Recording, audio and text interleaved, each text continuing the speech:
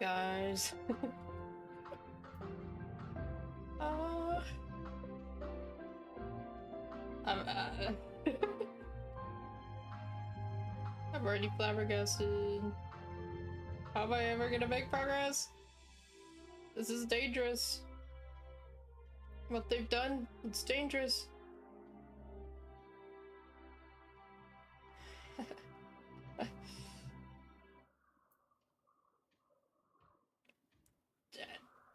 Hi, Rouge. It's not a jump scare. It's the most glorious thing to start a stream to. The most beautiful sight you can lay your eyes on when you first open a stream.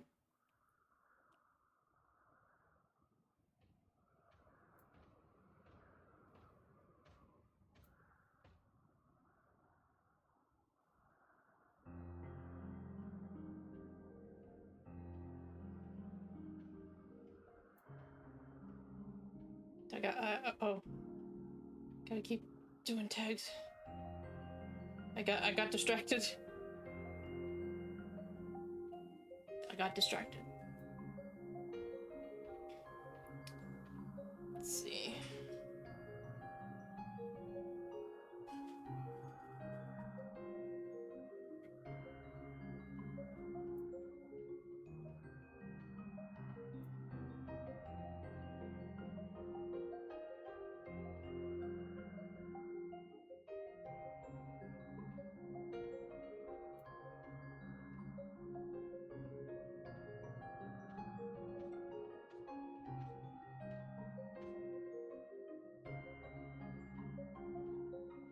Okay.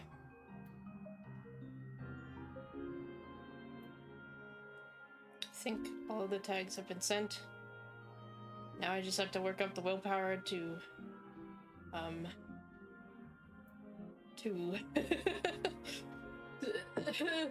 to journey through this day, because it's gonna be really hard. It's gonna be really hard.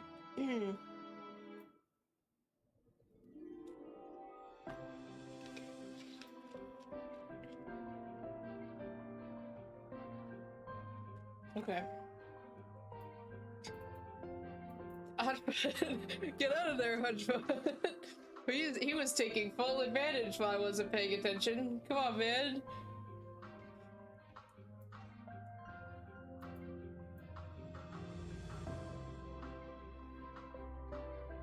But you know when they just both look at you, you get this special feeling that you can't ignore, because just look at them.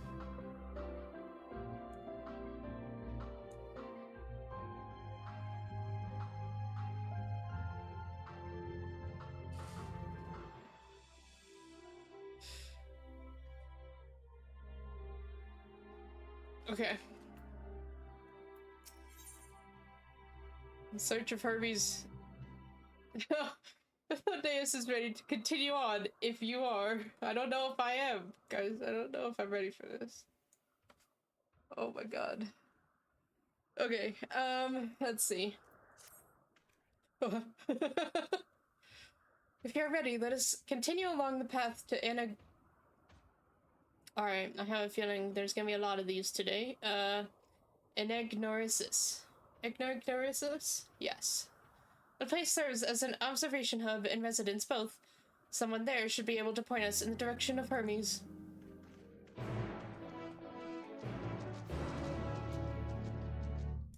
Oh, okay. Ether currents, that's a thing. Yep.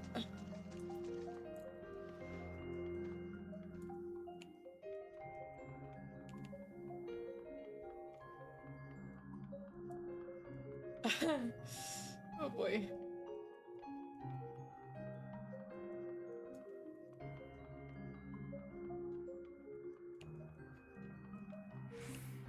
There's fucking unicorns here.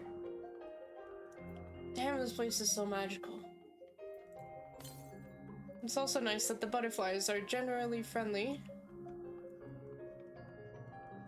We need more of those friendly creatures. Emmett, your thoughts? I was wondering what she was examining, but it seems to be the bush itself. Oh, okay. Let's see if this observer knows Hermes' whereabouts. Oh. Yes, can I help you? You've helped plenty by giving us this view of this cutscene. Fuck. Guys, he's too beautiful. I don't... We wish to speak with Chief Hermes. Do you know where we might find him?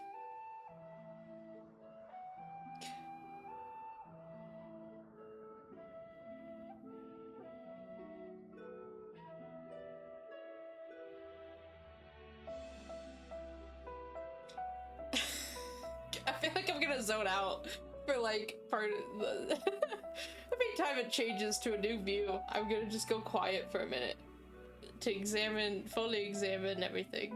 Oh my god. Okay. Well, by now...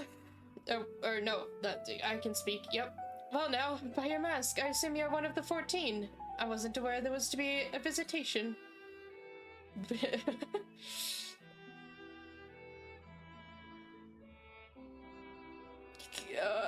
Oh no. Between you and us, it's something of a surprise. Your discretion in the matter would be appreciated. I see. My lips are sealed. The chief should be out conducting observations as usual.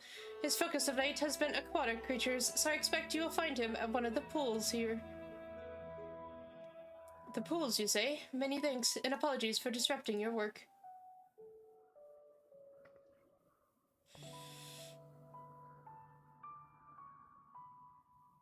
Oh, he's jealous. He's jealous. He's jealous of Hermes.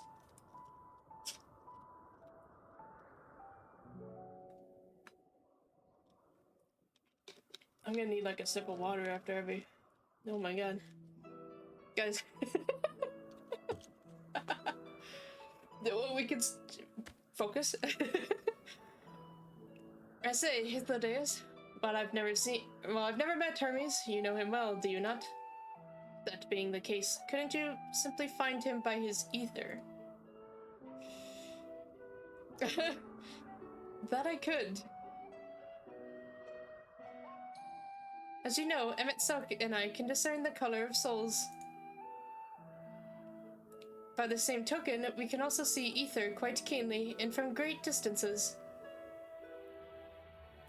With this skill, I could readily locate Hermes, but I felt that it would be a waste of an opportunity. I agree.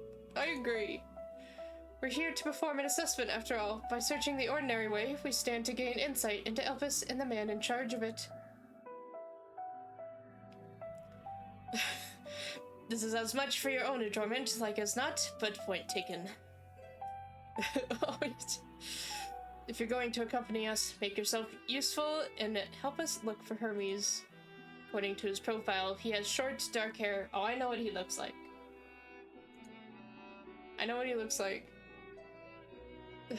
So you know, it's because we're in Elpis that we don't have our cowls up. A special exemption due to the need to be aware of dangerous creatures. Elsewhere, we do not exhibit our individuality. It's unseemly. This is all common sense, but I would not assume you possess any.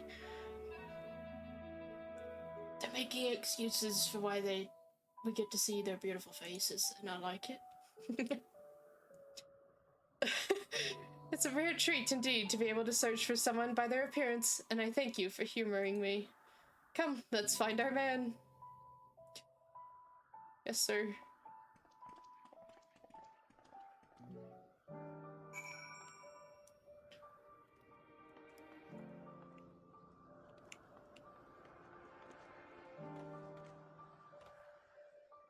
It's one of those thingies. I didn't realize they kind of like float like that. He's so funny looking. Oh, he makes bubbles! Oh, Rouge! You want a freaking unicorn right now? Is that the white mage unicorn?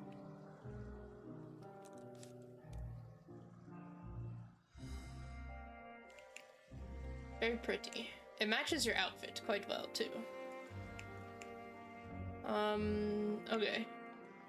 Hermes. Hermes. Oh. There's a crab.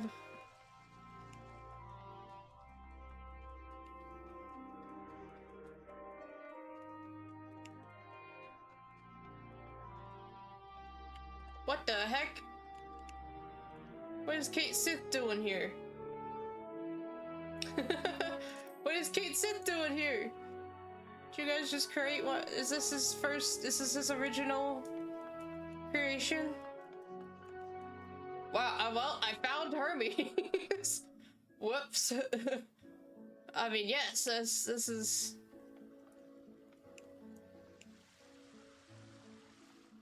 She's like an actual bird person. What the heck? She's got bird feet. Oh, interesting.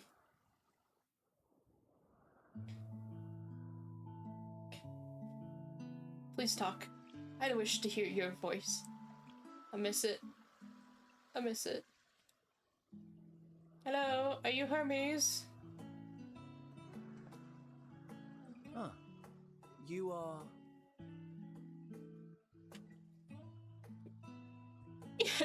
Yay! I thought he's gonna sound so much gentler than Fandaniel. Oh! Oh boy. Oh. Okay. Different. You're different too. You and me. We're alike. Friends. I want to be... Oh. Wait. Please. Wait. Okay. Greetings and salutations. What? Can you hear me? What the fuck? Do not be alarmed. I mean you no harm. I wish only to hear your words, share your feelings, and know your thoughts. No, you can't just hear, feel, think, okay? May we please be friends? You hear, feel, think me instantly. What? May we please be friends? Okay. Ah, I see you found him. Oh no. Yes, I found him. Hythlodaeus. It's been a while. Too long, I think. Too long indeed for close collaborators. On this blessed occasion, I bring not only myself, but others who long to speak with you. Yep, that's me.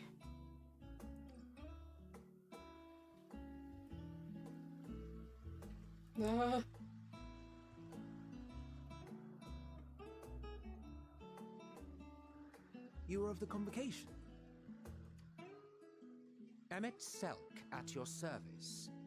Do I have the honor of addressing Hermes, Chief Overseer of Elpis?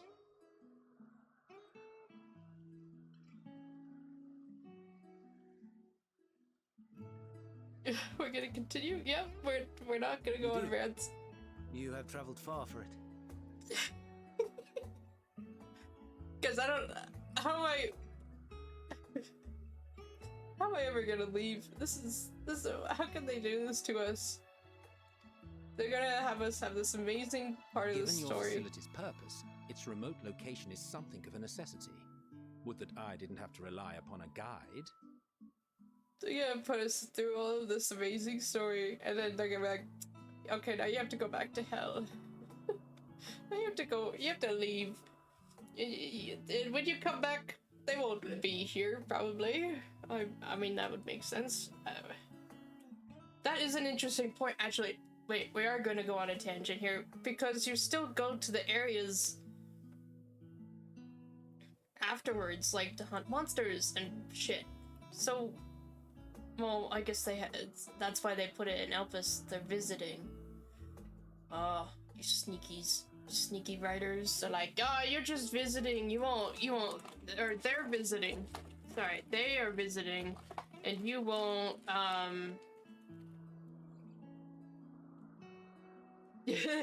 you won't get to see them again because they're visiting.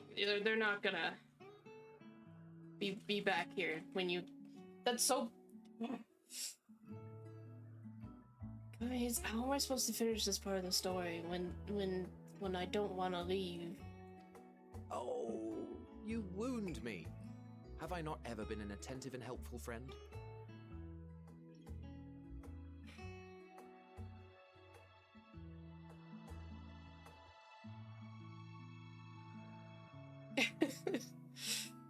They can't just joke like this. Come on, you old married couple. But moving along to more agreeable company, this one we chance to... Agreeable company? Wow, jeez. Calm down, please.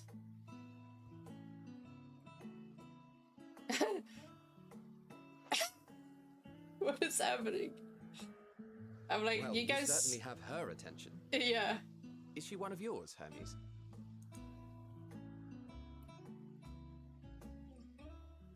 Her name is Meteion. It means shooting star. Okay, sure. Meteion. If I may make an observation, her ether is terribly thin. I fear she might dissipate at any moment.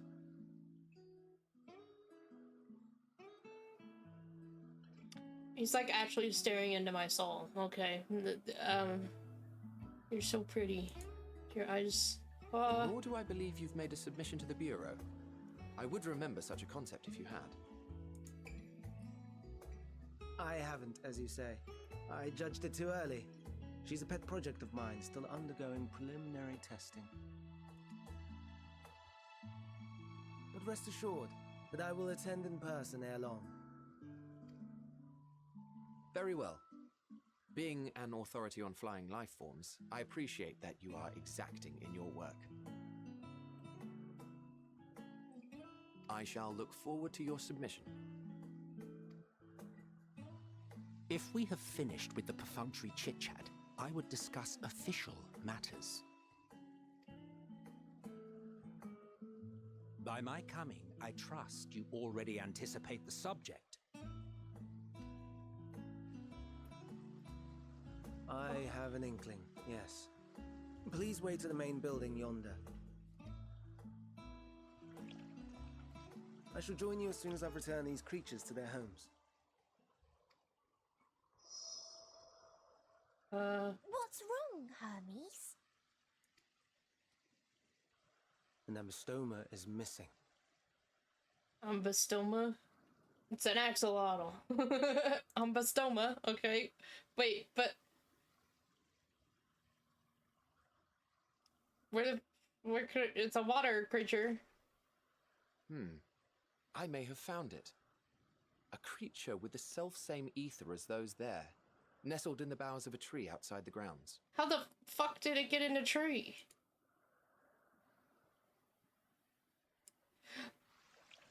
You're saying they can climb with their sorry excuses for limbs? Oh no. The fashion has been to imbue aquatic creatures with the power of flight, ever since the words of Metron created a sky-swimming fish. Oh. The ambystomas too can fly, if only slightly, and they could conceivably climb a tree. Whether they can come down safely, however... Oh. Excuse me. Go save that axolotl. Oh, I'll help too.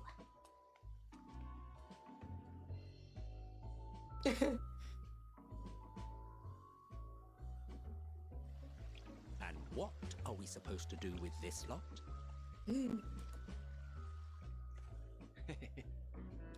May I suggest we split up?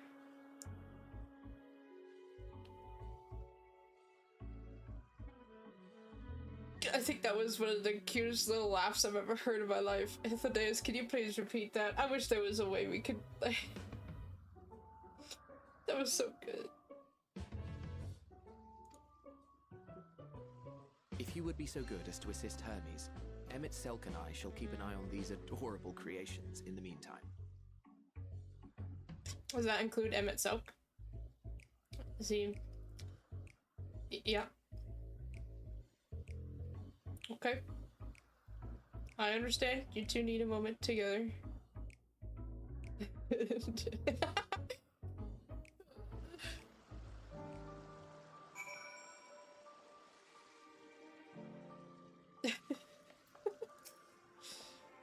The tenet of the words of Meteion is to create aquatic life both unique and beneficial. Aquatic? What would possess them to put this creature in the sky? Is it even aquatic to begin with? The Abystoma was submitted to the Bureau not long ago, and I'm pleased to see it has found its way here. We'll make sure these little ones don't wander off like their adventurous fellow. Go on and lend Hermes a hand. Alright, you two have some good time together. Uh-huh.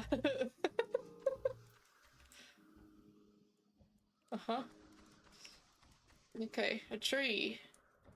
How am I supposed to climb the tree? I don't have flight. Is this not the tree? Oh.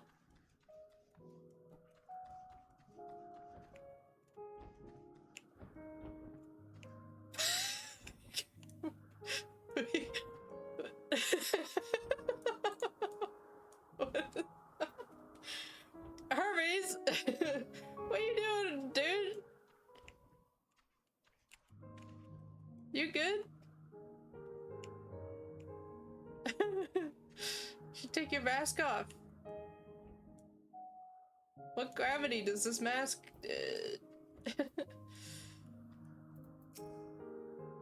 Hermes, are you alright? I don't think so. I think he passed out. It seems Hermes and Meteion have found their quarry, a creature known in this age as the Abystoma. Yet, though it has been safely extricated from the tree, Hermes appears to have found himself in quite the predicament.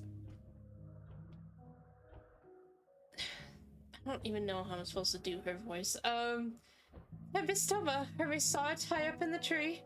He climbed up to get it, but it jumped on him and he slipped. Everything is under control, I trust. Yes, rest assured, this is nothing new to me. I've ended up in far more compromising positions in the course of my work. Oh, have you now? Now, for your own safety, please stand back. Okay.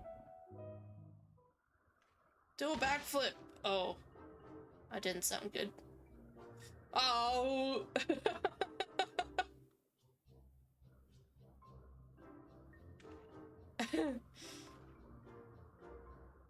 Hermes, are you alright? Yeah, he's fine. Quite alright, yes. My apologies for making you worry, Meteion.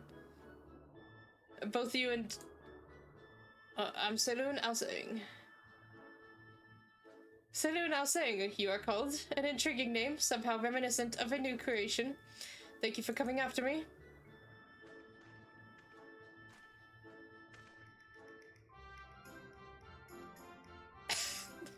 Look at its fucking face. As for you, little one, you must be more careful. You may be able to fly, but it doesn't mean you cannot fall and hurt yourself. Oh no, I'd forgotten all about its fellows. The husbands are babysitting, it's okay. Truly, what a relief. I must thank Emet-Selch and Hythlodaeus when I return to them. But first, with the distractions out of the way... She's looking right at my face. Oh, well that makes sense. I guess I'm in my perspective. I was not expecting... Normally it's different angles. As Chief Overseer of Elpis, permit me to welcome you to our facility. I hope you'll enjoy your time here. You hope? I know I will. This is an opportunity I never imagined. Well, we mustn't keep the others waiting. Let us return to Anagnorisis. Little axolotl. Oh my god. Oh, compass. I think that's farther than...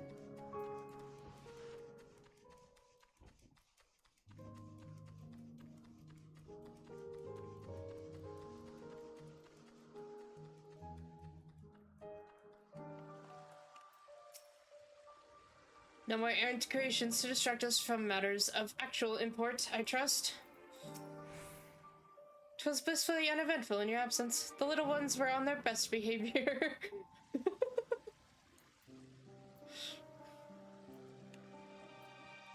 All three of them now? Oh, but he needs to take off his mask! Arrgh. Look at this. Side profile.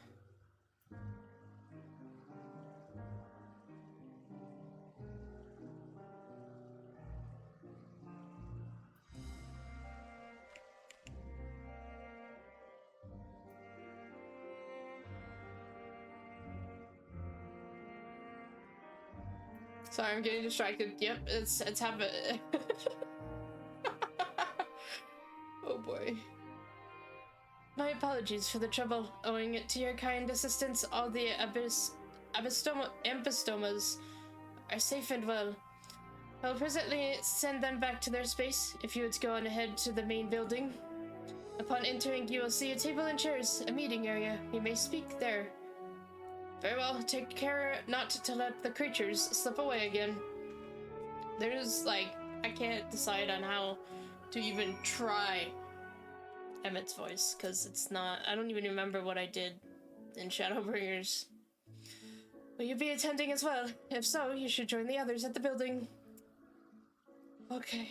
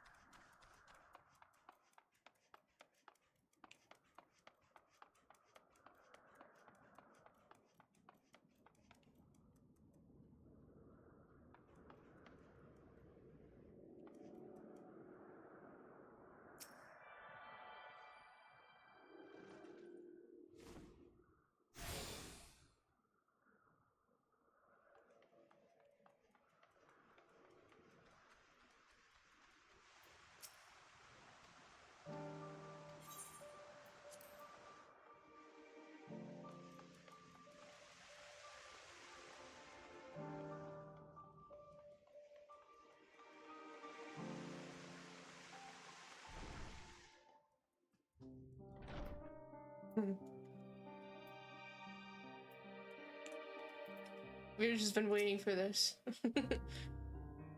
Well, Emet-Selch has been accommodating thus far. He is the one who has business with Hermes. If you wish to attend, you'll have to ask his permission. Oh no. I don't know how that's gonna go.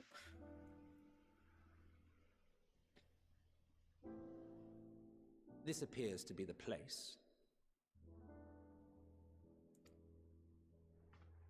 And here is where we part ways. No! I refuse. We will be discussing highly sensitive affairs. Only a select few may be privy to such knowledge, and that does not include someone who cannot or will not divulge their origins. I'll tell you everything.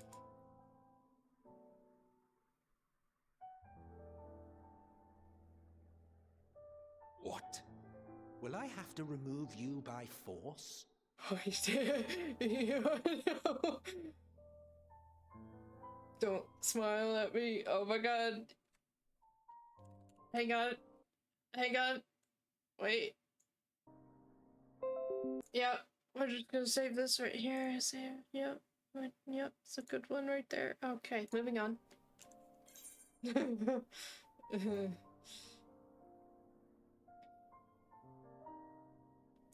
There are reasons I cannot speak freely. Let's hear them then. These reasons of yours. Who knows? If I deem your mysterious cause worthy, I may even be inclined to offer my assistance. The final days? Is that worthy? I think that's worthy. You can't... I can hear the smile in his voice. I do not object to his attendance. Oh! Hermes, this is highly irregular. Perhaps, but I believe he can be trusted. Meteion would not have taken to him so quickly otherwise. Oh, okay. Moreover, the presence of a third party may help me to maintain composure.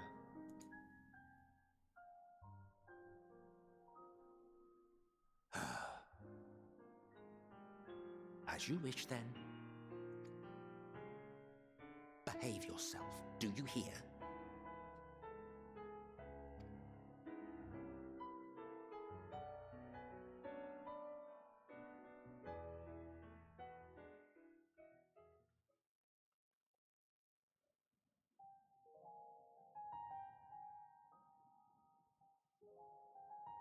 So, it's finally happened, then. Aye. Van Daniel has declared his intention to step down and named you as his preferred successor.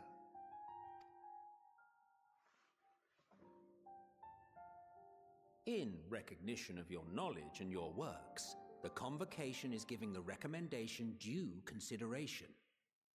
As one who does not know you personally, I am to use my impartial eye to take your measure. Is it really impartial though if your husband knows him? And above all else, to ascertain your disposition towards the invitation. Oh.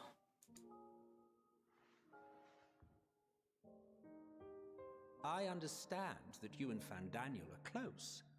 He himself was once chief overseer of Elpis after all. I should not be surprised if you knew before anyone else that he wished to relinquish his office. I did. He told me that when he fulfilled his purpose, he wished to pass the torch to me. A torch you seem none too pleased to accept. Are you so averse to serving on the Convocation? No, it's not that. For a humble researcher like myself to even be considered is an honor beyond words. No. What troubles me, what I struggle to come to terms with, is the very fact that Van Daniel is stepping down. Does this not mean that he will return to the Star?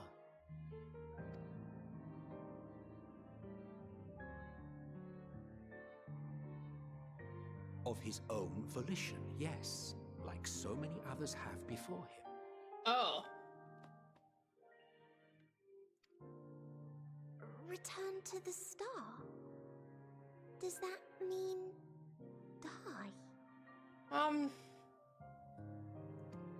Do they just choose Well, when? now, that's not a word I hear often. Oh. Is that what you say here in Elpis?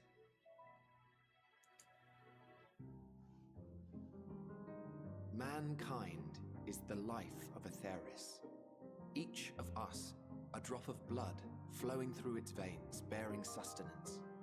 In our finite time upon it, 'tis our duty to make it a better place, that all who call it home, now and in future, may abide in happiness.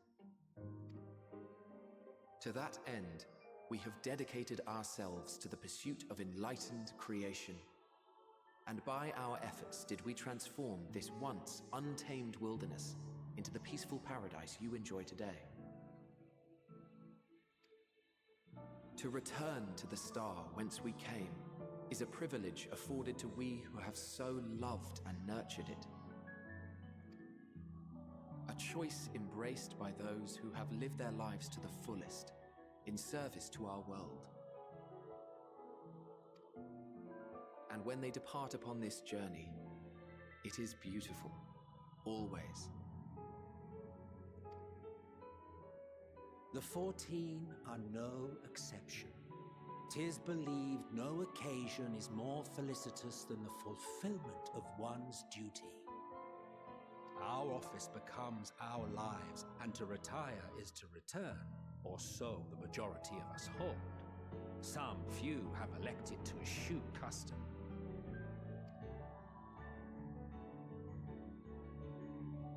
Mayhap you feel Fandaniel's deeds do not warrant his return. Yet you should know his accomplishments as well as any. During his time, he conceived of countless outstanding concepts. And channeling the wealth of experience he attained here in Elpis, he brought forth many new specimens. I know of all this. I do. It's just, I cannot fathom why someone so great and wise, who could still do so much good, would want to end it all.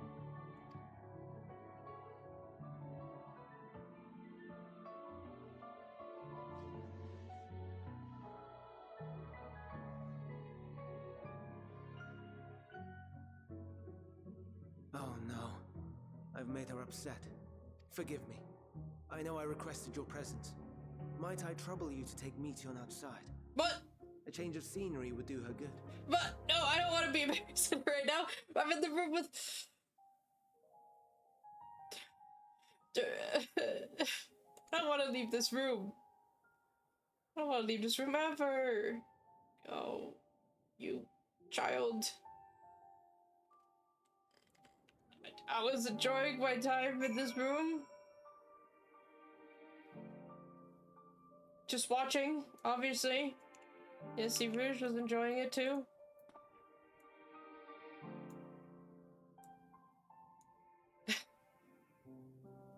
It's like, hurry up. Oh. I'm really enjoying myself.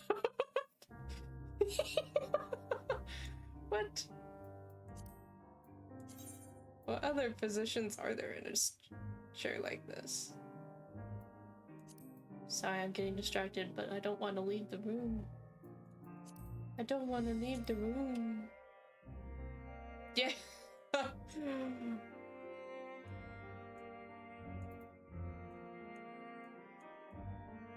So excited. I'm eagerly.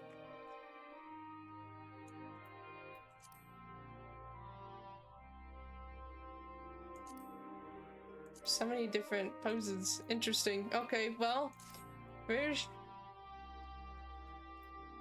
I don't know how I'm supposed to leave the room of the sexy men. It's a problem. That chair. It's for Gaha.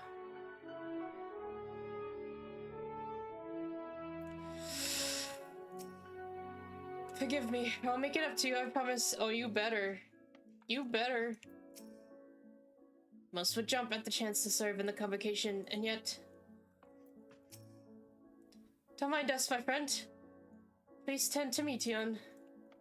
Rouge, any words? Okay. I love the hood.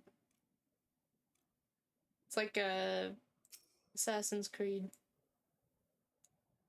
vibes. I've never actually played Assassin's Creed though, but I've just seen it. I'm sorry, Saloon. I didn't mean a walk. Perhaps we can go for a walk. Okay, fine.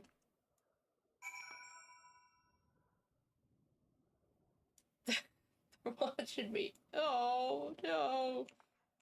What the fuck, Meteion? I can't go through that door. Is that not the door she went through? Okay. Hermes gets sad when he thinks about death. When others are sad, I'm sad too. That's how I am. How he made me. Empathy, yes. But don't worry, I'm fine now. So, why did you come here? Sexy men. You want to learn about Elpis and Hermes. Oh, yes, correct, right. That's, yep. Sorry, yep. Teach you? I can teach you. Oh, great. We could take turns. I'll tell you something, then you tell me something. Sure, why not? Then it's settled. Where to start? Let's talk to Memnon. It should be near the Aetherite. I'm not good at explaining, but Memnon is, so I'll have him explain instead. Okay. you jerk. Still, she's really cool. She's probably a bird person. I love bird people. It's like one of my niches I like. The Aetherite. Anyone can use it to teleport anywhere. Well, maybe not anywhere. Not to the ground or other isles. For that, you need teleporters. Oh, and permission. Oh, okay. Hello. Is this a man or a woman? Man. Good, thank you, Meteion. You took me to a man. I need to shut up. And what have we here? Though you look like a person, you have the ears and tail of a beast. I assume you are familiar, like Meteion. Is there something you need? Mrs. Saloon, could you teach him about Elpis? So, wait, if you're like a here, would they treat you differently? Because here's are pretty much what they are. A newly arrived familiar, is he? Very well. I should be glad to introduce our fair facility to him. As you know, it is mankind's duty to make the star a better place. As part of this duty, we employ creation magics to bring forth new life. However, we cannot simply release our works into the world, for it would lead to chaos. No, any and all life forms must undergo extensive testing to determine their fitness to exist. Oh. Damn. Testing which is conducted here in Elpis. Every candidate is subjected to rigorous study in which we identify their properties, surmise what habitats might be suitable, and speculate as to the effects they might have on the environment and other species. So should it be judged a beneficial addition to the star, it will be allowed to take its place in the world. The two of you, too, were created with the hope of making the star a better place. So heed your masters well and be good, do you hear? Oh. Oh no. Wait, does that make Emmet and Hythlodaeus my masters? Oh.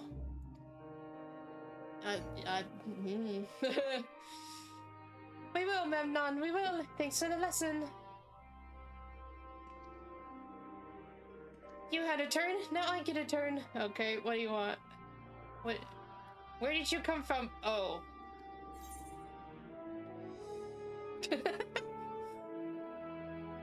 From a place facing a great threat. I need to keep that in my mind or I'm never gonna leave. But there's such a place, I had no idea. But this place is important to you, I can feel it. Yep, my fiance's there. Oh, my power, I haven't told you about it. A creation, let's find a creation. When not being watched, then I'll explain my power. Okay. Creation.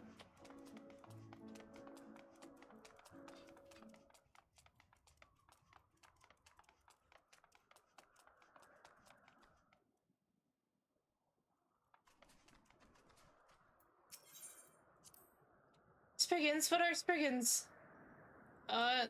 Little thief.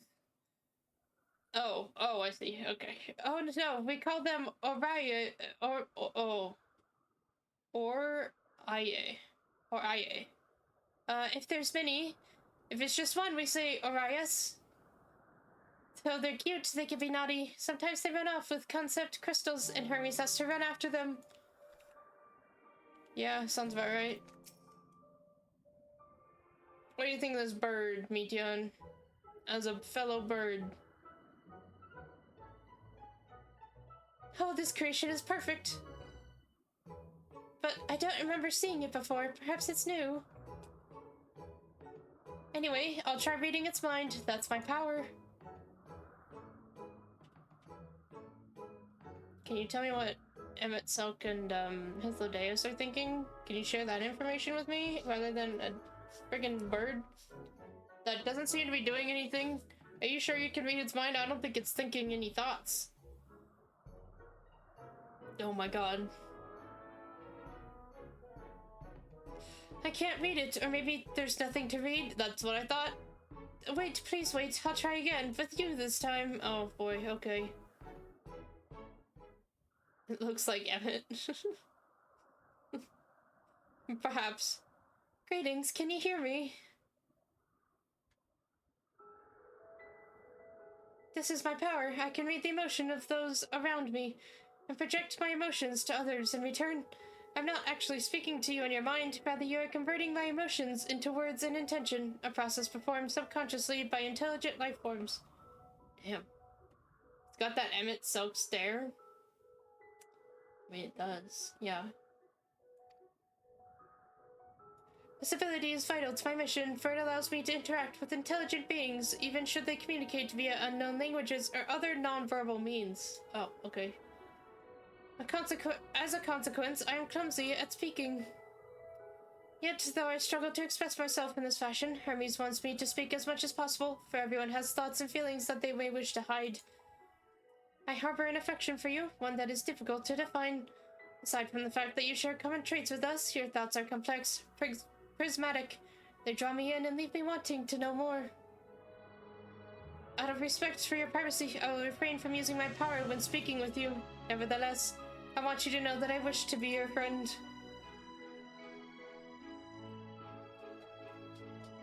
Did you hear me? Good. Now it's my turn again, so what are you good at? Oh.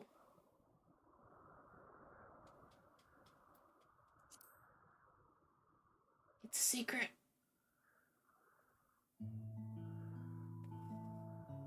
Oh, secret? That's something you want to hide? Just leave it to me.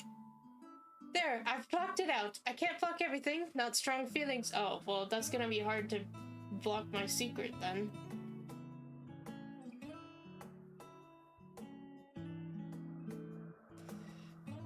But that wasn't too strong. Oh, come on now. My secret, I'm good at, I can't say it. I'm good at writing. My brain turned off. Meteion, you stopped all my brain functions. I think we might be bothering it.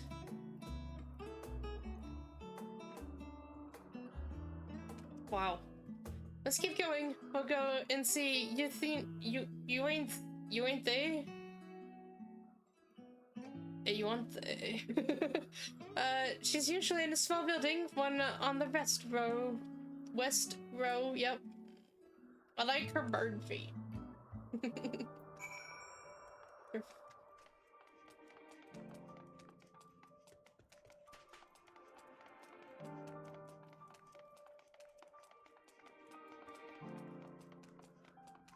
Can I go in these? No. Okay, so then where is she?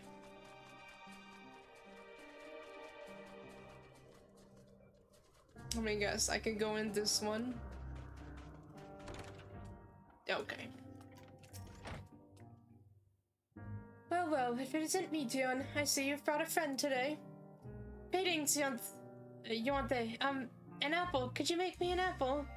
The kind Hermes likes, covered in syrup. I want to share it with Saloon. Oh, candied apple. Hermes is certainly partial to them, but you know you can't eat, Meteion. You weren't made to do so. But I like it, too. It may seem that way, but it's due to your ability to share others' feelings. You've taken Hermes' likes for your own. In any case, I can't prepare an apple right now, but I'll bring one for Hermes soon, I promise. Interesting. I'm sorry, Saloon. I wanted to show you my favorite thing, then I could ask about yours, but I failed. My favorite thing, you say? She won't understand. It's okay, we can tell her what I like. See, there's a thing when two men... Oh, that's what you like? Yes, I can feel it. Your joy and happiness. And it makes me happy too. Thanks for sharing it with me, Saloon. I'm glad you could enjoy these feelings with me, Meteion. Well, we've walked and talked a lot. Maybe Hermes has finished talking too. Shall we go and see? Yes, back to the men that I mentioned, yep.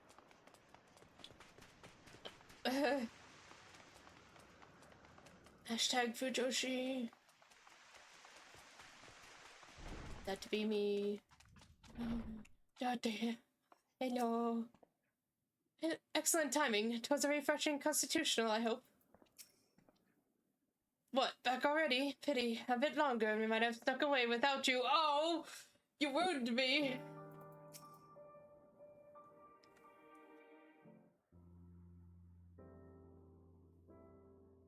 There you are. I can see the fresh air has done Meteion good. Saloon wanted to learn about you and Elpis, so I taught him. About this place, about my power, about your favorite food. I'm not sure if that last one will be of any use. What are you talking about? But I do appreciate you keeping Meteion company while you were away. I finished speaking with our guests. Finished? Hardly. He requested time to consider the invitation, so we have no choice but to occupy ourselves with an inspection of your work. My apologies. It has been decided that Emet-Selch and Hythlodaeus will accompany me as I tend to my duties. If you wish to learn more, perhaps you would like to come too. Dude, you have no idea. I'm compelled to remind you that he is in no way associated with the convocation. We simply chanced to meet at Farpopleon. There is no guarantee that the matters we discuss will remain private. I do not mind. To see the joy his presence brings Meteion, I cannot imagine our mysterious friend harbors malicious intent. Selene is kind, really truly. He taught me as much as I taught him. You're coming, of course, to watch Hermes. You're bound to learn lots and lots. You know it.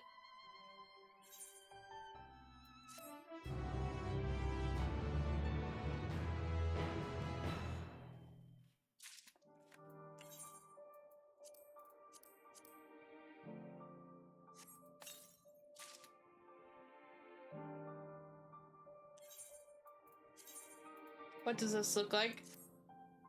Whoa! Dude, that's actually really cool. I dig it. Oh, what is with these shoulder spikes? Holy crap. Put some pants on. How does it die? Ooh. Interesting. It like changes the bottom color, but not completely. That is interesting.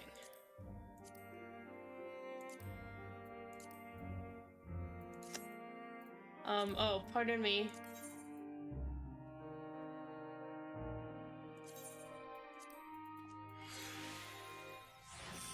Sorry guys, I'm sorry, that was improper of me.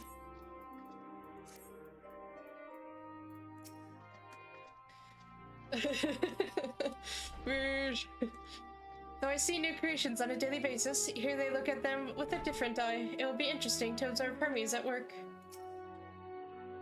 It is held that all civil organizations should conduct their affairs with total transparency, and the convocation is no exception. But that doesn't mean we are obligated to show our work to unknown entities such as you. Consider yourself privileged and behave accordingly. Yeah, they are my masters. That pretty much just... Composure regained, Hermes is ready to return to his duties. Okay. If everyone is ready, there are a few creations I need to check on. First, we shall return to the spot where we found our wayward Abystoma. Have care when you step outside a hub, for there may be more unruly creatures about. Okay. Yes, sir.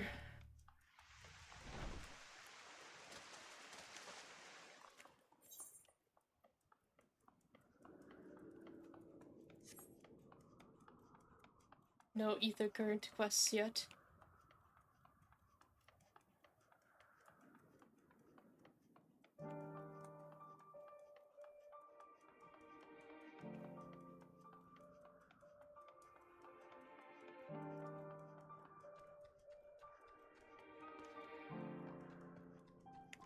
I captured those butterflies, I mean. I did not kill any. I captured them, yep, and I turned them into my clothes. Well, Hythlodaeus made clothes for me. Of big and vigor now.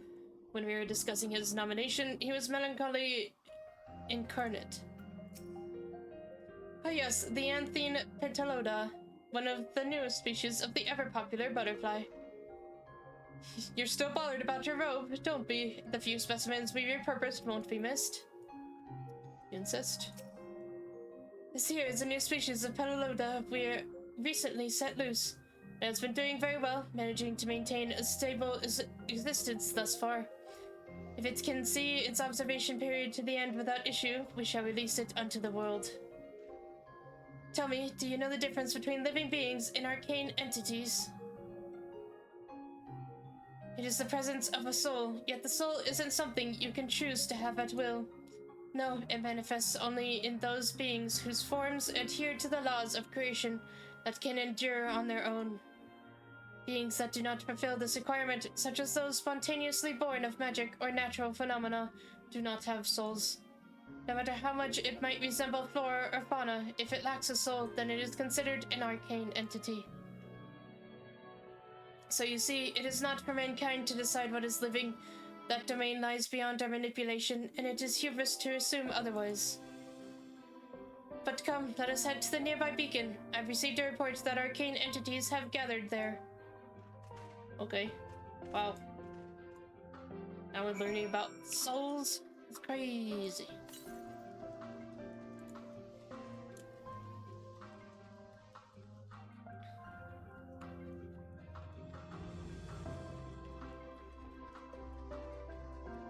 What is this bush? I don't know what to make of this bush. Shrub. Why that shape? Why that shape?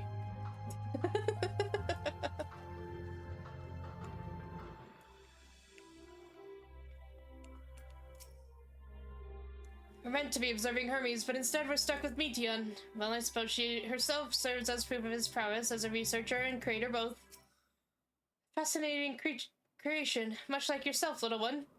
Renowned as Hermes is for his flying life forms, 'tis a rare privilege to be able to see one of his works in progress. Okay, oh, okay, lightning sprites, sure.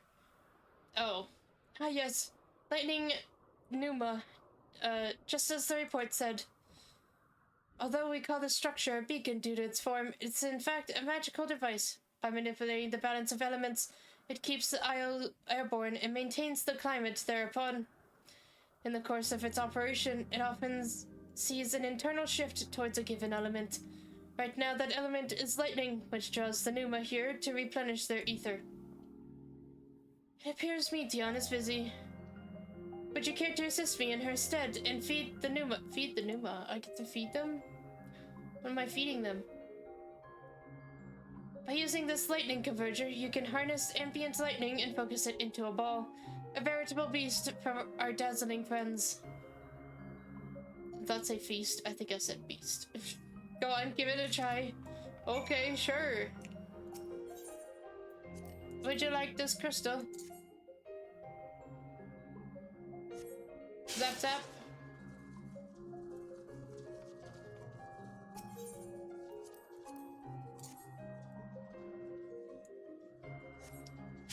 Zip zap.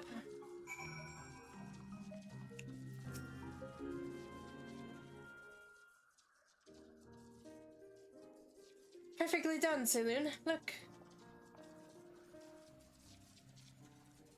Aw, they're eating. See how they gather to feed, how they express themselves through their actions despite their lack of words. Speech is not the sole defining characteristic of a thinking, feeling creature, nor is silence an indication that they do not possess these qualities. Be it a soulless arcane entity such as the pneuma, or an ephemeral life form such as the Petaloda, all seek to perpetuate their existence, to survive. Is Meteion a living being?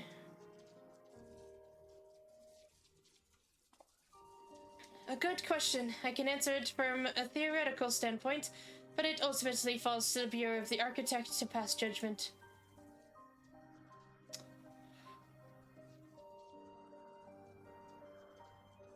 Okay. I need a moment here because that is so cute.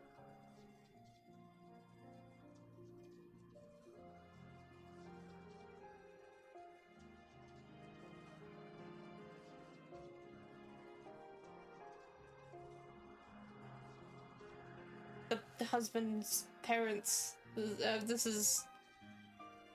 Wow. Those with exceptional vision, such as Hythlodaeus, may be able to ascertain her true nature. But to me it doesn't matter. She is herself, and that is all I need to know. Oh, you finished already? I'm sorry, I was in the way. Not to worry, my dear. They missed nothing of note, and we still have plenty of work for them to observe. Next, we will head east to the Morning Dew. I need to speak with some observers there. That's good, that's what an ether card is. But that's not, I mean, yes, please, anywhere. I'll go anywhere with you guys.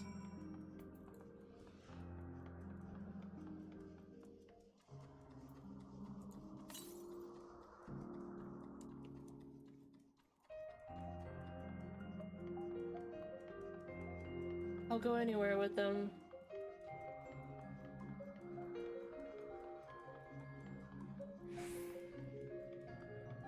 How am I supposed to leave? How am I ever supposed to leave this place? Oh, it's a... Nope, I can't think of it right now.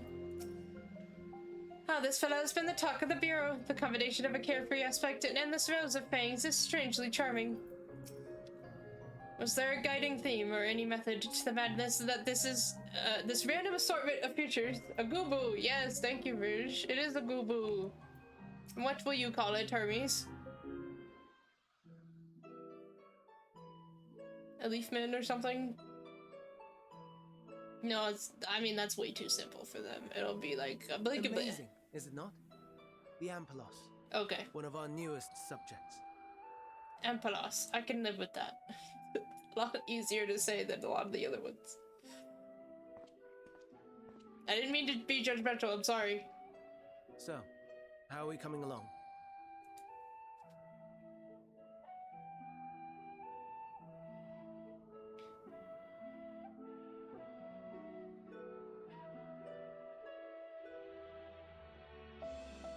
The flowers!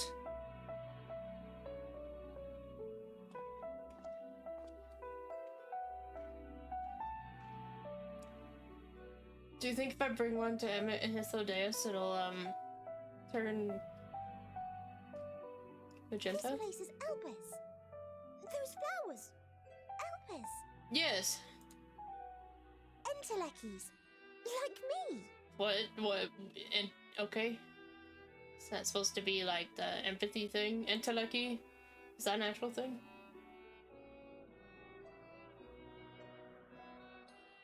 They are a product of Elpis, and so named for their birthplace. A happy accident, born of the hands of a former researcher who loved beautiful blossoms. Unique for how they change color, to reflect the emotional state of those nearby.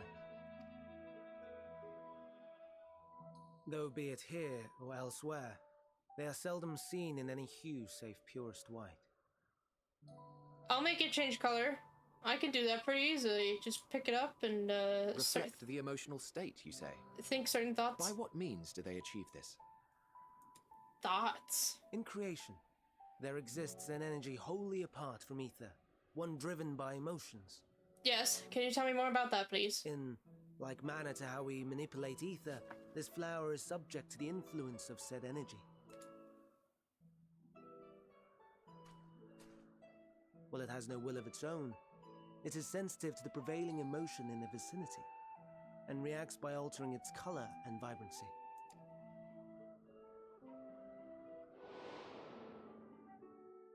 Akasha? It is one of the unseen energies defined by Harnish alchemical theory. Though a gross oversimplification, some describe it as an essence influenced by feeling. Huh?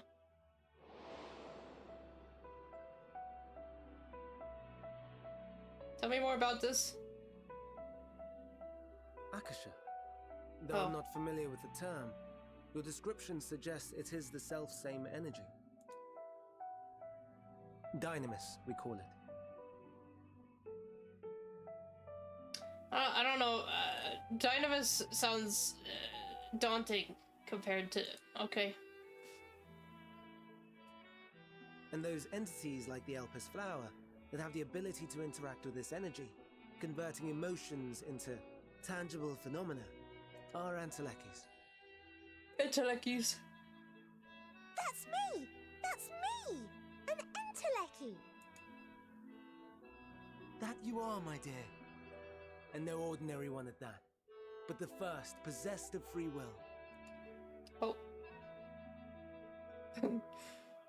Wait. A form of energy other than ether? Dynamis? Oh. I've never heard of such a thing. Hardly surprising. Dynamis cannot be seen, much less felt. So you have a And flower. though its existence has long been theorized, we had no proof until the flower's serendipitous creation. Oh. Wow, okay. What's more, Dynamis is far weaker than ether. Under normal circumstances, its effects are drowned out by the latter. On account of which, beings comprised of and reliant upon the ether, like you and I, are unable to make practical use of Dynamis. 'Tis a truly esoteric thing, known to but a select few scholars. Intriguing. Then, given the limitations you described, why create Meteion?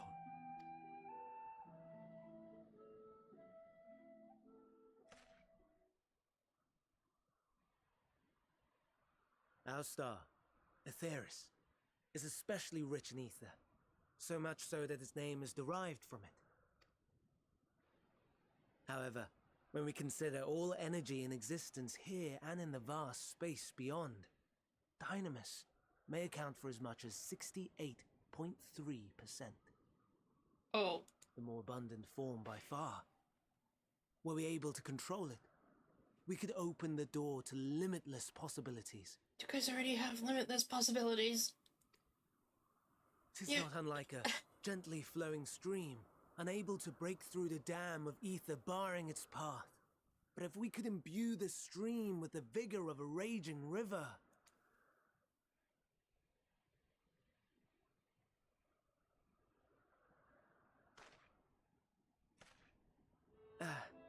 Not that I have such grand ambitions. Nay. I merely wish to create a being that could traverse the great expanse. Oh. The relative scarcity of ether beyond the bounds of this star was a concern. And so, I looked to another source of energy by necessity. Huh.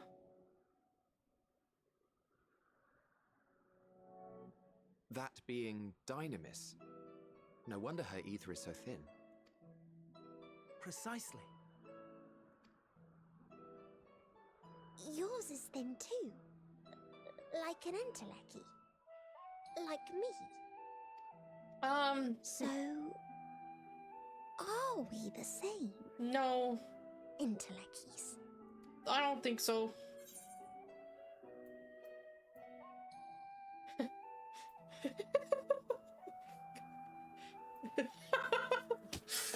Oh, I don't want to be mean to him, but also return the favor, bitch. If I'm thin, it's because Emet-Selch didn't do a proper job. Well, aren't we ungrateful? Mayhap I should revert you to the pathetic, faded thing you were. No! Don't mess with the master, I'm sorry! A deficit of ether alone does not an entelechy make. It would, however, make it easier for you to interact with Dynamis. And limited though its influence may be, this quality could prove the difference between victory and defeat. You do well not to underestimate it.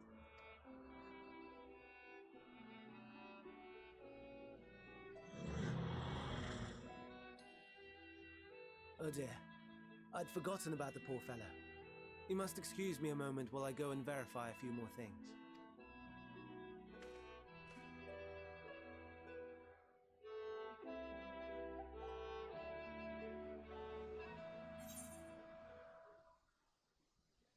Hi, Liza. Hi, Liza. Welcome back. This is... I just got scolded by my master.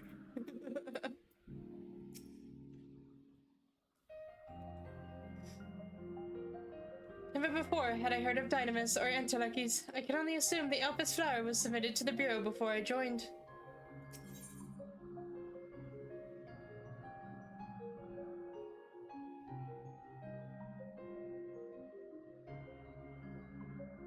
Emet-Selch appears to be in deep thought. I was also in deep thought for a moment there. Oh my god.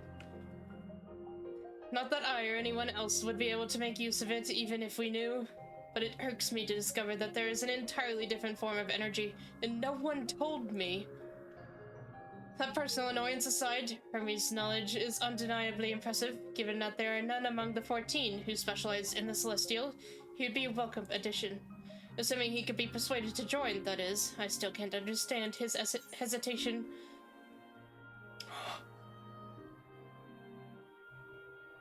Why did you join the convocation? Oh, you wish to know why Emet-Selch was chosen for the convocation? I should be glad to hear the tale. Or share the tale. Hythlodaeus those! Oh, it began when... No! Not another word. Damn it.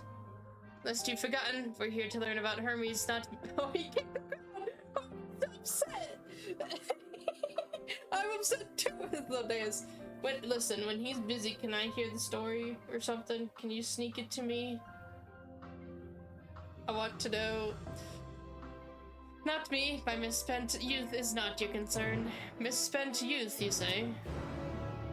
What now? I want to learn more about the convocation. If you would accompany us, I suppose you should at least know that much. The Convocation of 14 is a governing body that determines myriad policies. Our goal is to ensure that all is right in creation, that our star may know a brighter future. As the name suggests, the Council is comprised of 14 offices, each of which is held by an individual chosen for their surpassing abilities. Depending on the office, one is required to either be an authority in a certain field or possess skills that would facilitate the performance of their stipulated duties. The former category includes Meteion, specialist in aquatic life, Lawgriff, specialist in terrestrial life and husbandry. Husbandry, you say? Helmerith, specialist in fungal and plant life. Emerolith, specialist in medicine and healing. And Lahabrea, specialist in creation magics, who has brought forth phantom beings of the highest complexity. As for the latter category, there is Ultima, advocate of the arts. Oh! Ageyorm, champion of enlightenment and rhetoric. Ashtaret, preserver of discipline and order. Emet-Selch, keeper of the ethereal realm or underworld in the vernacular. Daniel, pursuer of extant phenomena. And Azam, traveler of the world and counselor to the people. What? Should I be revealing such details to you? Don't be silly. Even children know this much, and you do well to remember it all. Was that 14? Kinda feel like that wasn't 14. Hang on. This is me. I need to...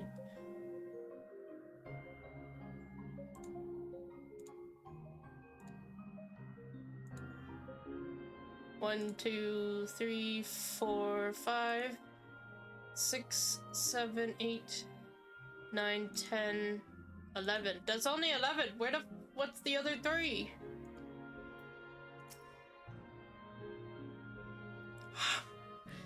Yes! I'll tell you the tale when we're away from sensitive ears. Oh, that's so exciting. Thank you, Hythlodaeus.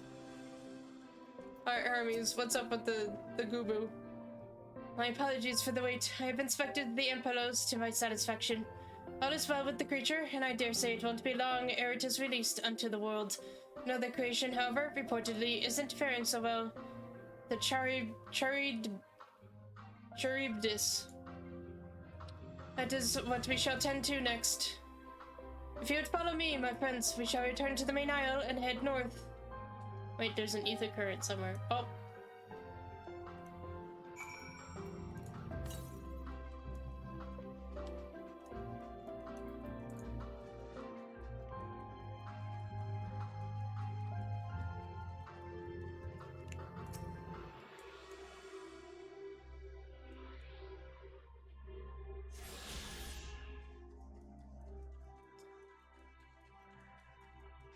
Can I just bring Graha here and we can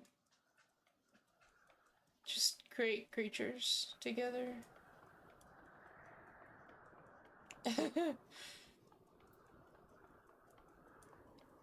I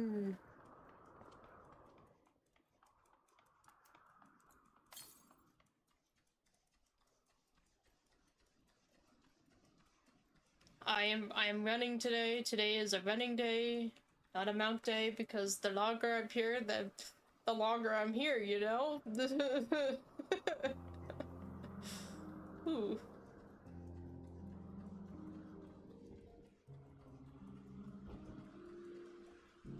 Why is he glowy and the others aren't? Is that what we're here about? There's a slight difference in etheric balance between these Charybdises. By this, it may be assumed that they aren't the original creations, but their offspring. Oh, interesting.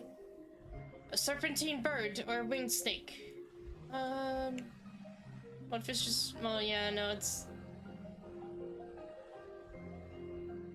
I'd say more like a winged fish, but.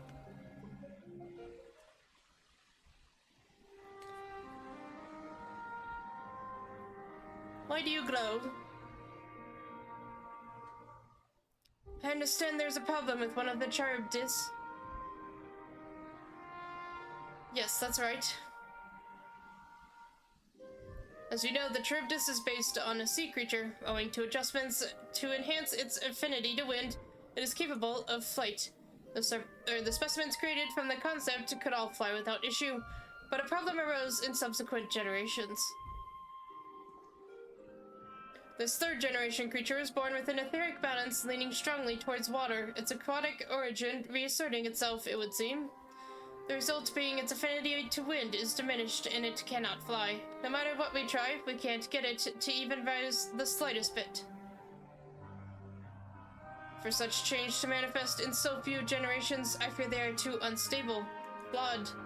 With your permission, I will revert to the creatures and recommend to the Bureau that the concept be revised. With its etheric balance leaning towards water, the Charybdis would indeed struggle to manipulate wind. It is too early to conclude that it cannot fly. Having failed at first, it may simply have developed a fear. I shall transform and fly with it. Wait, hang on. Wait, transform? What does that mean? Helping it to manipulate wind until it finds its wings. What? You didn't go to such lengths? I'm intrigued. How do you transform? Can I see it? You don't know. Of course not. Transformation is an art in which one manipulates a vast quantity of ether to construct another body around oneself. In practice, this allows one to assume any conceivable form and thereby transcend the limits of one's flesh. Yet, convenient though it may be, transforming in the presence of others is considered vainglorious in the extreme, and uncouth and unseemly as running about ropeless. Shameful. Well, wow, okay. When do you transform though? Like, when you're alone? When you're in your room? Like, what? Am I to understand you make a habit of this? Nothing of the sort. It's just that, when transformed, I can wield the wind and fly. It may seem excessive, but what is our shame next to the lives of these creatures? They deserve a chance, and we owe it to them to do all in our power. Be that as it may... Oh. Yes, Hythlodaeus? Yes, I believe I have a solution. Emet-Selch, may I trouble you to move that Charybdis away from its fellows, somewhere out of sight?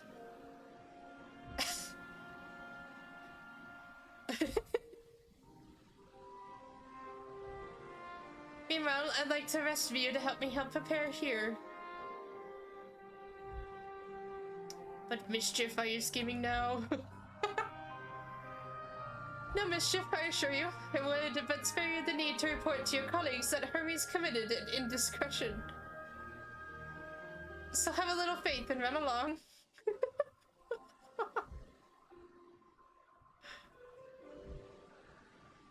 I trust you don't mind?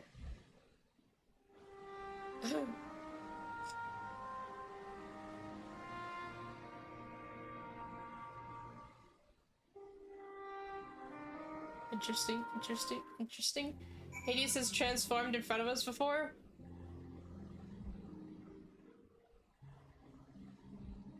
You're right! It's okay, he knew me. The three he didn't say are Elpis and Emet-Selch. That makes sense. Yeah, okay, I remember them. And Duodalaphon, who Gaius killed? How the hell do you know that? I'm assuming, like, Gaius' sideline story? This could be taken as Hades bearing all to us by their standards. No, yep, yep, that's exactly what went through my mind. Hermes, your thoughts? Hythlodaeus is a man of ideas. I wonder what he has thought of this time. How far away did... Okay. Emet-Selch is out of sight. Good, let's speak of the plan. It's a stroke of genius, really. We have Emet-Selch train the Charybdis.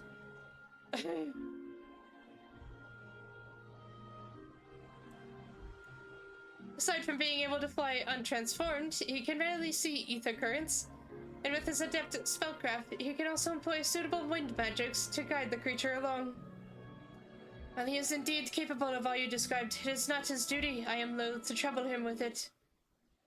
Don't be. As I mentioned, it would also be for his own sake. With that settled, let's begin at once. Oh, okay. Saloon, I want you to go to Emet-Selch. Tell him that you have a favor to ask. He will be disinclined to cooperate at first, but you mustn't be discouraged. With our friend, the trick is to be unflaggingly persistent. Off you go now, and good luck. He's your husband. He's your husband. Okay. But the rest of us will be right behind you. We wouldn't think to miss the fun. Great. With apologies to Emet-Selch, but this may be the best approach. Let us work together to win him over. Okay.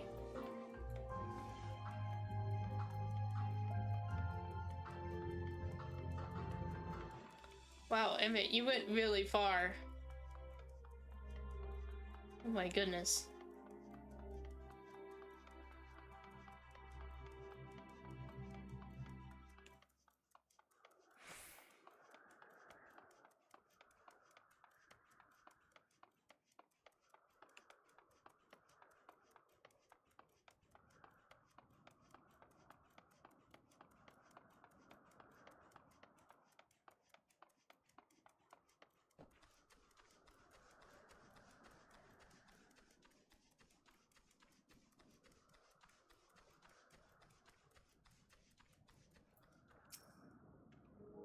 Well, are your preparations for the scheme that is clearly not a scheme complete?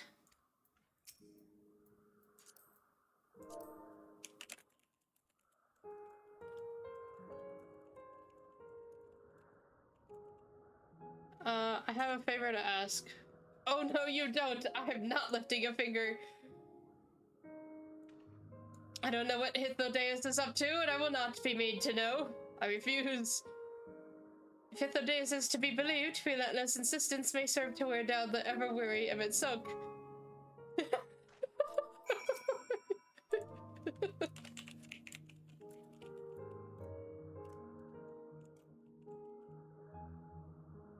Please, Emet-Selch. Please, Emet-Selch. No, no, no. You are not foisting this nonsense on me.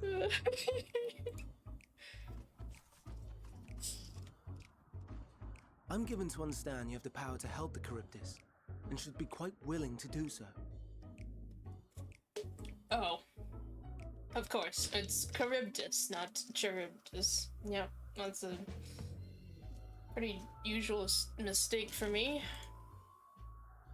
And so I appeal to your better nature, most benevolent Emet-Selch. Please teach her to fly. Or else Hermes will transform. Right now. Now, there's no need to go quite that far. Altruism is its own reward, as I'm sure he would agree. Oh, would he now? And who contrived to put me in this position, pray tell?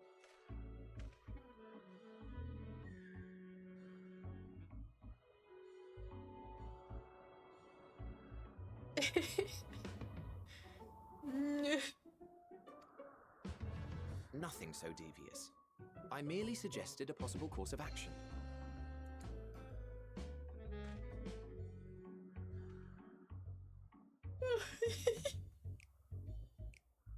Please, Emet-Selch. Please.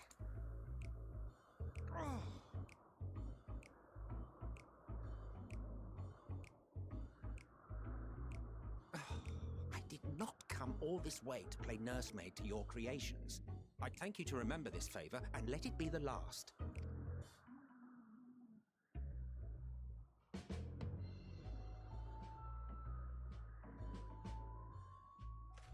I kind of wanted Hythlodaeus to have the last word in that, but...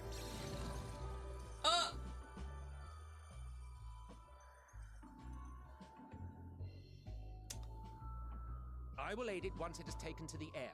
It falls to you to shepherd it skyward.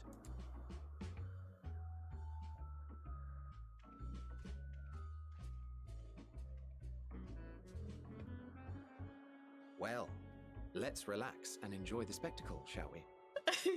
Dude, I can't relax right now. Okay, this is too much. There's no relaxation. There's no relaxing here. Oh my god.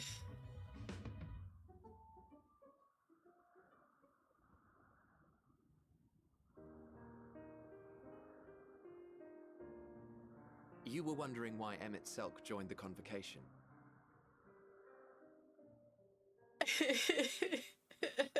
Oh. Truth be told, he wasn't the first choice for the office. I was. What? On the strength of my ability to see ether. Holy shit! Oh my god, wait, that what? What? Oh my god. This is crazy. And so why did you refuse? But I declined the offer.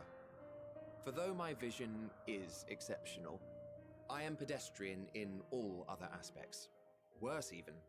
Oh, hey, don't sell yourself short. Quite abysmal when it comes to manipulating ether, for example. Couldn't transform even if I had a mind to do so. I think he's had a mind to do so before. For certain reasons. What good is the ability to perceive a problem if one cannot act to address it? Oh. Emet-Selch has no such shortcomings. He excels in vision and manipulation both, the latter to an extraordinary degree. If there is a mage more powerful, I do not know of them.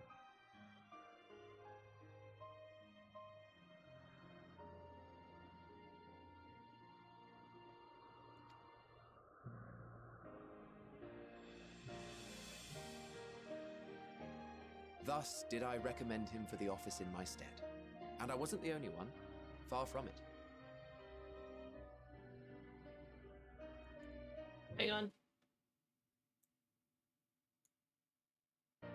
Very important. The opportunity. I won't let it slip away. Countless others vouched for his skill and character. People the world over, to whom he had previously lent a helping hand. Oh, Emmett.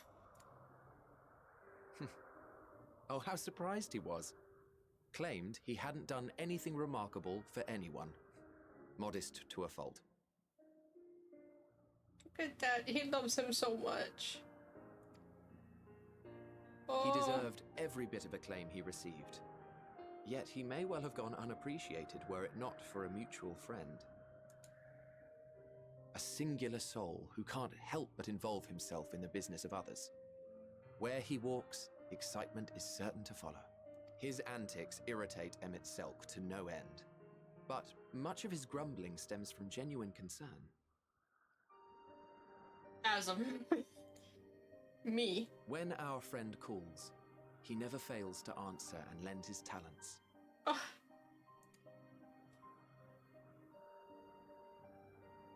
And in the course of doing so, he himself came to be recognized and respected by those around him. Oh. They are truly remarkable individuals, and I'm proud to call them friends. To help them realize their dreams. This will be my greatest contribution to our world.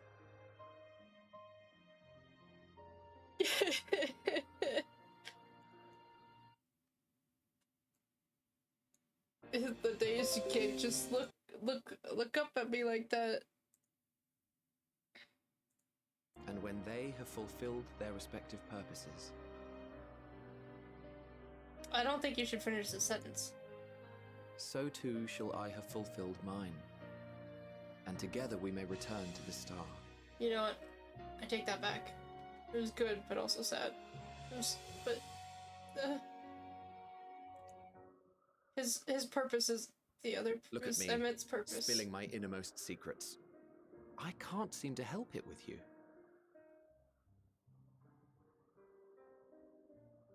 Uh-huh. I can only assume it is due to the color of your soul. I just don't understand how you can be so alike and yet so different. Well done, my pet. Well done! It's not your pet.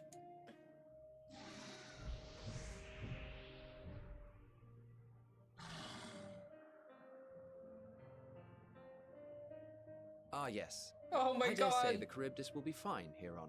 Look at the way he looks at him. Look at it. Oh my god.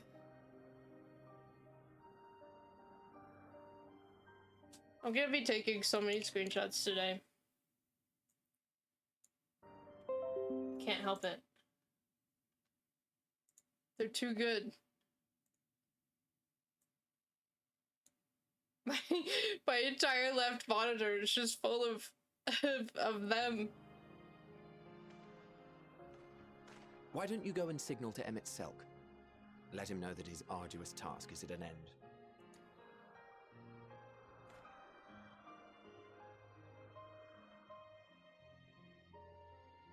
I can't believe that Hythlodaeus was almost Emet-Selch. That's crazy.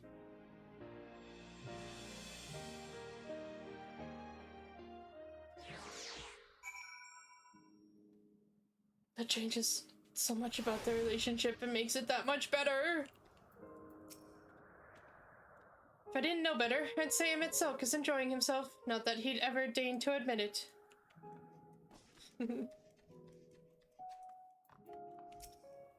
It's flying. It's really flying, as if it were born to do so. Thank goodness. Emmet!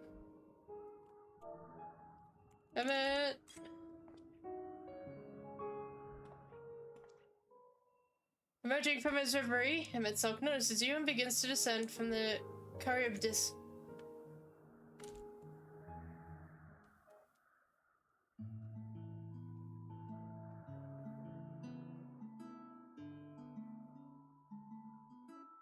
I have no words to express my gratitude. Thanks to you, the Charybdis has learned to fly.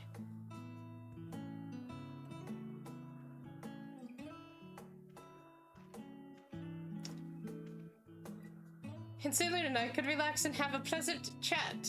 Yes, a chat about you. I'm sure you did, yeah. The creature needed some small assistance at first, but soon it was flying more or less on its own. I doubt you'll need to repeat the lesson. That was truly impressive. Oh yeah, this guy. I witnessed it from afar. The Charybdis flies.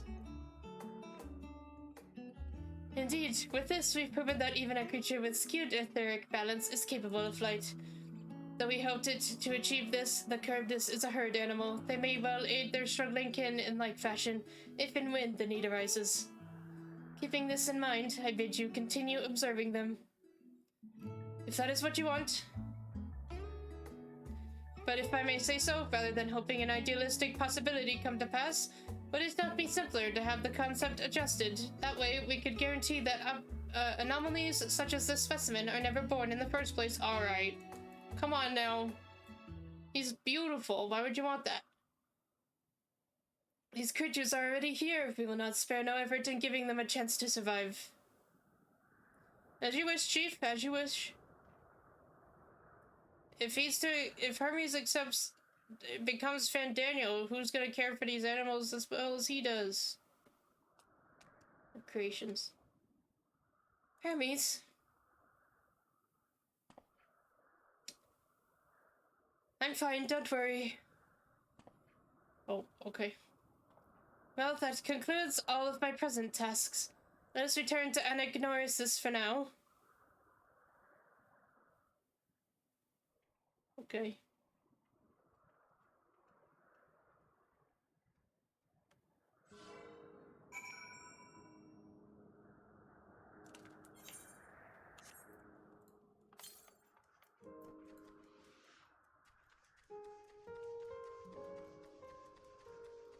You insist.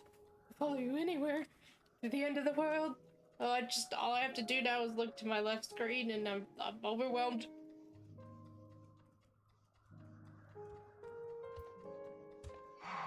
Mainly because the two biggest images are just them staring straight at me.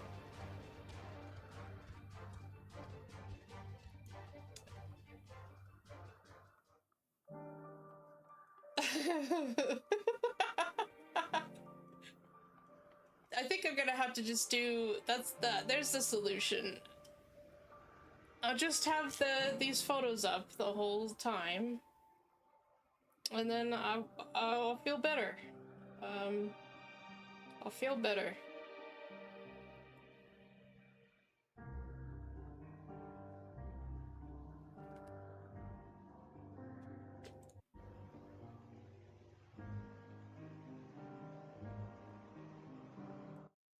Hang on.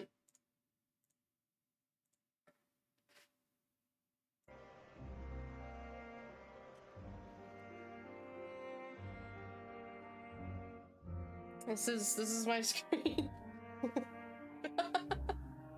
Here you go. Okay, I'm sorry. I didn't get it.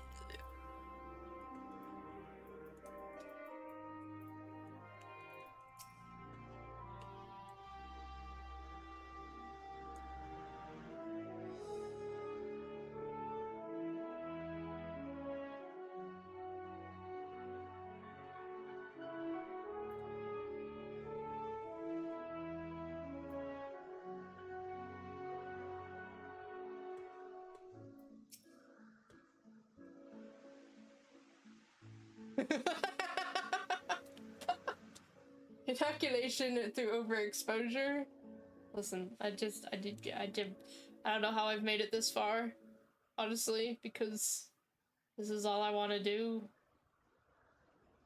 If it's like, stay away from my husband.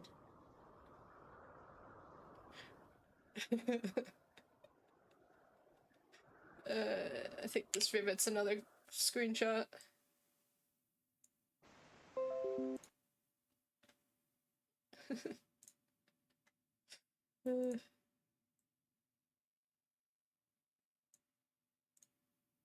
Okay. Oh my god. Light, is that the...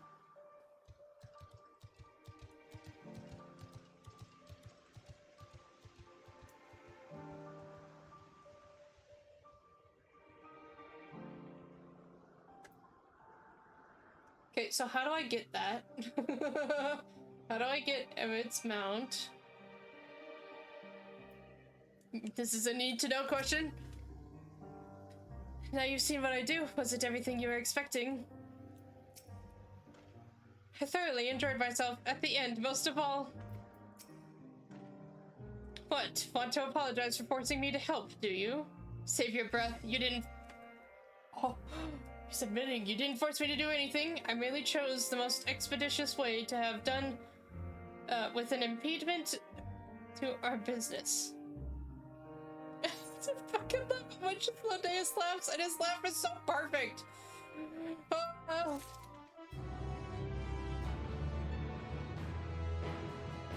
It's from the Shadowbringers Collector Edition, which has funny implications. What does that even mean? Does that mean I can't get it?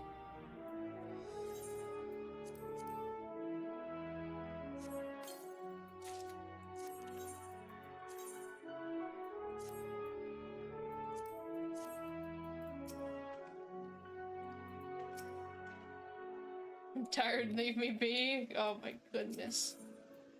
Something seems to be weighing on Hermes' mind. I think I still can. Just means money. Okay. The Mog Station. I see. Tell me, Saloon, in the course of watching me, have you learned aught of value?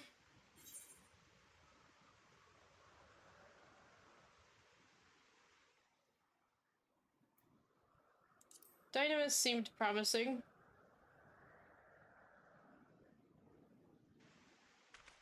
Dynamis, you say? Curious that such an obscure phenomenon should be of interest to you.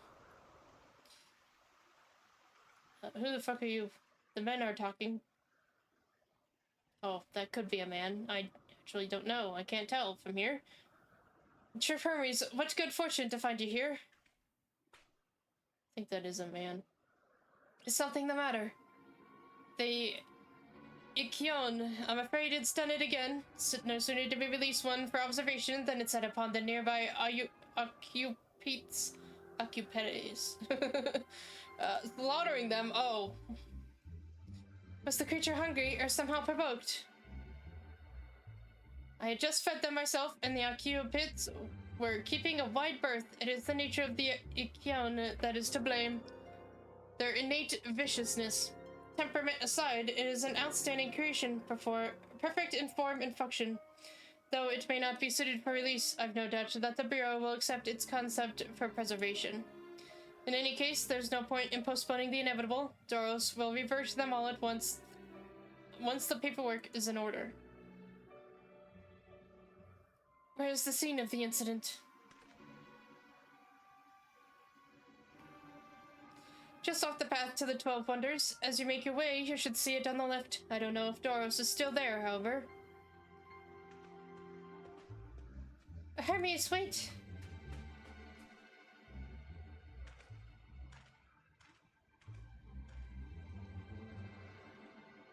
Is this part of his work? Then I would observe. We follow. Yes, sir. In fact, you get the mount from Shadowbringers, and he uses it here. You headcanon as you inherit it from Hades at the end. Well, yeah, I was thinking maybe it was like a mount from the Hades fight.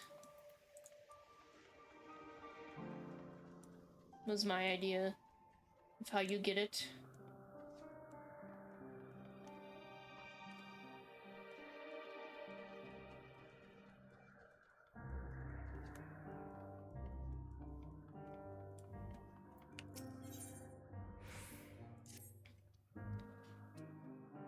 Welcome, friend of Anagnorisis. I am Sockles. Sockles? I have managed this region under the authority of Chief Hermes, the head overseer of Elpis, and you are, how unusual, a soul-bearing familiar. A familiar must have a mission, and yet you offer no message and carry no cargo. Are you perhaps here for the purposes of observation? Yes, that must be it. In which case, you need only mention my name in Charmion, and she will gladly give you a tour of our domain. Soak it all in. Oh. Okay. I mean, anything to stay here longer. Chop me on. Hello. Yes. Yes, what can I do for you? Saloon, is it? And Overseer Suckles wished me to act as your guide. Oh no, I didn't mean it like that. I'd be more than happy to show you around. I'm simply wondering why the Overseer chose to send you to me, of all people. I haven't been here long myself, truth be told. Until quite recently, I was wholly engaged in a prolonged research project at the Academia Anider. Academia Anider. Surely there are other, more experienced individuals who could provide a more comprehensive... This grumbling is hardly constructive, now is it? The task was given to me, and I will attempt to cover the most salient features of our facilities to the best of my abilities. After all, it is not every day that one is asked to indulge the curiosity of such a rare and fascinating visitor. We can commence the tour this very moment, if you like. Okay. Then let us begin. You know, rather than have me lecture you as we walk along, I think observing firsthand what we do here in Anagnorius Norisis. Sometimes I got it and sometimes I don't. Would prove more beneficial. I will point you in the right direction, and you can question my colleagues to your heart's content. Once we've completed a circuit, we can return to speak to Overseer Soklas. Okay. So you're making me give the tour myself, is what I'm hearing. We're gonna go this way first. Shadowbringer's extreme mounts are Gwybers. You think they're a little goofy looking? They're Durgans. Oh, okay. Charmion, oh, and who is your friend? As I was familiar, why you appear so astute and deliberate in your thinking. I should very much like to make an extended study of your composition and consciousness. Oh, do forgive my forwardness. It is my duty to chart the behavior of familiars, and I find it ever so diverting. Arcane servants are rarely permitted to roam the world at will, you see, but our research here is given special dispensation once the subjects are properly registered as concepts, of course. There are times when familiars are tasked with tending cattle or must otherwise coexist with other living beings. Such projects are brought to me. Oh. And I'm responsible for observing and evaluating the potential compatibilities. That's a Gwyber, is it? They're pretty cute. He's very shiny. Oh, but of course, if Asa might grant us permission— Whoa. What boss fight is that? Is that Hades? Then you can abide here for a few years while I analyze— Wait, are those the ones where if you collect all of them, you get the big one and it's a multi-person mount? I've heard about these, actually. And on that note, we really must be moving along. Step lively, Saloon. Okay. Is this the one where if you collect all of them, you get the like, I don't know how many people it is. Ooh, this one's really pretty, actually. The big Mecha Durgan. I like that blue striped one. Okay, guys, once I finish story, that's what we're doing. We're gonna farm these. I want the Durgans. I want the Durgans. Once I finish story, which will be in like another few months. Gotta focus. Thanks for showing them. They're so pretty. And no, I don't know how we're gonna go about once I catch up on story. It's gonna be crazy. Who do we have here? A familiar of some kind, judging by your ethereal structure. Yes, I'm accompanying Saloon here on a tour around Anagnorisis at the behest of the Overseer. A tour, feel free to wander as you please, of course, but I advise keeping your distance from the larger creatures. I was just looking at dragons, though. The fauna I have under observation occupy the top tier of the food chain and do not take kindly to intruders in their territory. Especially the specimens found on the other islands. They can be exceedingly hostile. While I am sure you are quite capable of defending yourself, no one appreciates a surprise tusk through the abdomen. Thank you for the warning. We will proceed with due caution. God damn.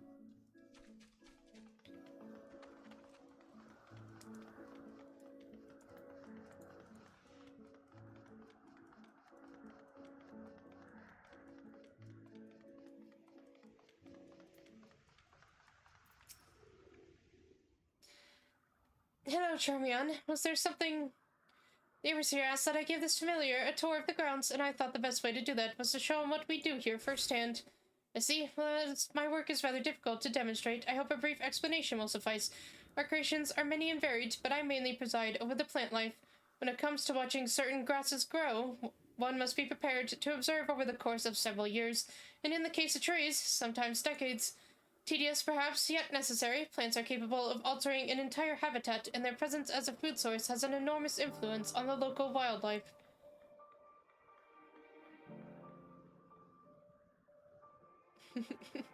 It walks so funny.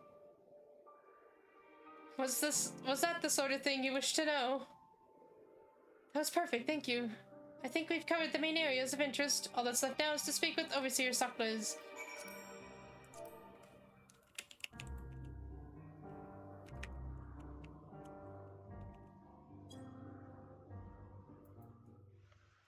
Okay.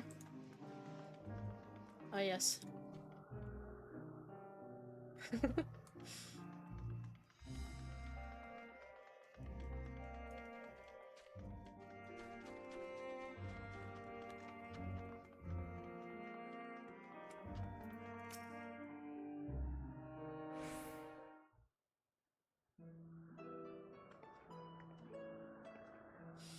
I see you've completed your tour. Almost. We spoke with those in charge of the various facets of Anagnosis, but I thought it would be fitting to end this visit where it began, with you, Overseer Suckles.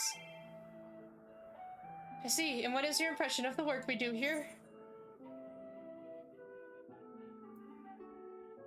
It attracts some interesting people. I'm glad we could help further your worldly education.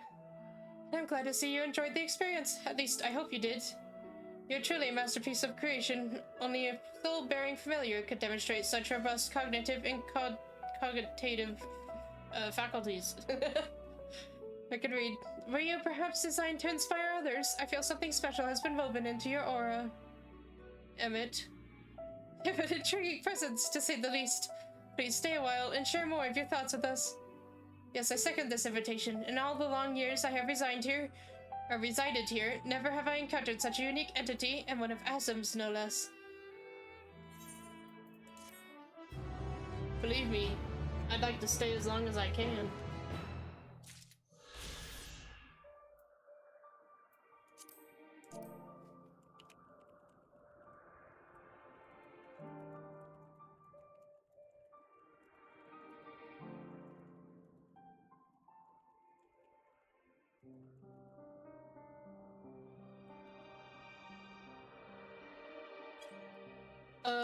Okay.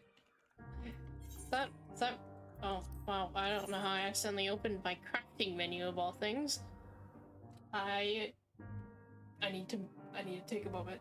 It'll be short. I'll be back in just a couple minutes. I just need to move around for a second. But yeah, I'll be back in a couple minutes. Sorry, it's sudden, but I need to move.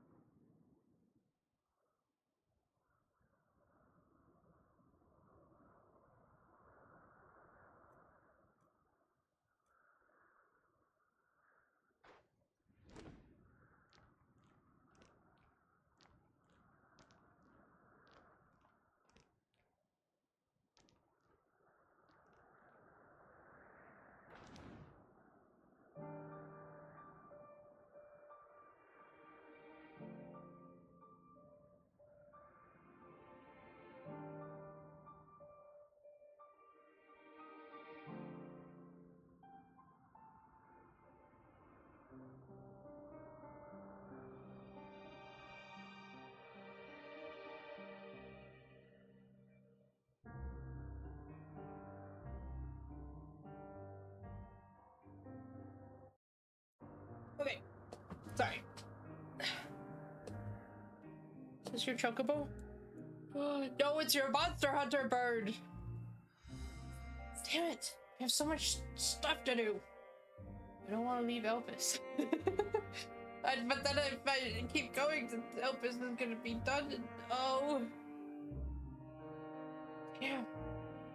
It's such a hard part of the story. It traps you because you don't want to leave. Also, it's very pretty. Can you? I know in the. I'm assuming you can't change the color of those, because I know you can in actual Monster Hunter, but which is fine. He's still very pretty, but mine is very. The one I have in my game is very colorful, so.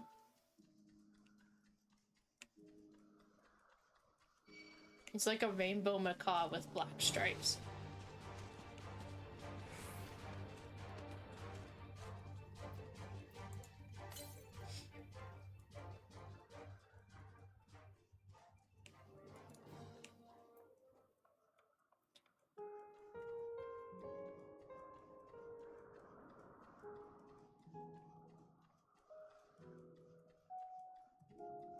Oh no, the birdies!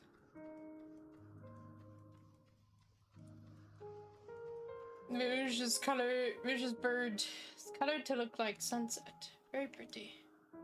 Maybe we'll have to... It's the struggle I'm kind of at right now. It's like... I have to like, keep going in this story, but there's so many other games we can play together.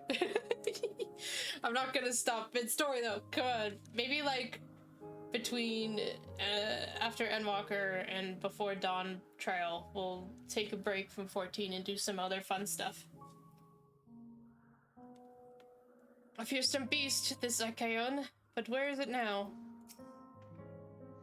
The Archaeopate is no easy prey. With its hooves and horns, it was designed to be formidable even on land, but they didn't stand a chance against the Achaeon.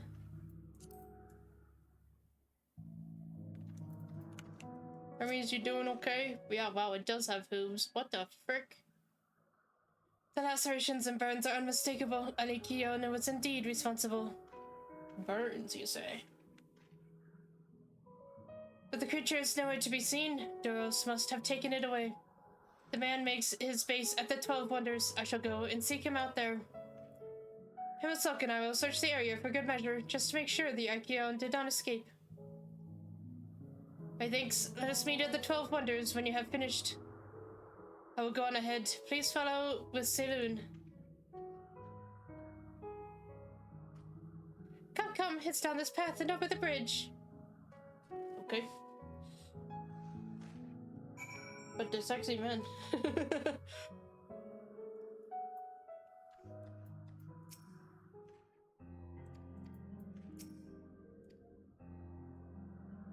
Okay. So be it.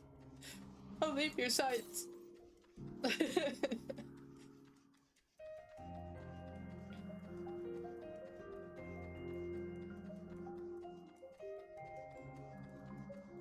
The music is so nice here.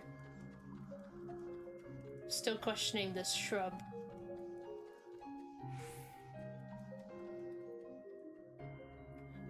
You guys still need to farm Rathalos? I don't even know what a Rathalos is.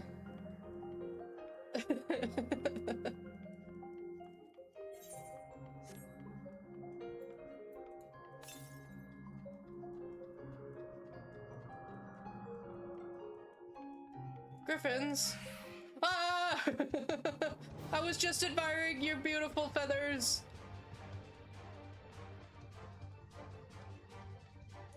Please leave me alone. Be done. There it is, the 12 Wonders. Hermes is looking for Duros. Let's look for Duros too. He's a man with long blonde hair, I think. I'll know him when I see him. How far am I in Wilds?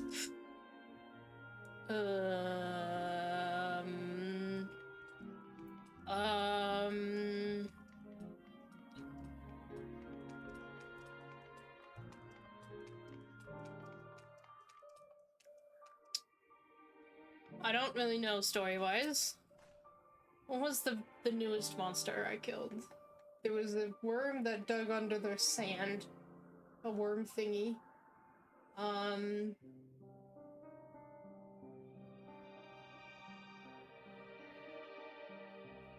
It's been so long, man. I don't... oh! I killed the bone dragon. I have gotten past that part. If that helps, that probably helps a good chunk. I'm not good with the names of the monsters, I'll be honest. Maybe when I'm playing the game, I know exactly what everyone is, but right now, I couldn't tell you anything. Any names.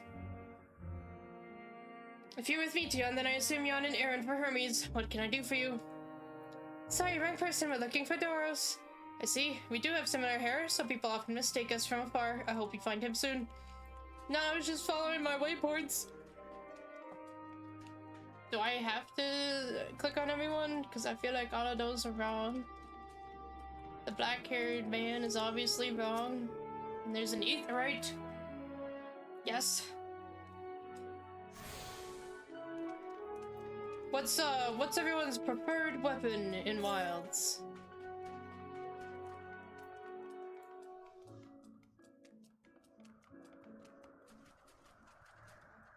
I'm intrigued. What's everyone's preferred weapon? So where is this ether current? There it is.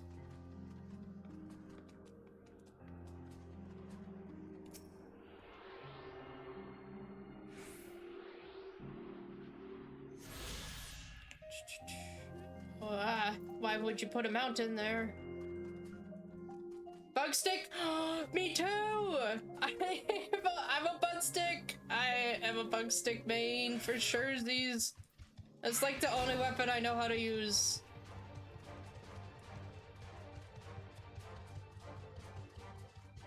It's so cool. I love the bug stick. I tried the dual blades because they have that really cool like spinning move that's super cool. So the dual blades are my secondary, but I don't really know how to use them all that well. So Doros, that's Doros. Hello. Well now, if it isn't Meteion, what brings you here?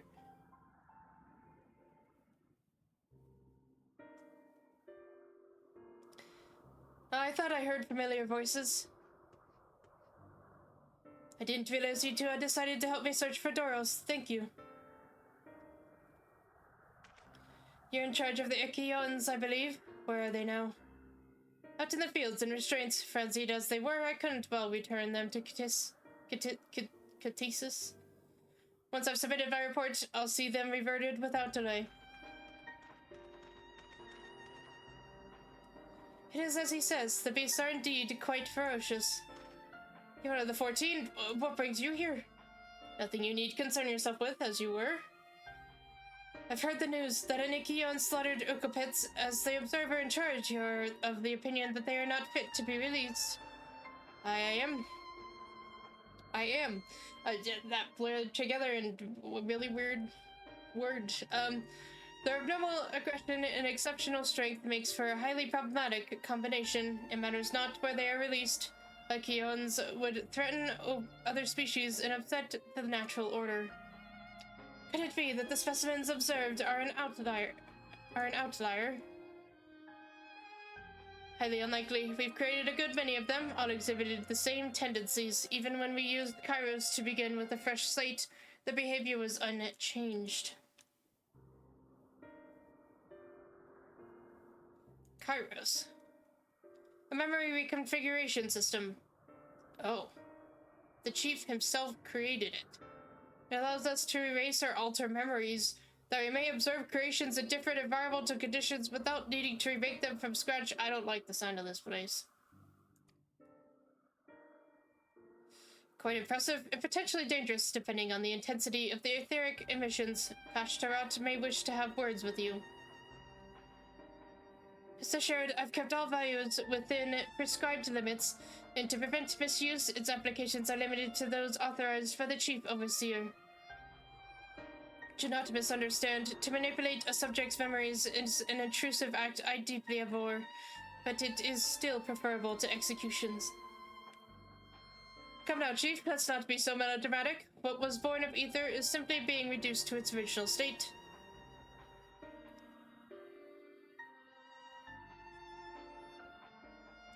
Okay, now, not to be that person, but this is like the embodiment of Colby and Hippo. I never remember his name. I just think of Hippo. From One Piece? It's Colby and...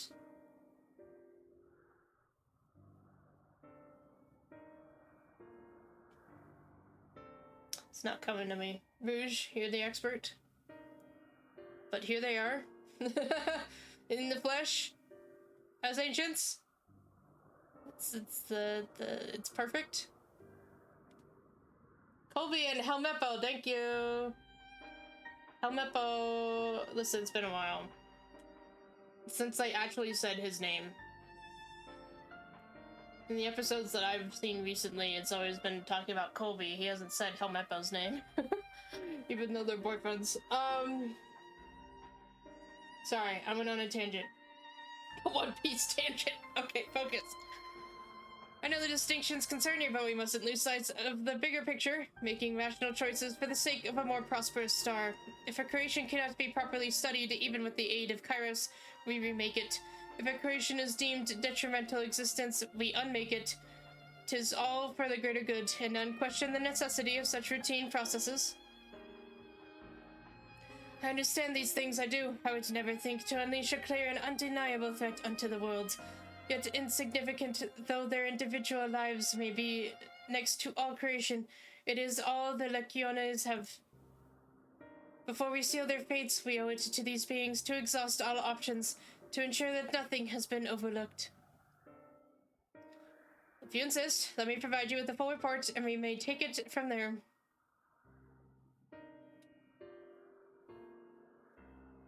Would it be possible for us to attend the discussion, that Emet-Selch may better carry out his duties? By all means. Pray show them to the meeting room.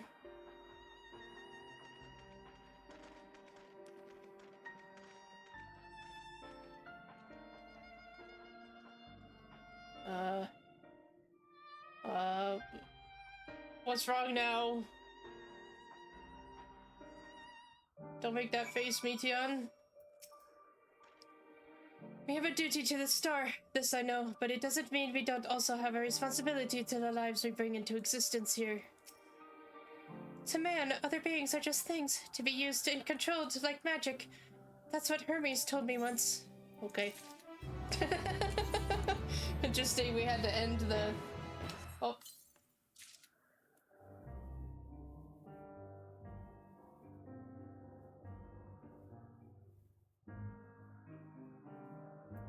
Reading your comment, Liza. I've never had the experience.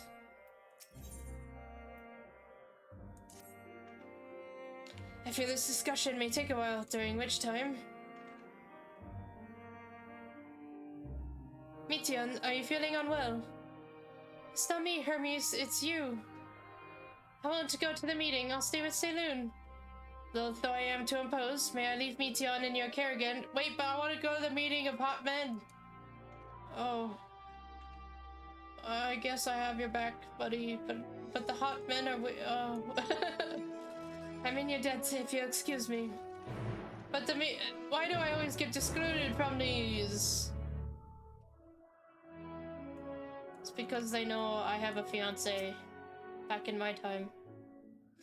Can you help me with something, Saloon? The meeting will make Hermes sad. I want to cheer him up with a flower. Hermes likes flowers the most of all the creations in Elpis.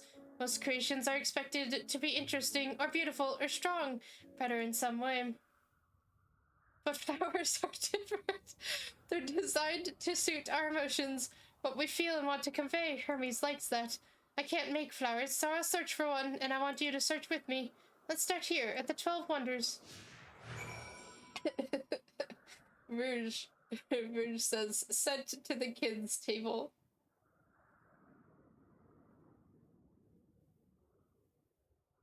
One of your dearest friends, out of the blue, you just started calling her a completely unrelated name because for some reason it just stuck with me. And now that's her nickname anytime we talk or hang out. It's nice, Liza. It's a special sort of connection, I think. It's a tree in bloom. What do you think of these flowers, Meteion? They're a little flat. Vibrant purple flowers bigger than your hands adorn the tree. Oh, so big and bright, I love them, but they might be too bright. You have to think of the recipient, that's what Hermes said. Okay.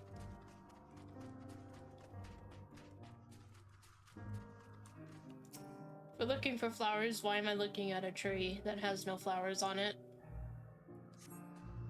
A tall, slender tree rises before you. You crane your neck to look for flowers. No flowers. If there were apples, we could have covered them in syrup. Let's head outside next. Don't worry, we won't wander far. Outside. We are outside. Okay. Controversies.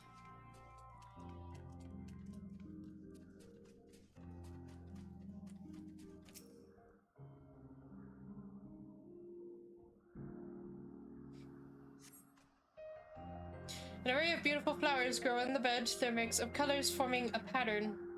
These would be better for Hermes, but they're hedged in. That means we shouldn't touch them. They're either under observation or poisonous. Any other place should be fine, though. Let's keep looking.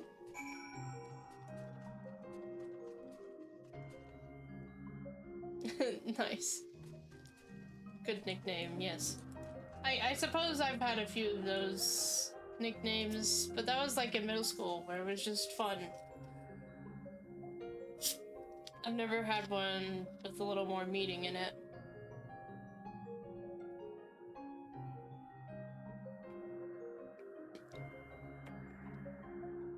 Sorry, I need a drink.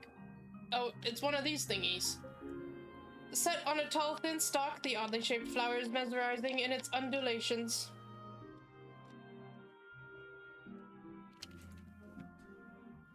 Oh, a coneon, a flower that can move. When Hermes wasn't looking, it shot seeds at him. Not a good gift, maybe. But you're good, Saloon, at spotting flowers. We'll find something soon. Okay. Poisonous flowers. I get to walk through them. Possibly poisonous, I suppose.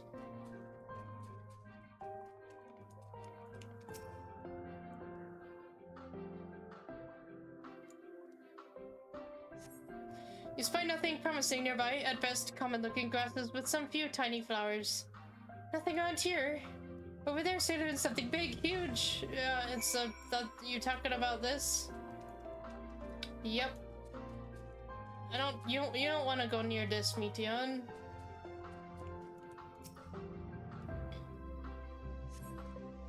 A terrible stench reminiscent of sodden old boots pervades the air. Without a doubt, the culprit is the marble-like creature before you. It's an Adonis. The things around its mouth look like petals, but the flowers are the orbs on its head. When Hermes inspected it, it swallowed him up. He didn't leave his room for days. What do you think, Saloon? Would he like it? It's probably not the good sort of memory. So not this one either. Finding a good flower, it's harder than I thought. I'm sorry, Saloon, but can we search a little more? Maybe as far as the fields over there. I'll pick something after that, I promise. We just need an Elpis flower.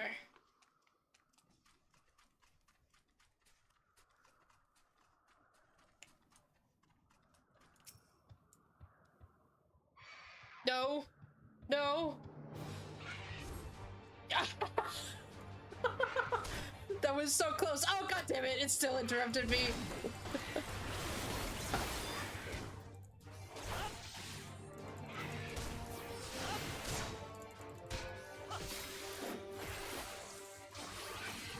Hermes, I'm sorry. I'm killing a beautiful griffin. Don't hate me.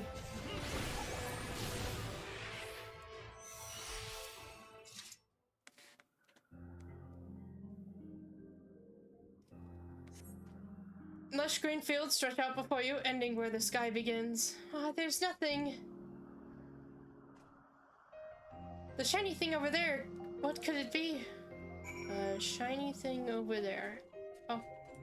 Well, it's shiny now. Oh, of course, it's an Elpis flower. You did it, Meteion. How did I know this would be the end result? Elpis flowers, they're here too. Hermes likes and dislikes them at the same time. Like me, they're entelecchies. Like me, they feel his pain and turn dark. That's only for Hermes, though. For others, they're always white and bright. I can make it turn pink and green and orange.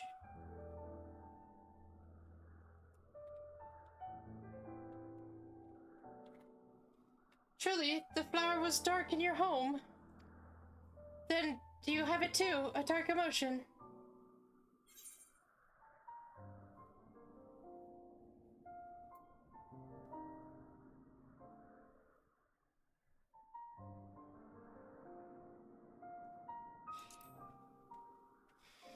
I've known the pain of sorrow and loss.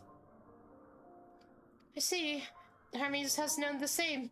That the feeling that a part of you is gone again and again, but no one notices. Please, Saloon, won't you lend it to me? Your pain and sorrow. I want you to make the flower dark in front of Hermes. Why? He has been in a dark place since before he created me. He needs to know that he isn't there alone. That others are sad too. Okay, I guess. What if I make it bright, though?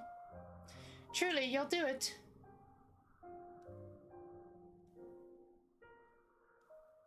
Thank you, Saloon. Thank you. It means more to me than I can say. I can't wait to see how Hermes reacts. Let's go back and fetch him.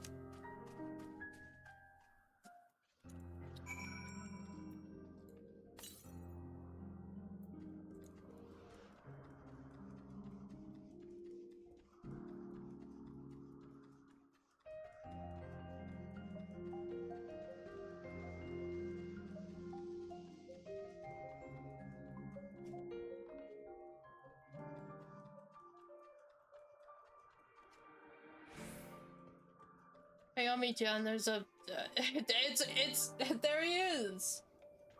It's Hippo, yes. Not Hippotoe. Why is his name Hippotoe? Or her name? No, that's even worse. Why, what a familiar essence you have, like that of a familiar, if you're familiar with the concept.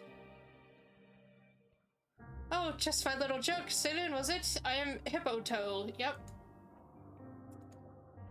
Yes, we're getting to that. Saloon, say hello to our familiar friend here. She is an Eloros. The Elori are one of our newest creations, highly attuned to abnormalities in their environment. At the first sign of danger, they sound the alarm, by which I mean mew loudly. Though we do our best to observe all of our creations, Elpis is simply too large to maintain a constant vigil over each and every temperamental species. A more efficient means of detecting conflict between creatures was in order. Thus, I have taken this Eleoris under my wing to further develop her capabilities in this area. And she does enjoy our little walks. Today, we are testing her ability to pinpoint sites of conflict. Would you like to observe? Simply tell her that her task is begun, and she'll do her utmost to locate disruptive creatures. Please do subdue any unruly subjects once you've found them. We can't have beasts running amok. Okay.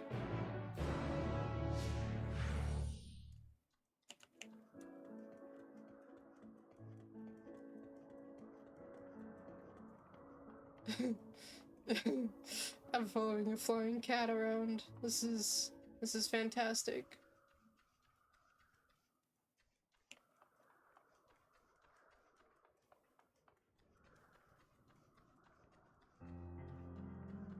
Look at him go.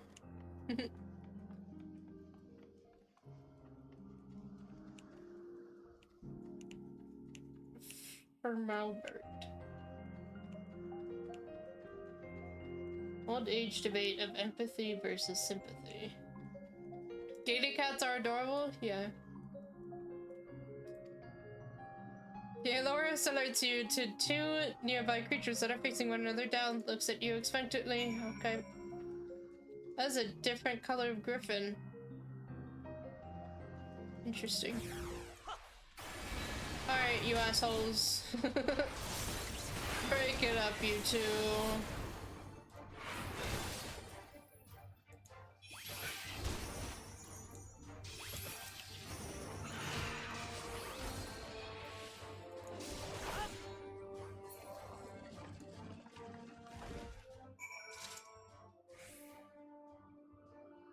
Okay. taken care of. Oh, that was it. Okay. There's an NPC in Ishgard named Firmalbert. One word. People love to look at it like an inkblot situation. Do you see Firm Albert or Firmalbert?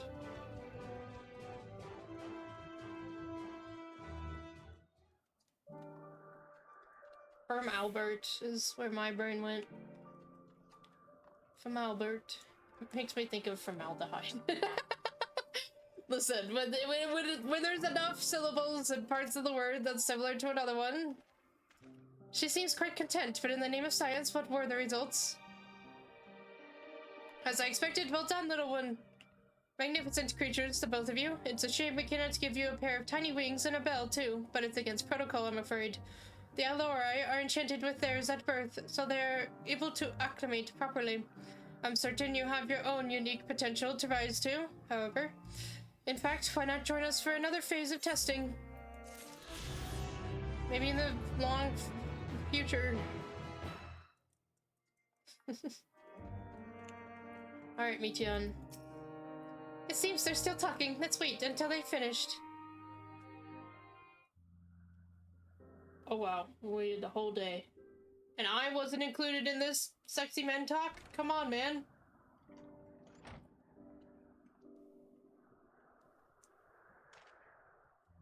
Hermes!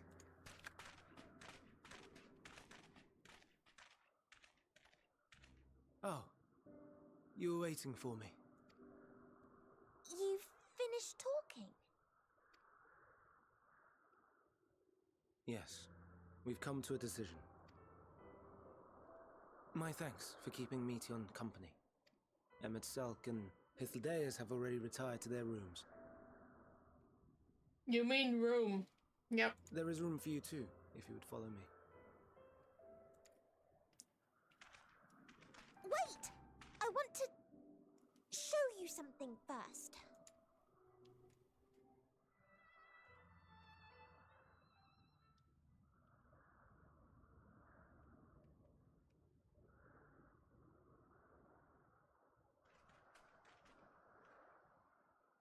Elpis flowers?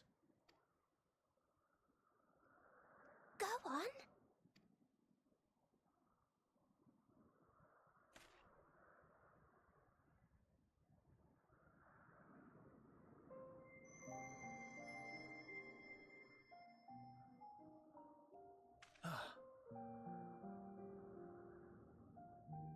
You're not the only one, Hermes.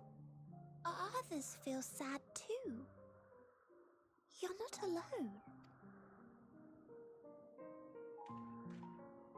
I see Meteion has shared much with you.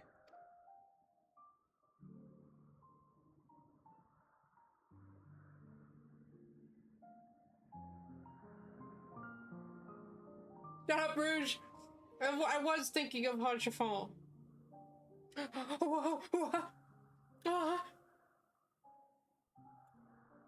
May we talk a moment?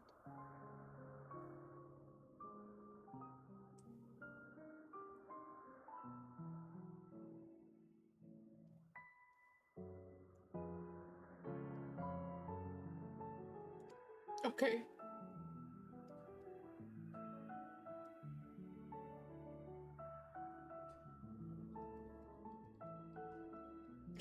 What the fuck?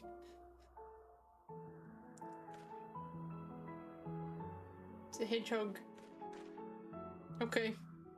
I do not think it wrong that we live for the star, that we strive to make it a better place. What was the point of the hedgehog? And yet, in carrying out my duties here, there are times when I am plagued by doubt. God, your eyes are so pretty. I don't know if you can tell on stream, but they have little hints of teal in them. Do you recall what Hythlodaeus said when we first spoke of my nomination? I try to remember everything Hythlodaeus says.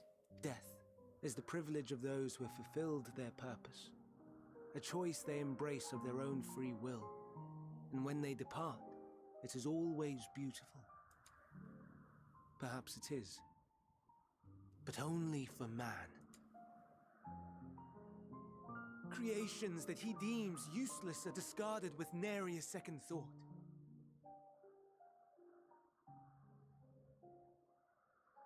Ancient eyes are gorgeous, Hythlodaeus, Emet, Hermes, and others. I know all too well. They're so pretty.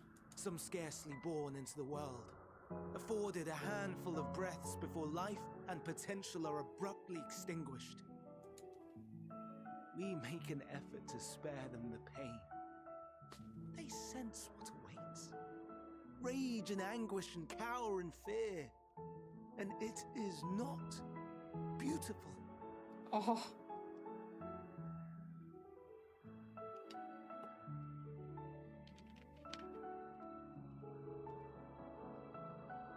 He always puts so much emotion into his words. Love the voice actor. Yet no one cares. No one. So fixated are we upon the duty that we do not pause to question the method. Pain and suffering, confusion and despair, writ plain in the eyes of those poor creatures. Yet no one sees. We turn a blind eye and carry on in blissful ignorance. Not amiss.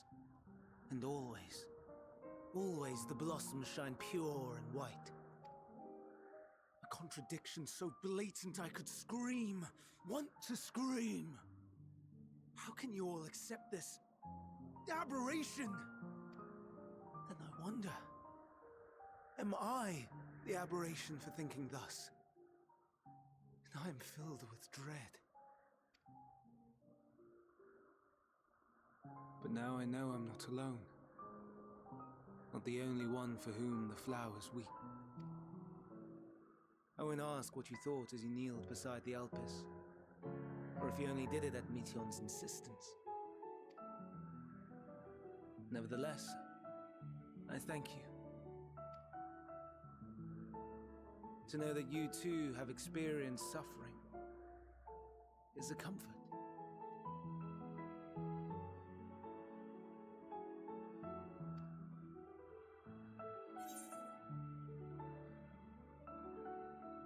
Oh no. God damn. Let's have no more brooding, eh?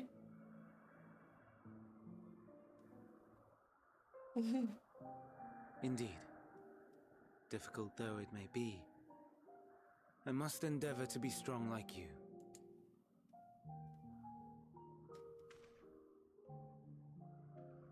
The stars in the heavens. Know you what they are? Though it is too far to tell, each glittering light could be a world not unlike Aetheris. A world filled with life. So many stars, so many lives. For us, there may be no higher purpose than to live for our world. But what of the other living beings out there? What is it that gives their lives meaning? That drives them day after day after day?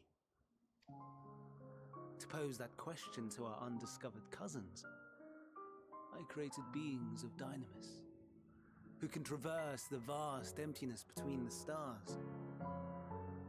Meteion and her sisters.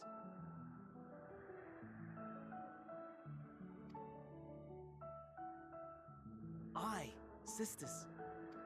She has a great many of them, and they have already departed on their journey, traveling to one star and then the next in search of life, as one might expect.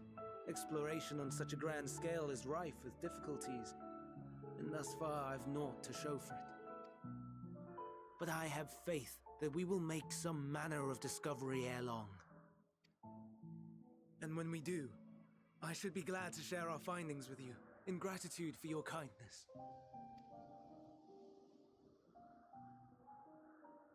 It's getting rather late. We had best find our beds. It would not do for both of us to be sleep-deprived on the morrow. Come, Meteion. Let us head back. All right!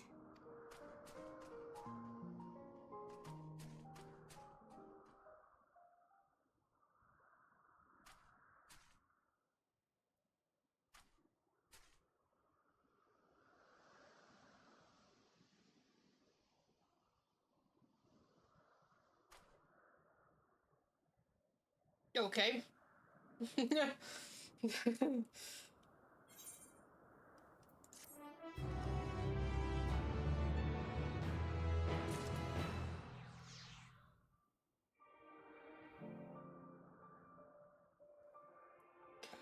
Their husbands are back.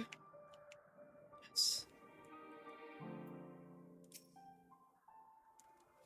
The prodigal familiar returns, and after causing all manner of trouble while we were in our meeting, I'm sure.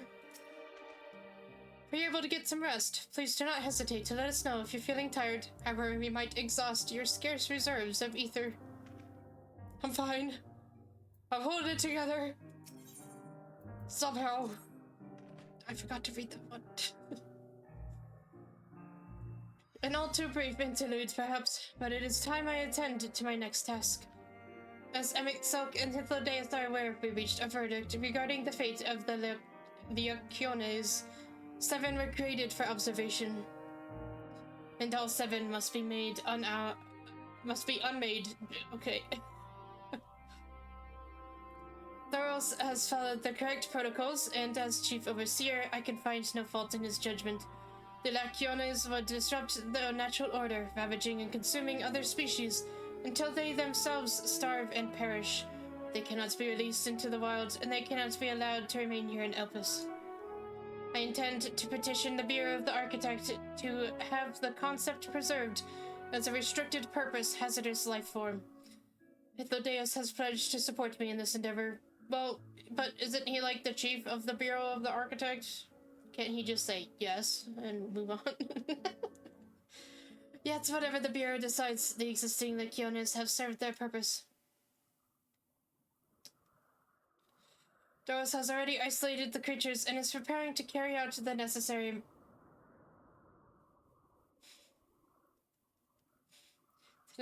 measures. Liza, please. Barely holding it together. You can't just give me a quote.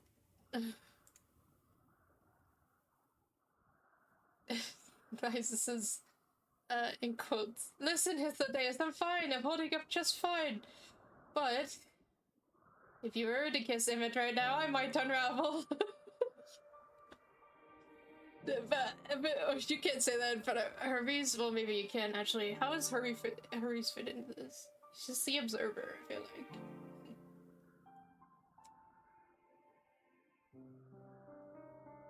Golden Hour in Elpis is so beautiful. Well, yeah, it was. Whoops. I didn't get a great view of it. Well, actually, no, wait, hang on. I got the best view because it was Golden Hour shining on them. Okay, focus, I can focus. I'll join him forthwith. It is my duty to witness the conclusion to this study.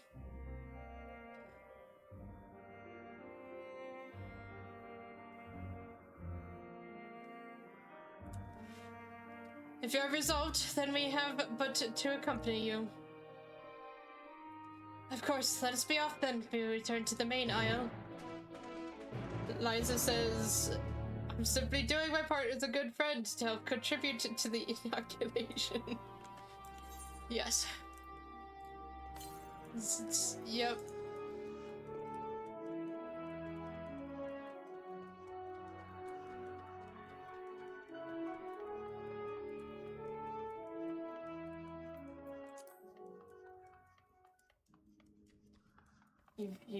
You're just encouraging more.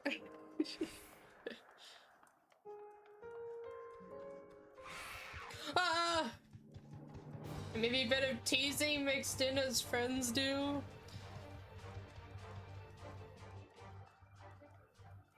Yes. Indeed you are.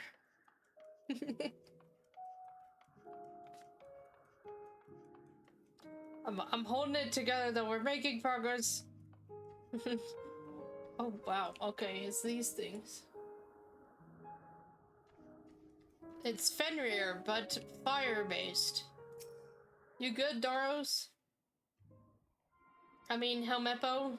You good? Where's Colby? Colby will help you. Doros, are you hurt? What happened here? They caught me off guard. I had them bound with ethereal shackles, but they became frenzied even more so than usual and broke free. I was able to stop 4, the other 3 escaped.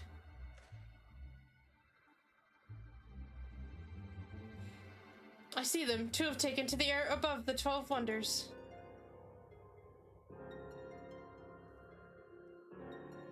The last is up ahead, lurking in the fields. Fire rear, yeah. You and Saloon handled that one. The pair in the sky, you can leave to me. If this is how it must end, then so be it.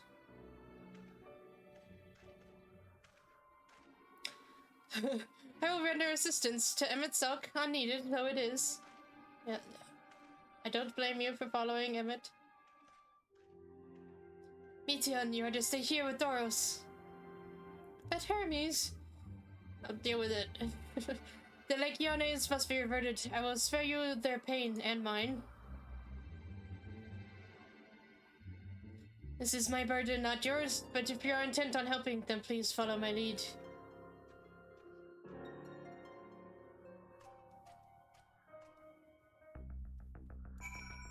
Oh, what's this music?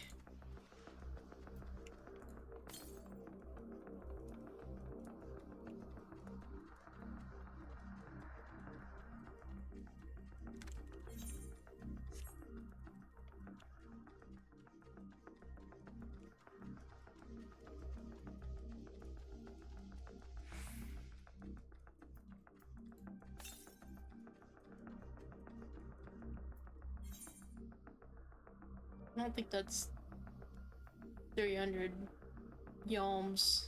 I think it must be somewhere else. Okay, I appreciate your help and the lament that it is necessary.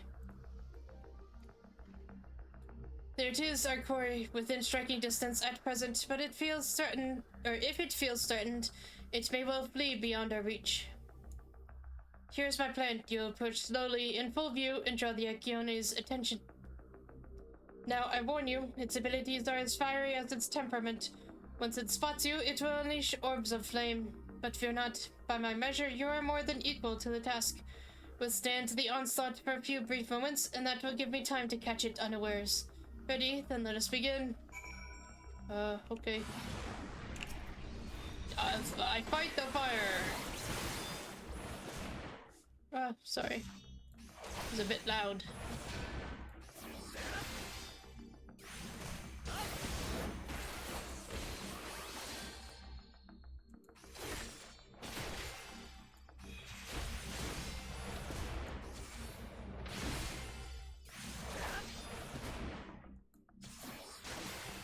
This fire has a lot of health.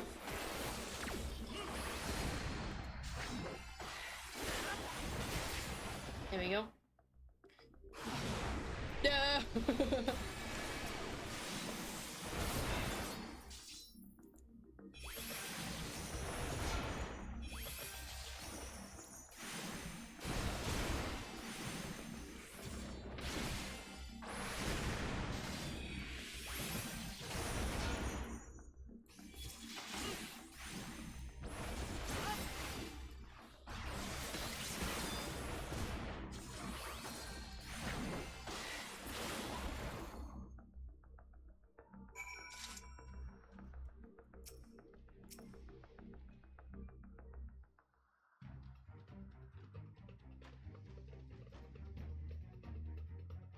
Catch it, Hermes. No. Oh, it's voice acted. Whoa!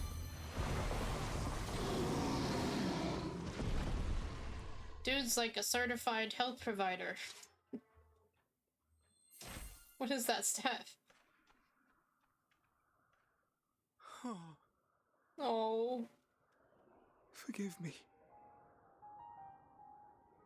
Please, forgive me.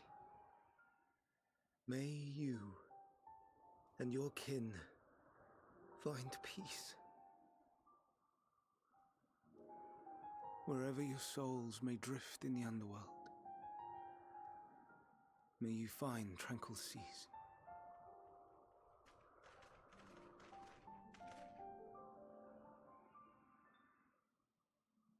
be not forgotten, in concept endure, to reclaim form and one day live again. Serve not the star, or any purpose save your own. Live again, if that be your desire.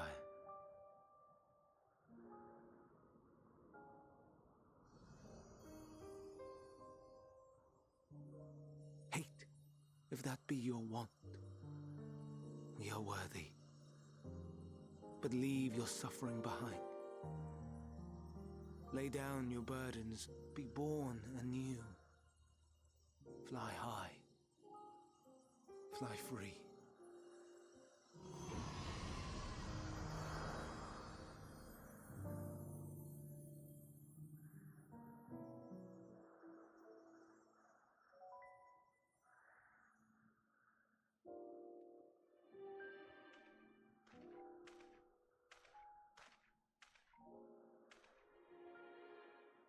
Join the convocation, Hermes.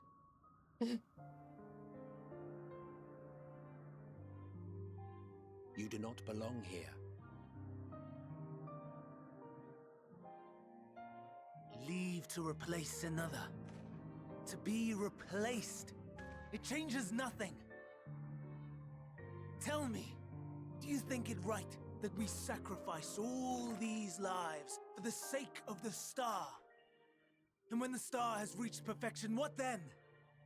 If all who are satisfied choose to die, shall we all die in satisfaction?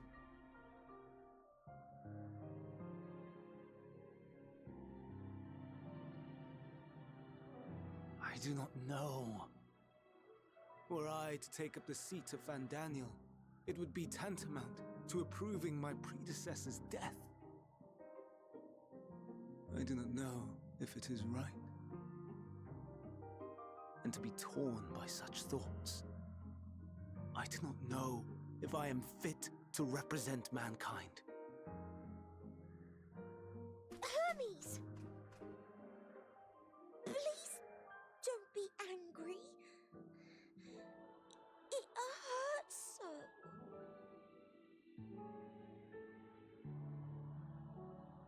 Forgive me. If you would still consider me in spite of everything, I beg some time to gather my thoughts. Meanwhile, Hythlodaeus, I fear I must trouble you to attend to the others. 'Tis no trouble at all.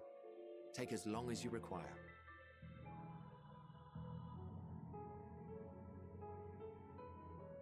And you, my friend, I pray you find that which you seek.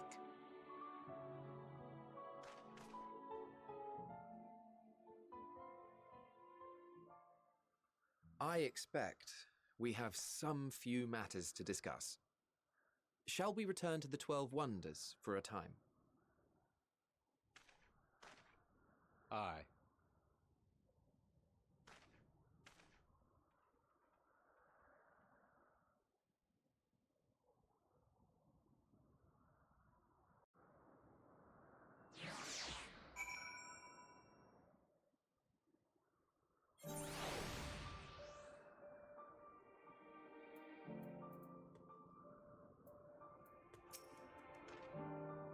It's been quite an exciting visit for you thus far.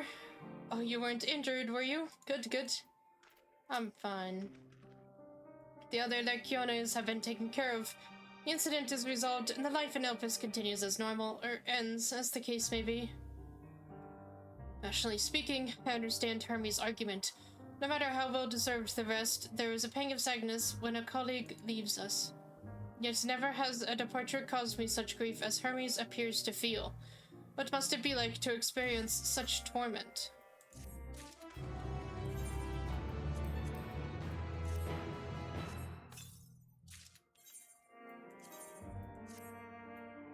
Oh no.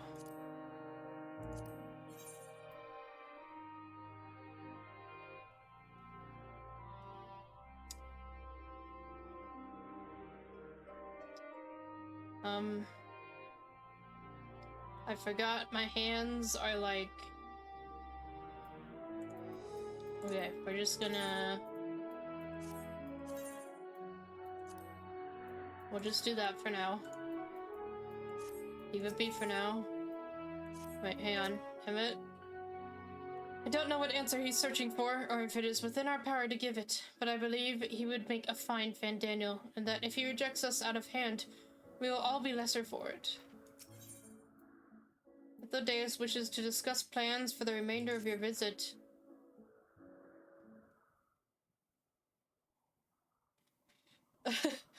Where to now? If there is anywhere you would like to visit before we leave, I should be glad to show you the way.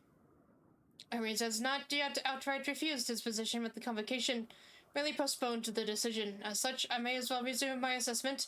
If I cannot accompany him, then I will content myself with questioning his colleagues. For the pragmatist, then allow me to remain your humble guide. And what of you, Saloon? Will you continue along with us? You know it. Wonderful. Our fellowship travels unbroken. I say we explore another part of Elpis and see what new encounters there are to be had. If you would follow me, we will first head back towards Anagnorisis. I wish that nothing could break this fellowship.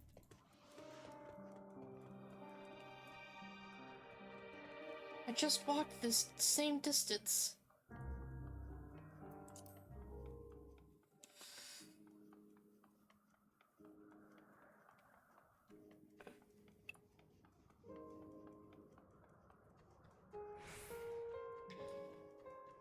I don't like that I've already explored half the map.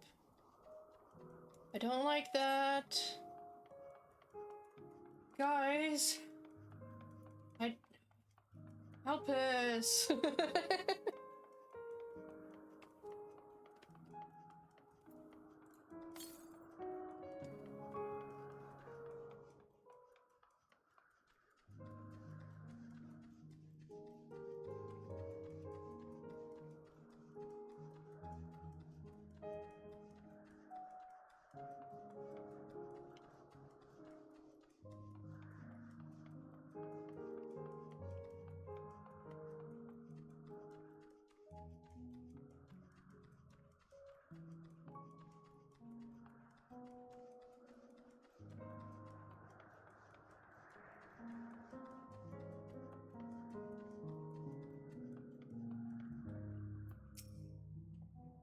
Didn't we part ways with Hermes not far from here?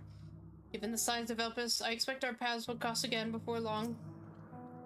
From here, we follow the path northwards to Natanias.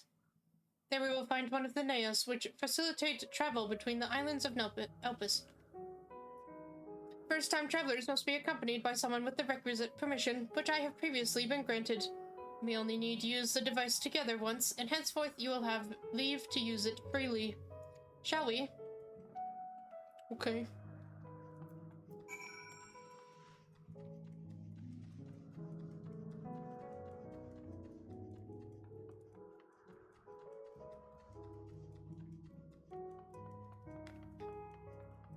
I'll follow you anywhere.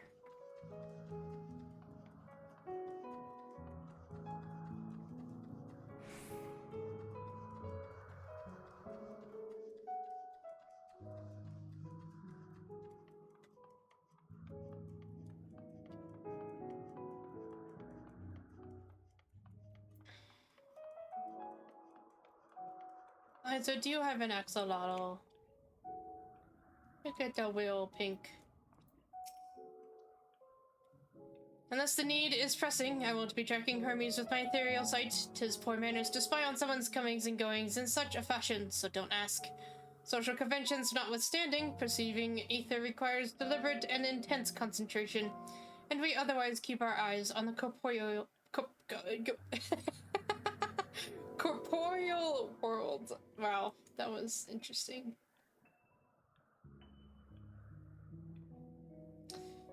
Liza says, when I helped my friend CC through this, she said I looked just like one of my favorite minions with my Reaper glam, which is funny because this area has some of my favorite creatures.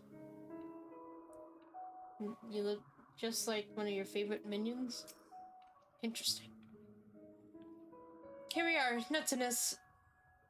This Neus will take us to Calimelios Zephyros. Alright, they had to put that on purpose, right? Not just because it's wind. They like to use... Anyways. The Western Island. That's it right there, looming large over us. Step this way, and we can soon admire the view from above. Oh. Okay. She says this outfit makes me look like your axolotl. I mean, it does.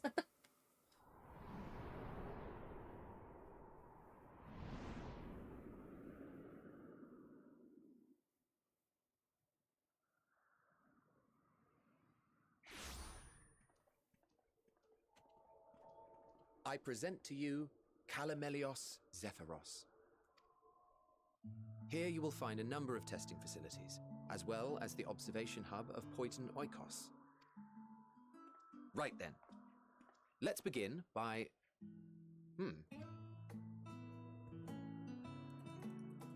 Well, well. An Arrhaeus. How delightful.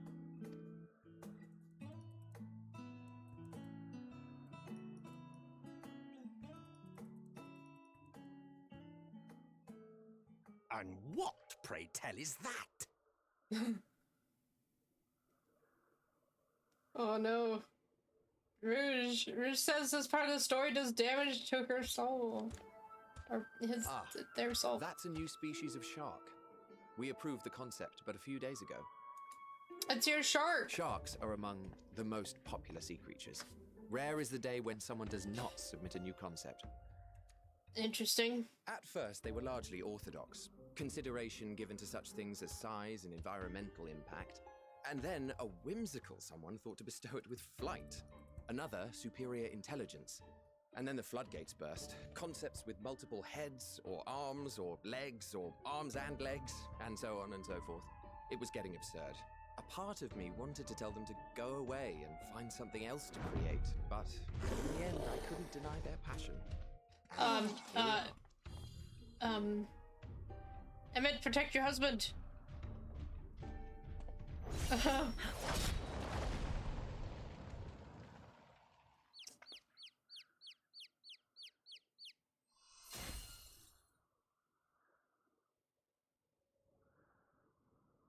That was too close.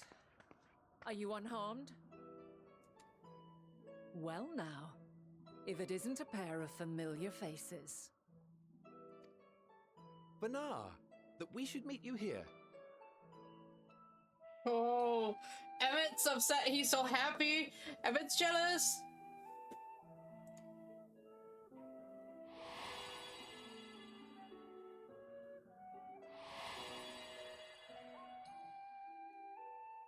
Yeah.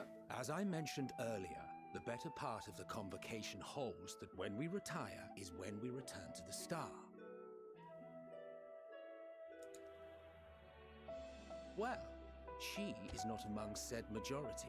Even after stepping down, she carries on with her work. Benar is her name, and she is the previous Azem. What? She used to be me. Kind of. Look at that face.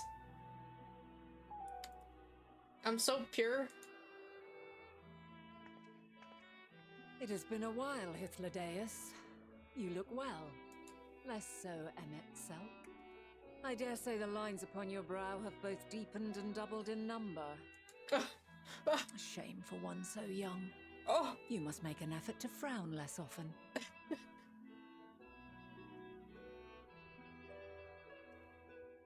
Easier said than done, thanks to your unruly successor. How is he, if I may ask? he's laughing. Incorrigible as ever. Rushed headlong into a volcano on the brink of eruption just the other day. I should be glad to share the tale in its entirety later, if you're so inclined. Can I hear? Can I hear? Oh, you know I am. Now then, you are? Long futurism. There's something. Oh.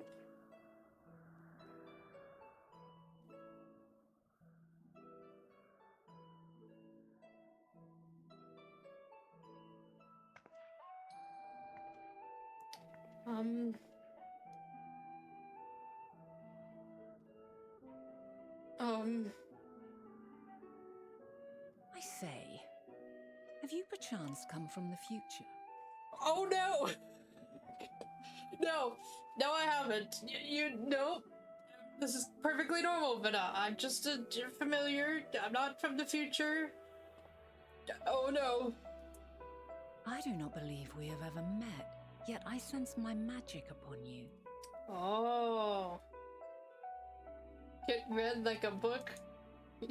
Yeah. Therefore, if I wove the enchantment, I could only have done so at a later point in time. What manner of magic is this, if I may ask? A traveler's ward, of course. It prevents the corruption of one's ether. Okay, yeah.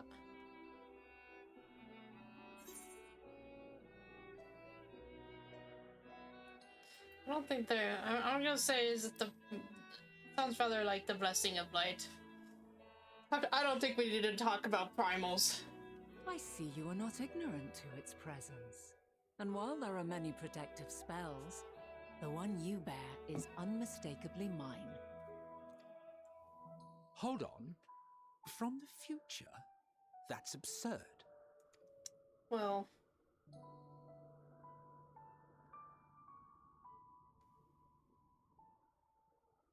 What is it? Are you unable to speak of the matter?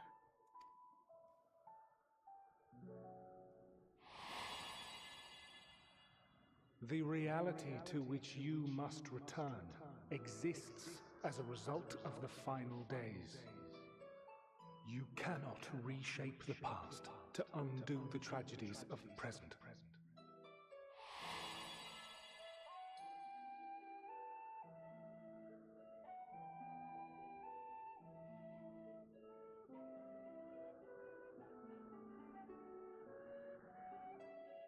So, your actions here will not change your history, but they may yet affect the course of ours.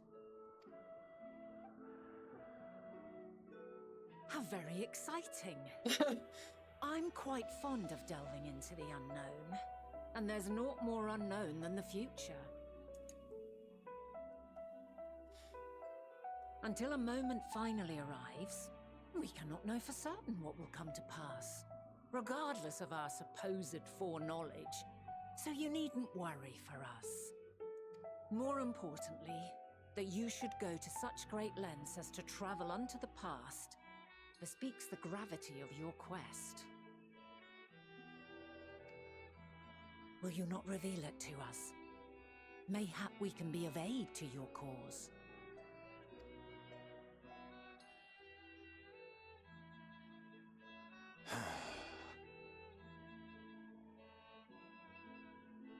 If this is true, then you've been keeping quite the secret to yourself. Well... Don't look at me like that, Emmett. That's a dangerous look. It's a dangerous look that I'm going to add to my screenshots.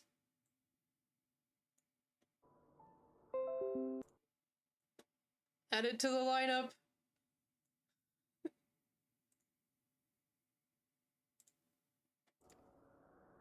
As a representative of the convocation, I will hear it all. Your identity, purpose, everything. I got better. The Emet-Selch. Oh my god. Emmett, you can't just keep doing this to me, man. My computer's just gonna be full of screenshots.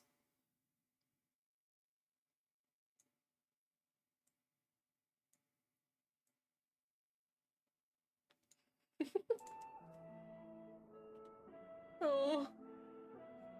Oh. Oh. I don't want to tell. Move to a place more conducive to calm conversation. I can't tell him. I can't tell him everything. I've been working here for some days now at an old friend's behest. Wait, but I can't tell him. He's the but he... Oh. If it is agreeable, we may make use of my accommodation at Poiton Oikos.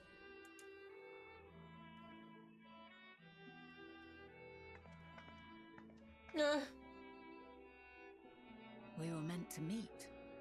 I am certain of it. Else I wouldn't have marked you so clearly, and sent you unto myself in the past. Well, that was kind of Elidibus, but okay. It's precisely the sort of mischief I would get up to. I'm quite inspired, if I do say so myself.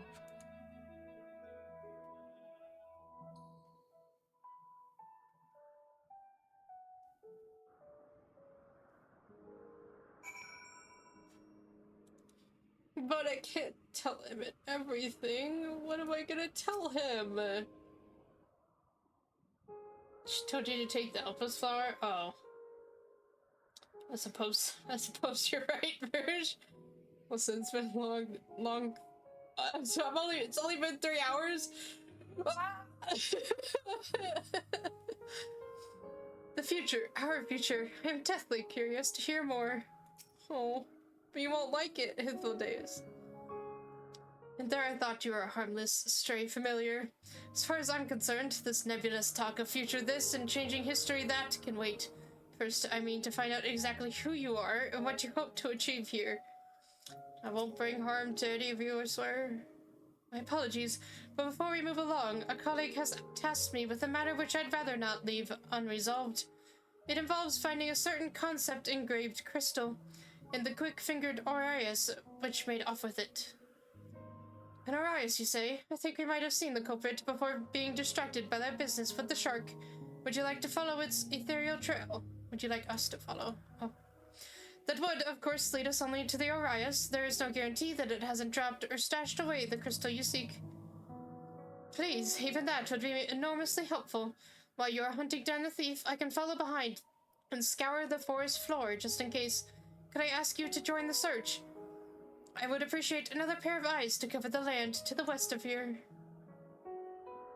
Many thanks. There's a small bridge leading to Poiton Oikos. Let us meet up there once we've exhausted our efforts.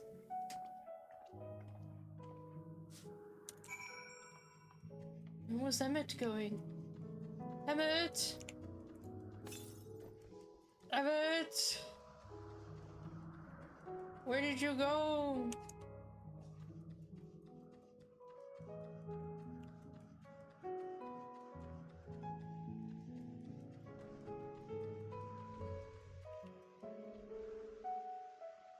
I don't know.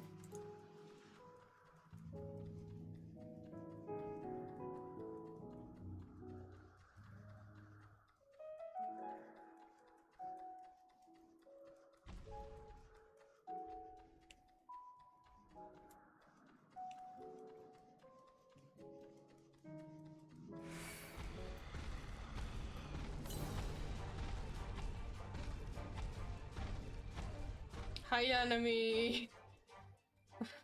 Hi, enemy. Just got home from work. Time to relax. Alright, you dumb monsters. Leave me alone.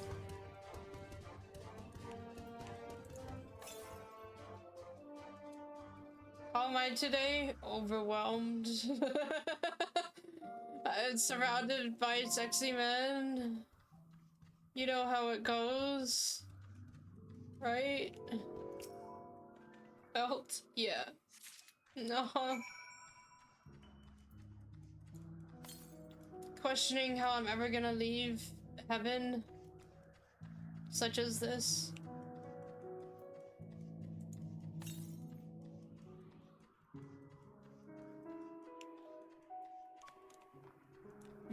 Bruce, do you have oh, you on a motorcycle? Oh.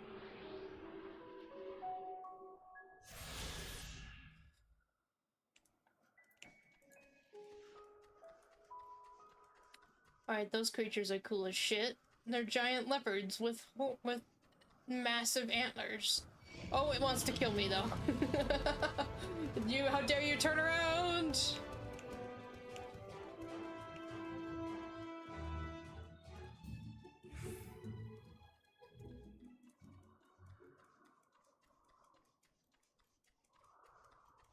How are you doing, Nanami? It's been a while.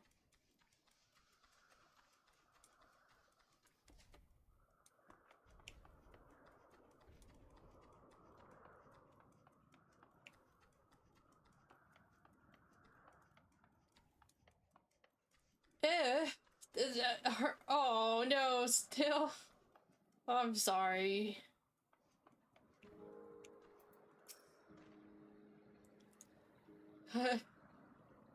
I'm a little...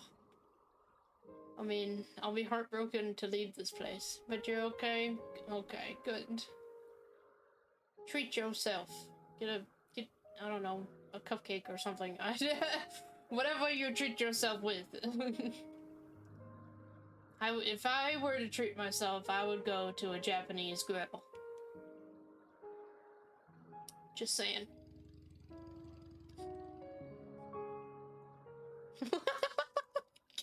Wait, it's a two-person motorcycle? Yeah, oh my god. You just had pho? Nice. For lunch? Nice, very good. I'm not a big soup person, so I'd rather just go for... God, now I'm craving Japanese grill. Shit. It's so good, but so expensive. Well,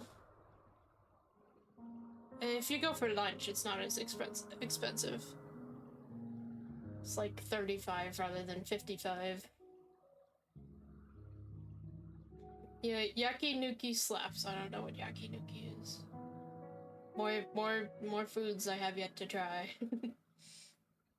Okay, I need to focus.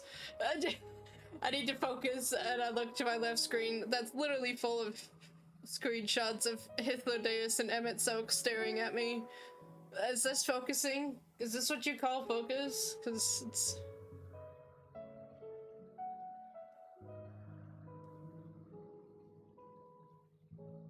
it's a little distracting.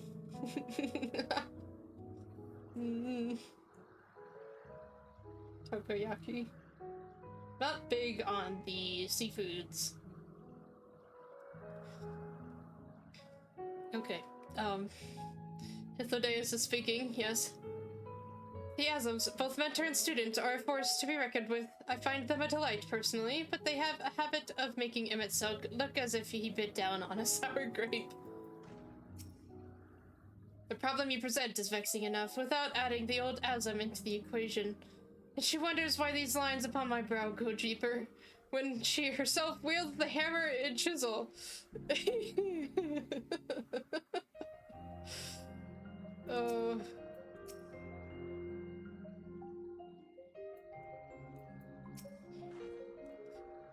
Our last searcher returns. I'm afraid the Orions no longer had the crystal, nor was I able to find it as I followed in its wake. I don't suppose you fared any better.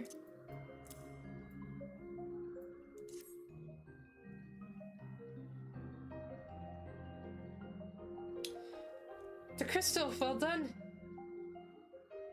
Wonderful, now I can focus on your tale without that missing concept nagging at my mind. You always had a knack for finding things.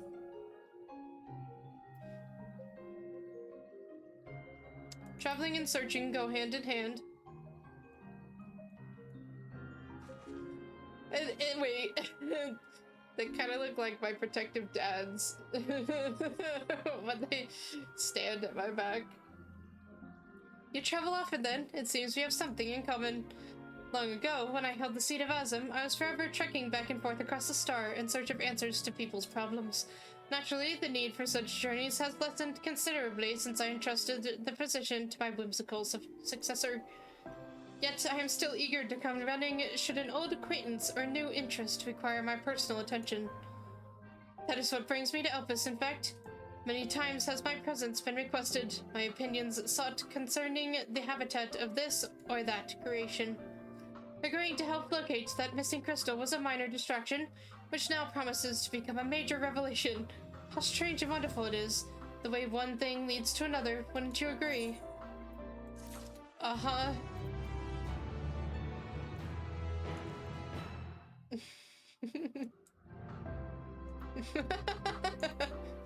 Well, they're looking at me.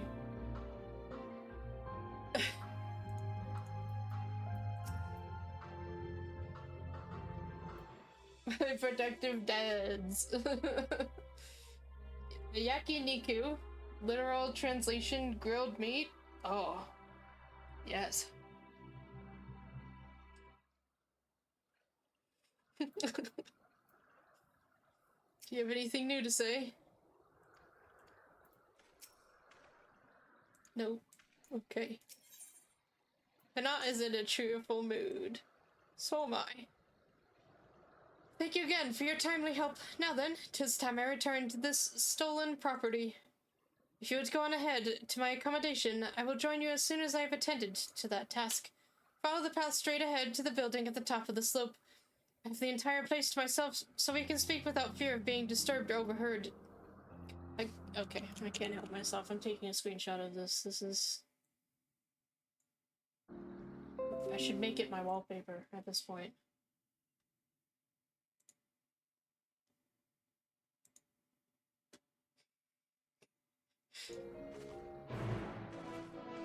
Oh, good thing I took that when I did! Wow. Holy shit, that was close. No, that's not what I wanted. But that's okay, I'll heal. I just wanted to check my ether compass, you know. Poiton Icos.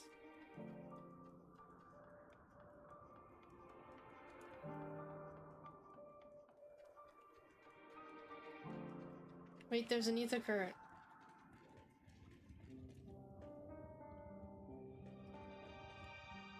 I've never seen this motorcycle before.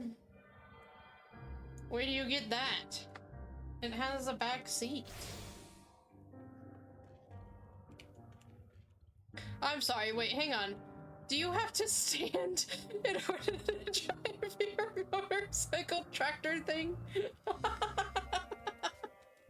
I mean, I'm sorry, I don't mean to laugh, but that is actually, that is awesome. That the Lullafells have to stand on the motor. It is a tractor though, it has a little dump truck. Lullafell science is great. Yeah, you're standing on your motorcycle.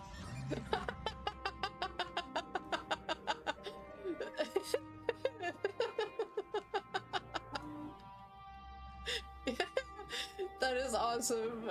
That's so good. That's so good. Rouge has sent Rouge has sent a comparison of the shoe build to Emmett. That's actually pretty good. You know, you're not wrong. That's pretty spot on. Oh my god, you guys. Oh. This is so good.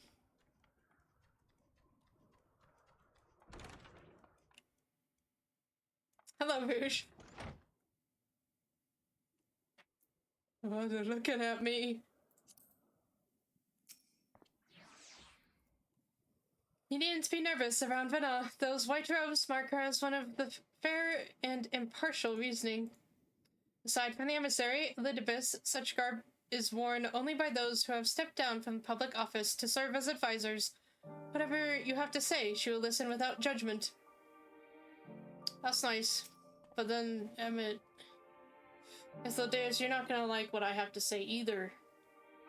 Oh, this is gonna be painful. Oh, no. Yes, this will be far more comfortable than interrogating you on the side of the road. Okay. Go to my temporary abode. Please make yourself at home while I put on some tea. Oh, oh no. What all am I gonna tell them?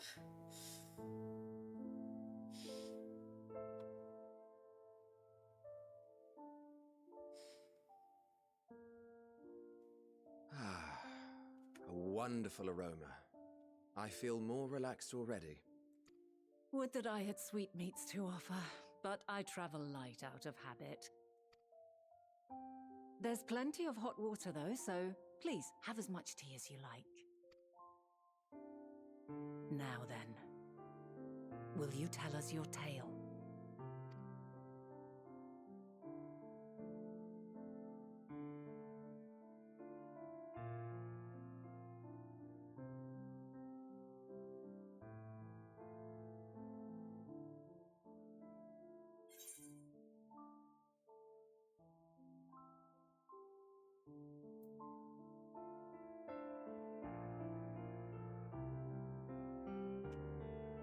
Oh, hi Zephyr. You've joined right on time for despair. Yes, I have to. How am I even going to tell them this? These all are terrible ways to start. Just getting these ready for copy and pasting. I'm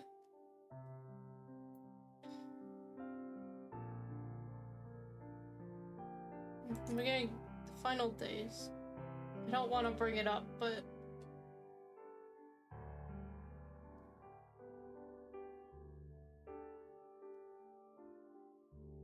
Why don't you start from the beginning? oh, well, but that means I have to go through Shadowbringers. No.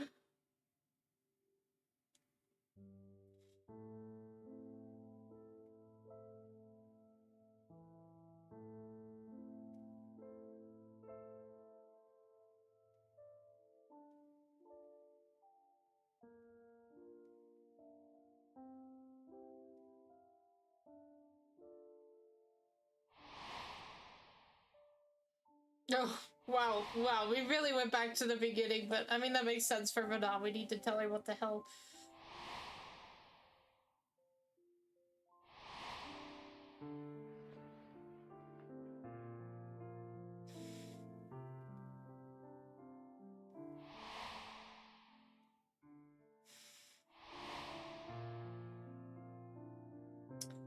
Oh.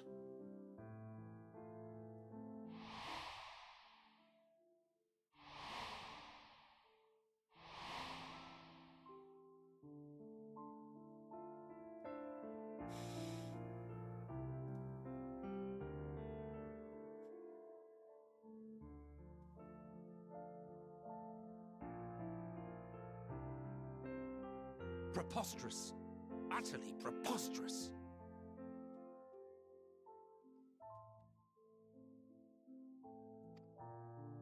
While not the words I would have chosen, I too have my doubts. Much of it borders on the incredulous.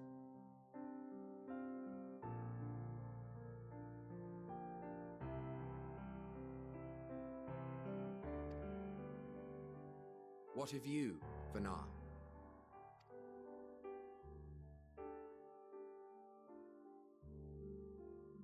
Not knowing the precise details of the first final days, it is difficult to determine the veracity of the tale. Supposing it is all true, I must ask myself why I would do what I did. Why would I feel I had no recourse but to oppose the 14 and create this Hythlodaeus? Circumstances change, of course, but it would not have been an easy decision regardless. No, there must have been a reason. One compelling enough to force me to take such drastic measures. Then there is the Elpis flower, which I said would serve as a guide. That it's of import to your mission is plain, but your presence here leads me to believe that this place also holds significance. But what could it be?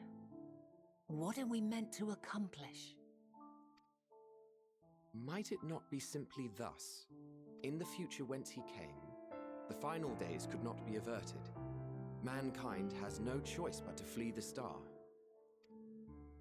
By alerting us to that eventuality, perhaps you wish to pave the way for other futures. Theoretically speaking, it is a possibility.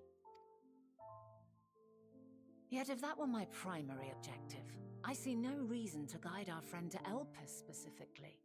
The capital and Amarot, or even my own home would be more logical destinations.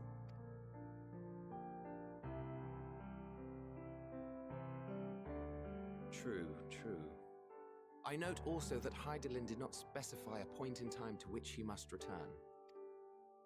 By this, it may be inferred that it was not critical that we should meet. Alternately, she had reason to believe that our paths would converge, coincidental though it may seem. This is quite a puzzle. and we do not have all the pieces. Hardly any. But we do have one immutable fact. If the final days are indeed as described, they will bring death to all that I hold dear. Yet despite being afforded long years of preparation, the only provisions I could make were for flight. Nay, my first and foremost endeavor would be to find a way to forestall the coming doom. Given that even the 14 failed, mayhap you deemed it impossible. Nothing is impossible. This I have always believed. And if Hythlodaeus is indeed me, she would believe the same. Listen to yourself. Are you seriously entertaining the notion that you are a messianic figure in some far-fetched tale? Oh. I think this cutscene is holding the chisel, because I think I've gained more wrinkles in my own forehead from this. Well, I will not. I refuse to accept that our world could be undone by some unforeseen calamity. I also take offense to my portrayal as a megalomaniacal madman. Oh, what? Oh. No. To sacrifice oneself for the star is a noble act, and I would hold those who gave themselves to this zodiac in the highest esteem. Including Hythlodaeus.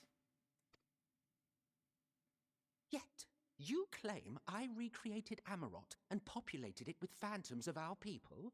A bizarre indulgence that would be insulting to their memory. You were lonely. You were lonely! Worse still, I even invited you there. Literally invited my own downfall. Why would I do something so idiotic and inexplicable?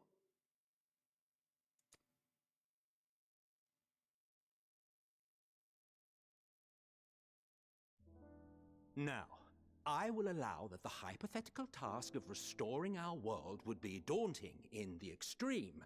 The thought of having to bear such a burden for 1,000 lives horrifies me. But I would never forsake my duty.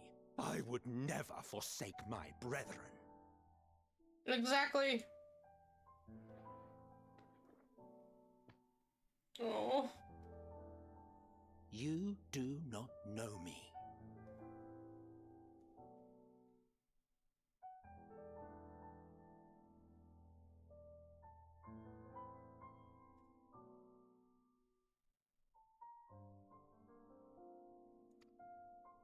I've had my fill of your fiction. I will return to my duty, and you will not bother me again. Emmet! Emet-Selch! Wait!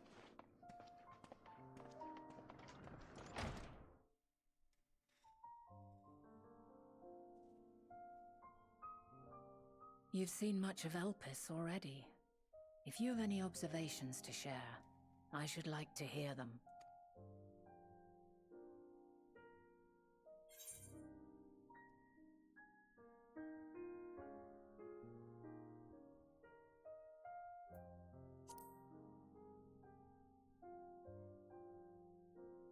Hermes and Meteion. Hermes and his creation Meteion, you say? If Dynamis is the self-same energy as Akasha, as it likely seems, then those two may well be at the center of the calamity to come. This warrants further investigation. With that settled, it is time for action. The missing pieces of the puzzle are here, I'm certain of it. And when you find them, the picture my future self has painted will be complete, and you will have your answer. And suffice it to say, I will aid you in your quest.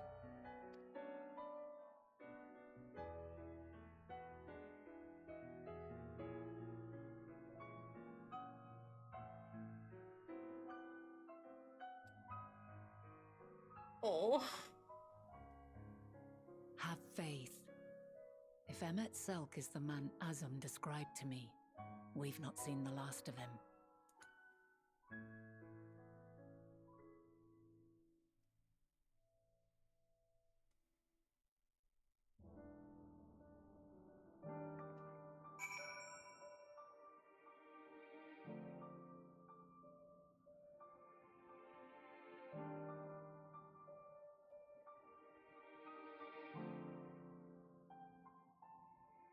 I understand now, Rouge. Oh, that was a really hard cutscene.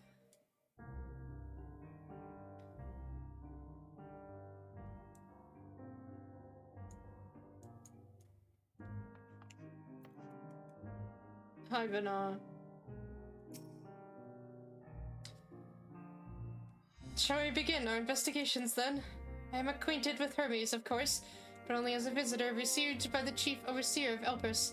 Of the man himself, I know only that which is common knowledge. Thus, I suggest we fall back on the tried and true method of conversing with the locals. The observers who live here can surely tell us more of Hermes and Meteion, and I have a good idea of where we might begin. Okay.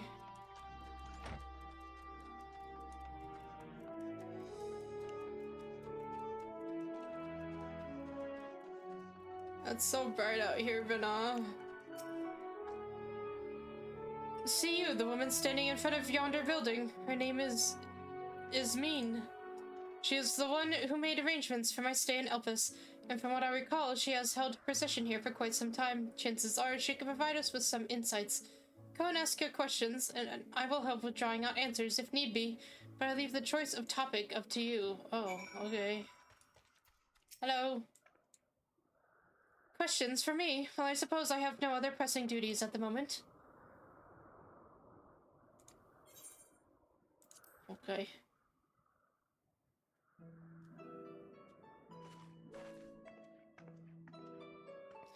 Greetings, it's Min. My friend here is desperately curious about Chief Hermes, and I was wondering if you might indulge him. Certainly, Mistress Vana. Anything to be of service. What do you wish to know?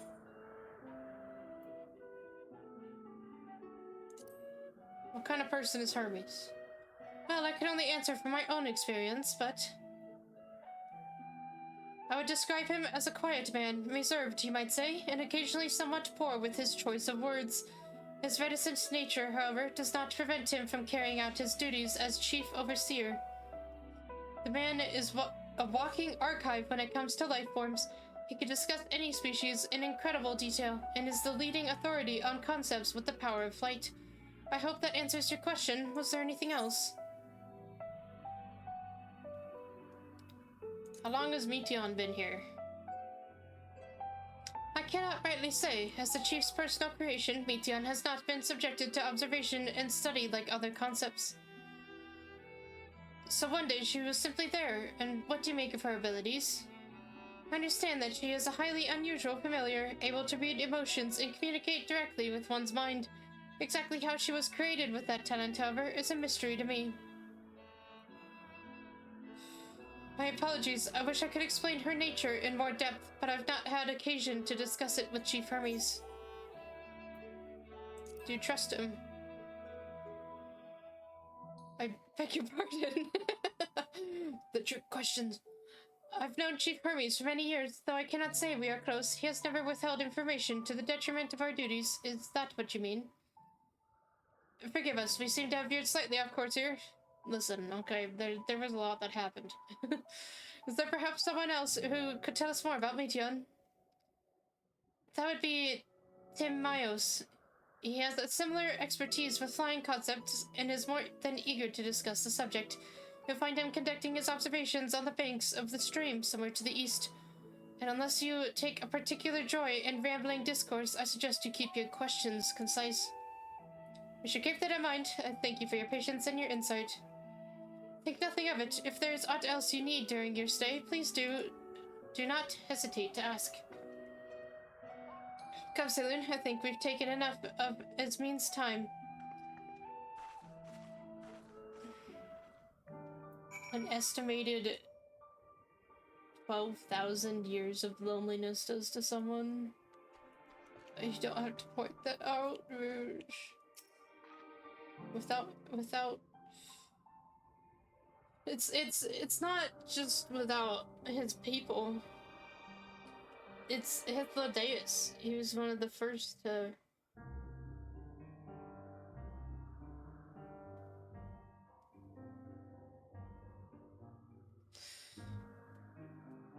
Our investigation is off to a fine start, wouldn't you agree?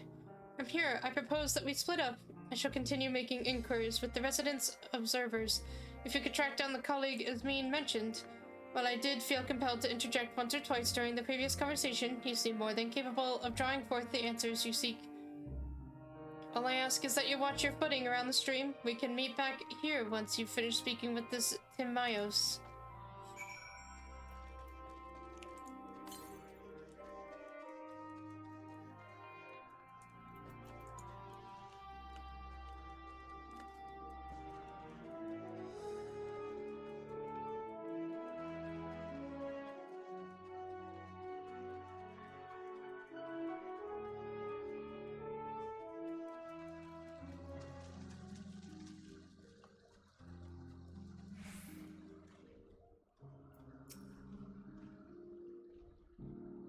Yes, I am Timaeus, but please keep your voice down. He'll startle the birds.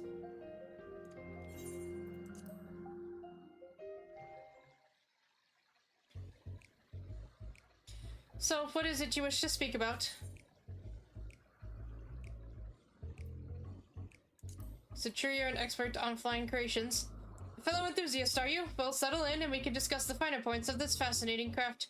My deep and abiding love of avian history or artistry can be traced back to when I was but a young boy, stricken by the transcendent beauty of a glorious golden-feathered creature my father had designed. It was then and there that I vowed to one day surpass that masterpiece. Timaeus launches into rambling and unstoppable discourse. And thus did I secure an observer's role here in Elpis, and at last realized my childhood ambition. Here the dreams I once dreamed are an everyday reality, in which I find fulfillment through the research and creation of new flying life forms. An abridged recounting of events, as was doubtless to your disappointment. Was there any specific part you would like me to expound upon? You were hoping for my opinion on Chief Hermes' creations, then why didn't you say so? Because I wanted to hear about your life story. The longer I'm here, the longer I can enjoy the past. Those beings which soar through the clouds, majestic and graceful, are ever a favorite of creators. Even now, with so many varieties in existence, the flood of newly imagined concepts continues unabated. What sets the Chief's creations apart, however, is how they benefit from his boundless knowledge of the celestial realm. Birds that climb so high that they disappear from view, others which traverse the boundless sky in moments, and all without riding the currents. I know of none save he who can conceive of such marvels. Even we who prize elegance of form above all else are dumbfounded by his genius. Meteion too is a marvel, then? My opinion on that matter would be superficial at best. Despite my admiration for Meteion as a concept, I have never delved too deeply into the inner workings of her nature. I know that she has a gift for communicating via emotions, but otherwise her abilities are a mystery to me. If Chief Hermes should choose to submit Meteion's concept to the Bureau of the Architect, then will the design be registered for public scrutiny? Analyzing a colleague's creation before that step is frowned upon, to say the least. Of course, if he came to me, a fellow artisan, looking for advice, that would be an entirely different story. Do you know Dynamis and the Entelechies? Dynamis and Entelechies. Those terms do sound vaguely familiar. Was there not a flower made here in Elpis which exhibited properties of one or the other? It must have been centuries since I last heard someone speak of such things. Has there been a resurgence in interest? Then why bring up the subject? I'm flattered that you sought my insight, but I cannot afford to neglect my duties for the sake of idle chatter. Now I really must return to my observations. Surely you have your own tasks to attend to. Okay. It was nice talking with you, sir.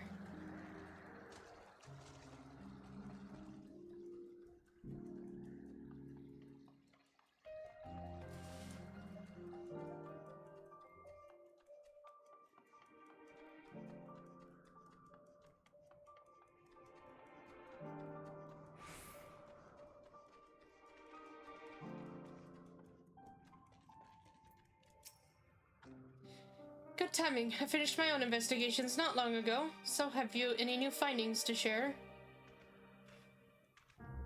I see. Even an expert in the field had little understanding of Meteion's capabilities, let alone an awareness of Dynamis. My questions resulted in much the same answers. Hermig's colleagues view Meteion as his personal project and could provide no details beyond those which you just told me. Which leads me to believe that the only person with any significant knowledge of Dynamis is Hermes himself. Yes, we've made some progress here, but more information is needed if we are to reach any definitive conclusions.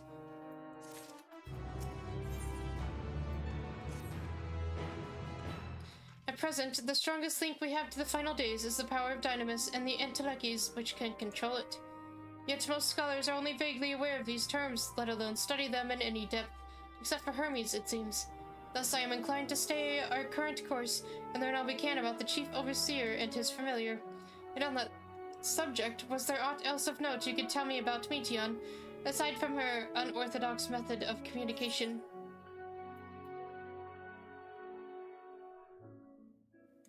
Her and her sisters were created to find intelligent life. I rather wish you had mentioned that earlier. In any event, would you care to elaborate? She's got sisters in the stars, searching for other intelligent life forms. So these siblings of hers now travel the great expanse in search of deeper meaning. Thank you. Though the mystery at hand remains unresolved, I feel you've touched upon a vital clue, one we should keep in mind as we continue. Next, I propose we take ourselves to Peripetia Crystalline, not far from here. Just follow the path to the west. Okay.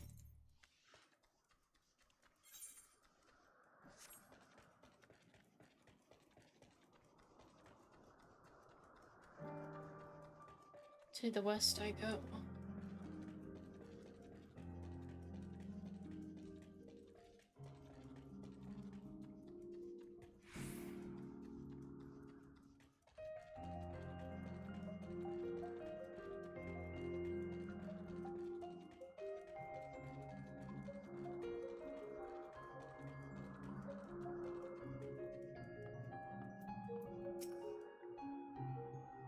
This tower and the one further along are both part of Peripetia Crystalline, the facility where they archive all of Elpis's observational and testing records. Despite how they appear from the outside, the interior is actually a vast area of magically interconnected spaces, which, while fascinating, is not the reason we are here, is it? I should cut my architectural lesson short and see what those two archivists have to share. If you can find someone to speak with over at the other tower, I shall join you there anon. Okay.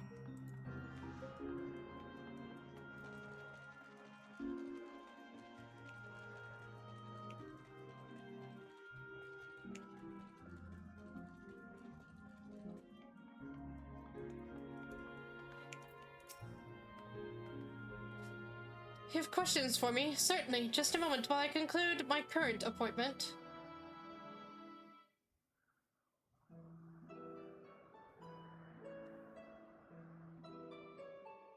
You have to make appointments to talk to each other? Indeed, so if you could provide a comprehensive log of those behaviors, we should then have sufficient data for our official records. Okay. Hello. Now, what was it you wished to speak with me about?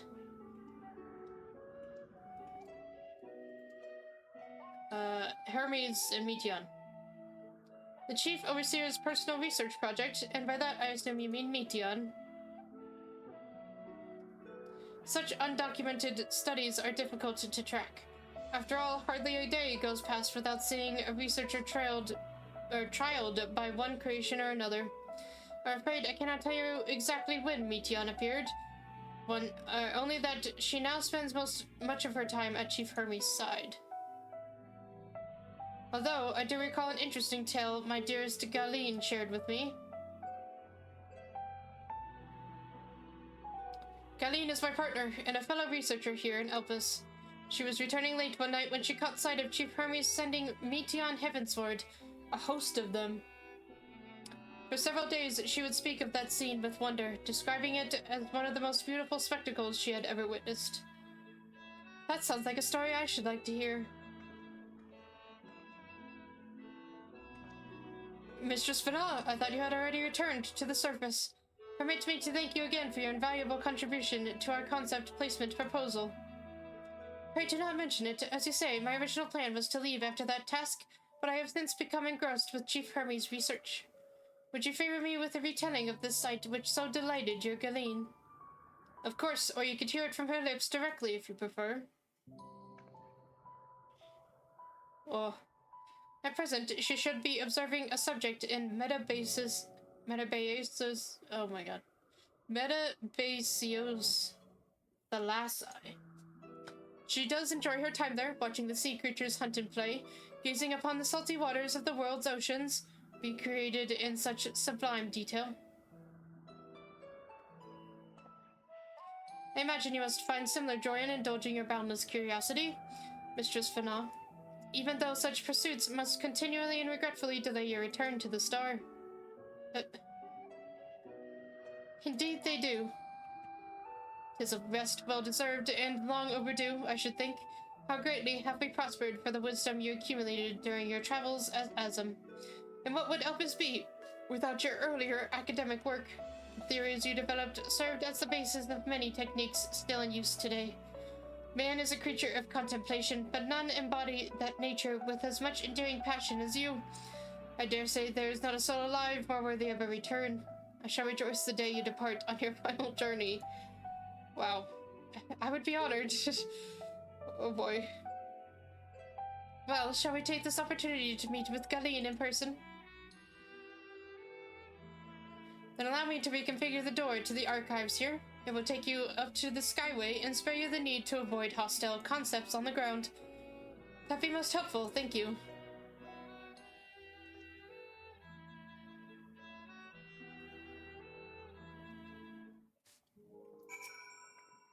The other archivist said not we hadn't already heard, but this story of Galeen's sounds promising. I've opened the path to the Skyway. Once you pass through the door, simply walk straight across to the next tower and ask for admittance to the upper tier. Upon arriving at the upper tier, walk straight across the Skyway and you will find yourself at the entrance to Metabasios Thalassae. Galeen will be eager to share her tale with you, I am sure. Whatever you say, buddy. Okay. This is interesting. Is there an ether current up here? No.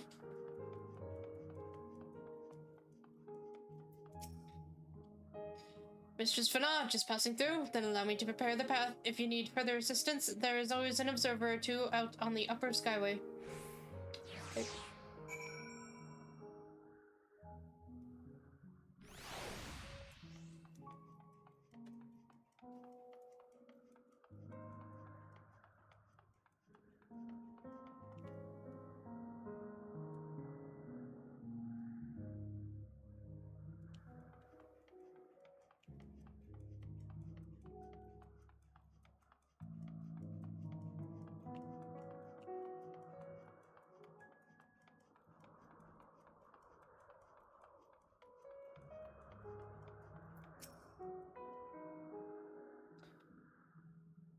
Is this a woman or a man? It's a woman. Okay.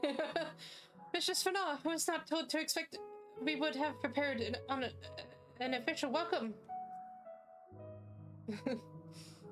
Please, there's no need for fanfare. I only wish to speak with Galeen, if that might be arranged. Yes, Galeen, of course, I will inform her immediately. But she may be engaged in a testing phase. You could be in for something of a wait. Should I let her know your business is urgent? That won't be necessary. This lovely view will keep us occupied until she is ready to receive us. Oh.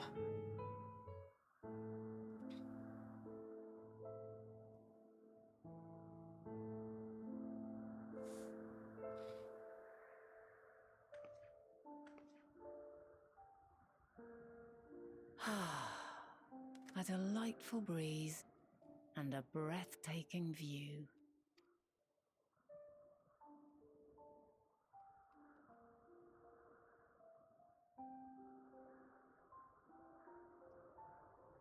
What is it like in the future? Is the world still a beautiful place?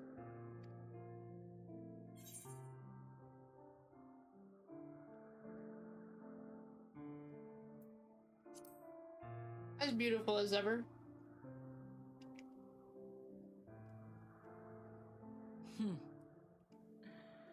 I swear I could hear the glimmer in your eyes and the adoration in your voice. My fiance's there. Still, this place has beauties of its own. While we wait, will you not tell me about your adventures? Well, not the portentous events which led you here, but the simple delights all your own. By learning about the future world, I may gain insight into future me's plans. But more than that, I have an interest simply as a fellow traveler. Short of going somewhere oneself, there's naught more stirring than hearing another's account.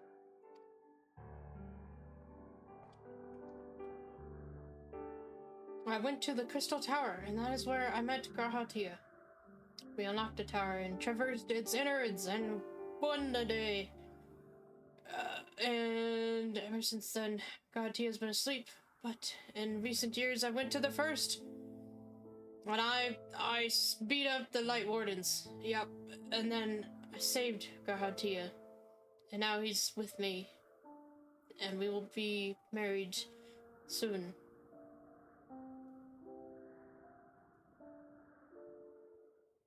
Incredible. Would that I could have been there to see it.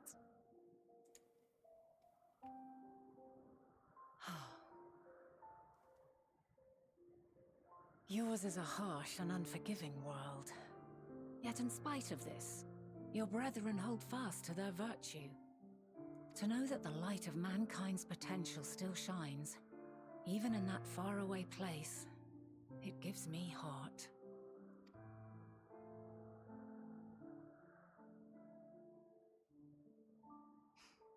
Thank you for regaling me with your tales. I will treasure every word. As you know, I was once a scholar. And among other things, I sought to understand the workings of the world. What exactly is ether? How formed the laws of nature? Whence sprung mankind? Riddles and mysteries beyond counting. Over the years, I have managed to find answers to some few of them. Yet rather than attain a sense of mastery, the more I understood, the more I came to hold the world and its miracles in awe. We too are miracles, each and every one of us, born of the warm breath of life that traverses the heavens, swirling through eternity. When I fully grasped the improbability of our existence, nothing felt impossible anymore. If it could be imagined, it could be done.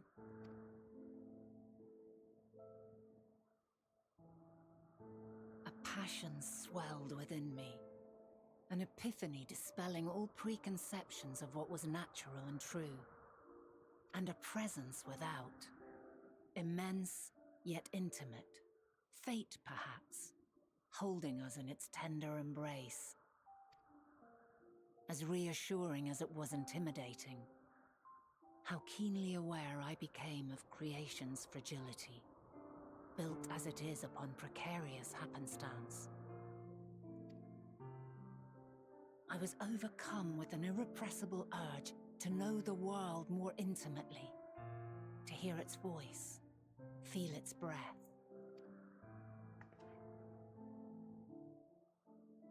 I ventured forth on a journey that very day, so very long ago now.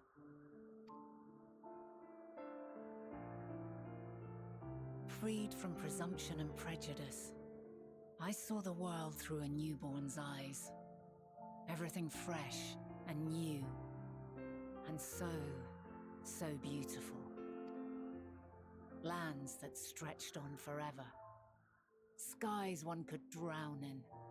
The heartbeat of nature, silent yet strong. And amidst it all a people, beacons of light and life. Laughter that warmed my heart like naught else before. They are my meaning, and my purpose, my love. And And so long as they need help, I cannot return to the star. Perhaps my future self is still waiting for it. A moment she can let go and walk unto the end. Yeah. Headwalker. Walk unto the end. Safe in the knowledge that man will find his own way.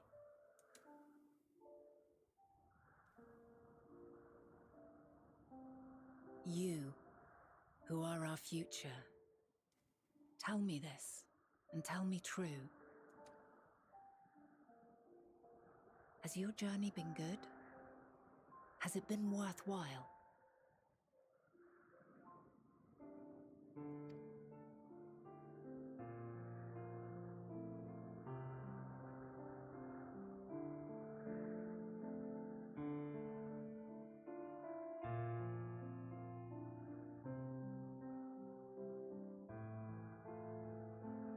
Pray forgive my lateness. My observation subject was rather irritable, and it took a while to settle it down. No need to apologize. Your work takes precedence. Besides, we had a pleasant conversation in the meantime. Oh my. You're too kind. Now then, I'm told you wished to ask me some questions. Indeed. I've an interest in one of Hermes' creations. Meteion. You witnessed a host of them take flight, yes? Oh, that! Yes, I did. 'Twas in the dark of the morn. I'd left the Thalassai after nocturnal observation. As I walked along, I spied a bright light climbing high into the southeastern skies. Then, in an instant, it was gone, like a shooting star, only rising rather than falling. But then another shot up, then another, and another. Intrigued, I made my way to the edge to investigate. And who should I spy on an isle to the south but Hermes and Meteion, the Meteion, rather. There were lots of them, and I realized they must be the shooting stars that I'd seen. A dazzling spectacle indeed. Have you spoken with Hermes about this? Oh, yes. The sight left such an impression on me that I approached him about his mystery project the very next day. Alas, he said that he couldn't reveal anything just yet, that he needed to conduct further tests. It shouldn't be long now, though. He often returns to that isle, and I have a feeling he's nearing a breakthrough.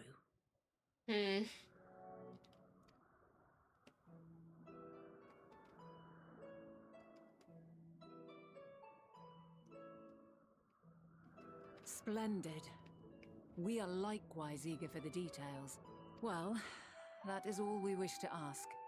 Thank you for taking the time to indulge our curiosity.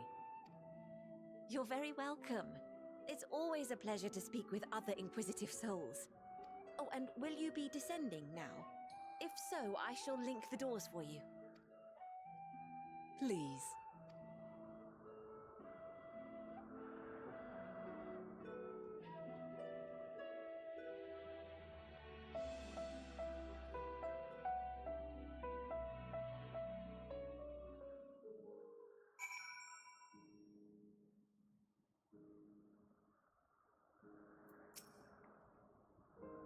So, another piece of the puzzle falls into place. From what we've learned thus far, I think we can safely conclude that Hermes hasn't been revealing the details of his research to others, which suggests that either someone will appropriate his discoveries and make use of them, or that Hermes himself will have a hand in causing the final days.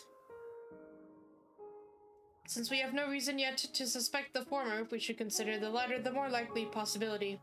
Proceeding under that assumption, our next steps should be to divine why, or even if, he might desire such a terrible fate for our star.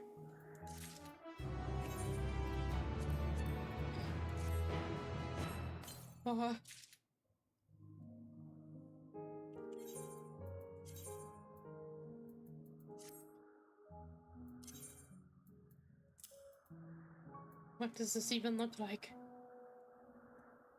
It's a lion with the horns. Wow. That's very interesting. That is a very unique helmet. I should like to visit the site from which Hermes sent forth the Meteor. If we are fortunate, we might find some hint of what drives this research of his. Galeen said she spotted them in the southeast, rising from an isle she could see from the edge. If we stand at that same vantage point, it should not prove too difficult to locate the isle in question. Let's take a look, shall we?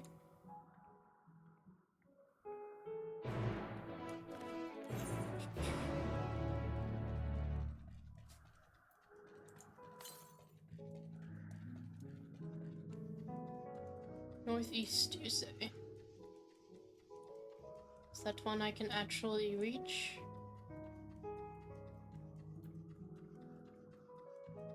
I think so. Oh, no, it's north.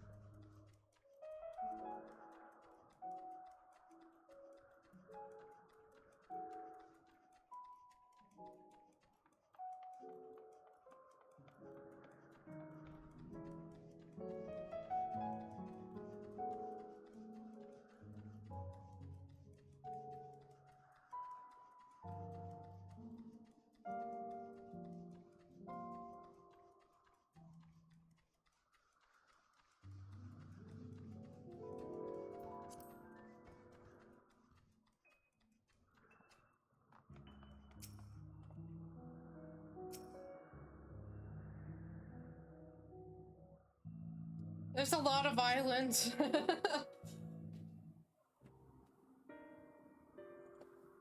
Oh, but that one right there looks like it. Now, if I were conducting some mystery research, where would I go? What about that one? Have you the means to fly? 'Tis quite a distance away. No. Inconvenient, but hardly an insurmountable problem. Argos?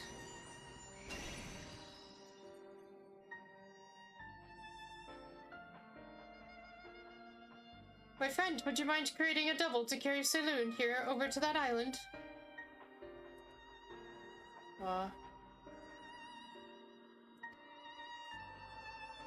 Stubborn creature, there is no place on this great star we have not together traveled, and still he remains obstinate in the presence of strangers. Argos has rather exacting standards, I'm afraid. I've rode him before. What? You've ridden him before? Your before meaning my after. Not all confusing, that. Interesting. 'Tis certainly not unthinkable. But speaking of the here and now, the quick solution is for us to face off in a sparring match. Oh no. What? Demonstrate to him that you are capable of holding your own against me in battle, and you should convince Argos that you are worthy of his back. And besides, I might even teach you a thing or two in the bargain.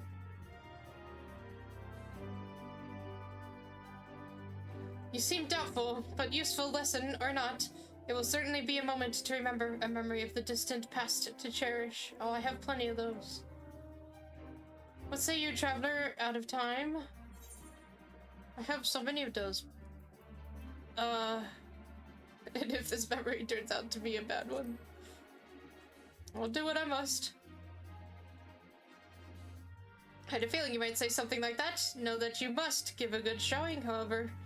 Clear your mind to prepare your weapons. I will await you at the clearing over yonder.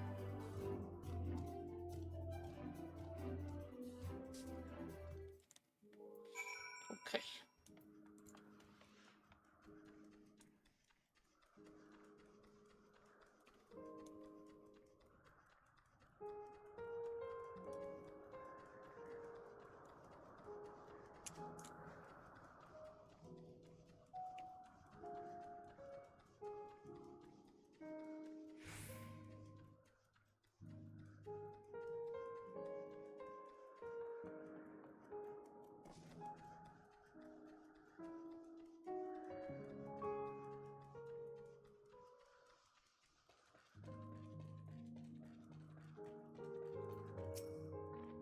Shall we begin? Be warned, I'll have to go easy on you. Oh, good. Oh boy. Okay.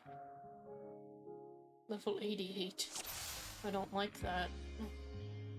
Oh. This music is nice. Let Alright. neither side hold back.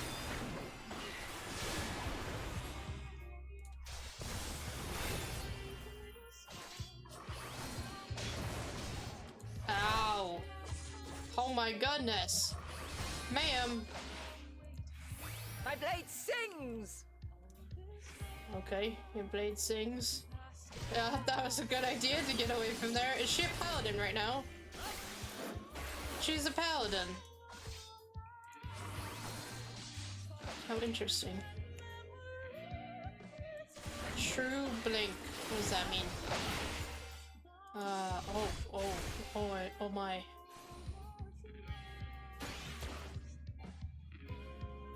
Oh!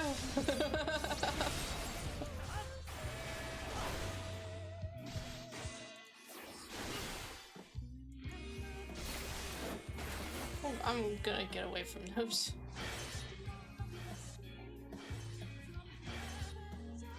Can I do that? Can you teach me to do that? My blade sings!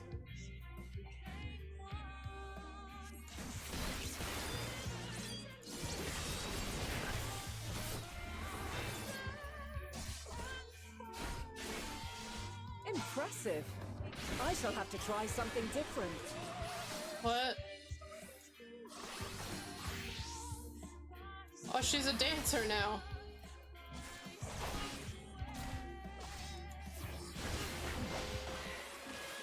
No quarter.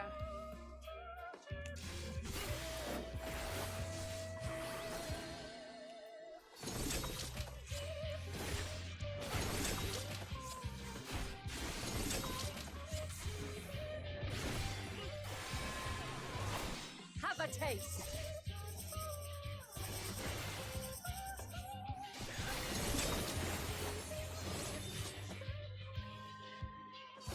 I moved too fast.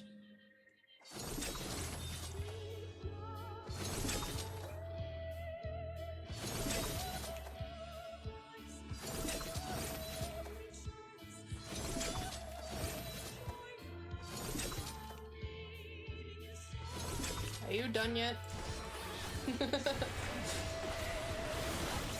I see you won't be easily overcome, but neither will I.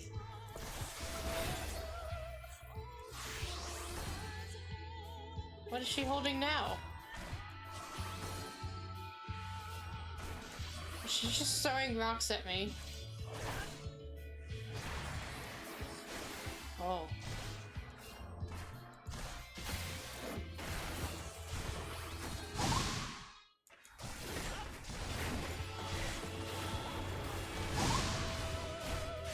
Prepare yourself.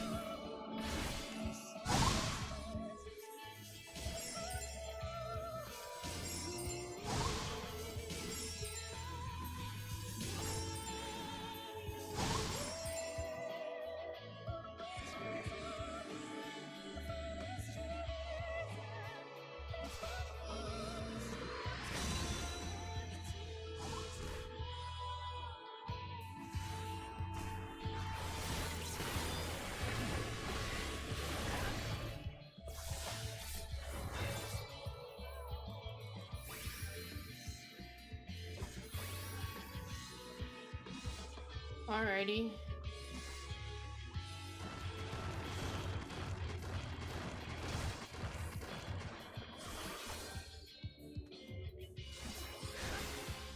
We've only just begun. Strike me with your all.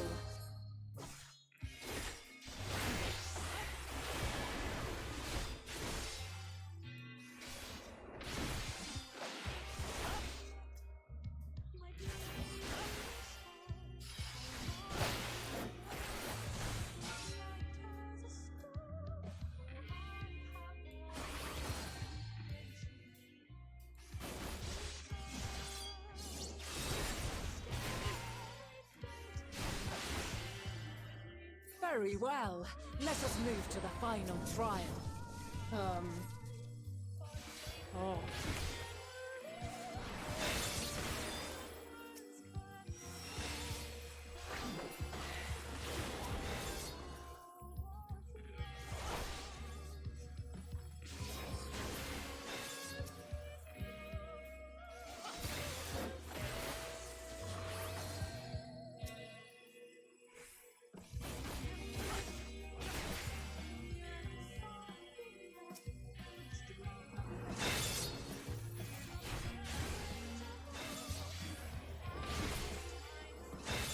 Oh dear Lord.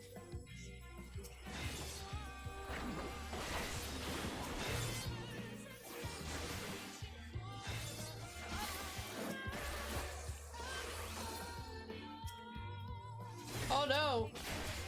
That's not good. I didn't realize there were red ones.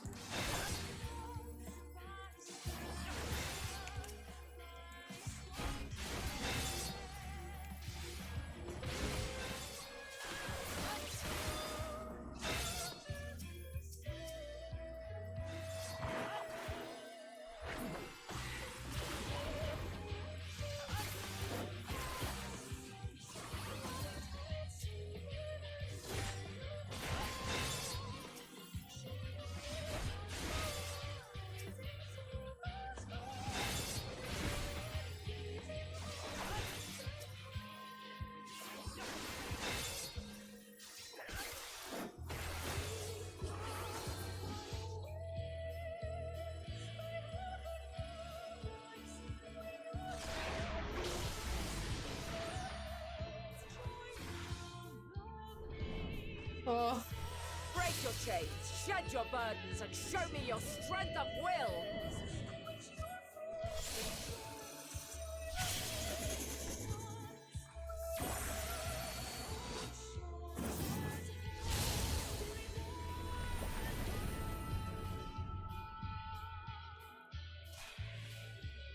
Ooh. You still stand. The people of your time are more resilient than I had dared hope. I have seen enough.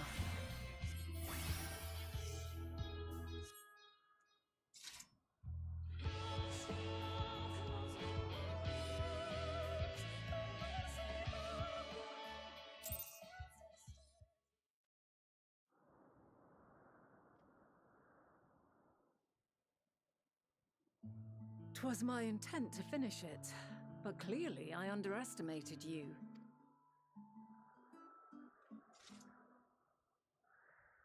One would think I never learn. I made the same mistake with Azam when we first sparred. Despite being less than half my age, his strength was astounding. As is yours. 'Tis plain you have weathered considerable hardship. Far more even than your tales would suggest. It seems we have both learned much on our journeys.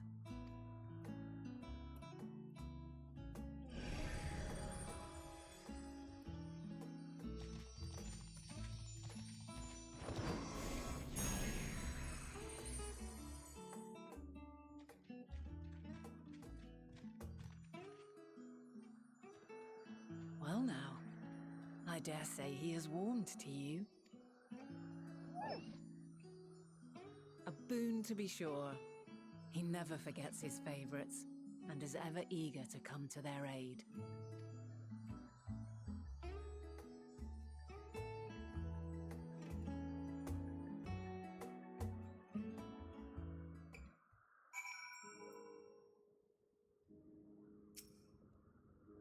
Argos will soon have us standing on the very spot where the Meteion made their departure into the night sky. With luck, we will learn something of Hermes' intentions My hope is that we find no connection, no festering wish for oblivion.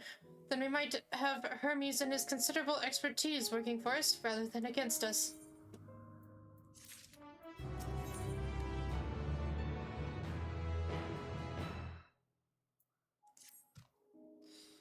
Let us move over to that edge before mounting, shall we? That will allow Argus to catch the currents rising up from below and give us a smooth ride over to the Isle. Oh, he wiggles! You see that little wiggle he did?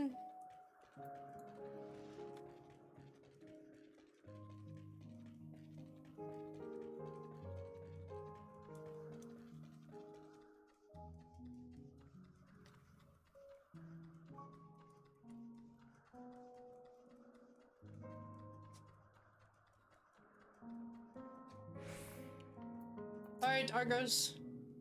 Argos motions to his back with his muzzle. You've been given the go-ahead to hop on. Let's go. Nice. Isn't this pleasant? Argos certainly seems to think so.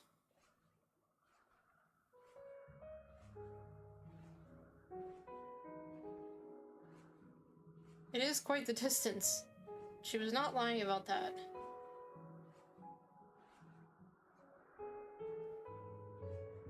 Now, what was the name of that tree? Noe Tophorion. Quite a striking specimen, is it not?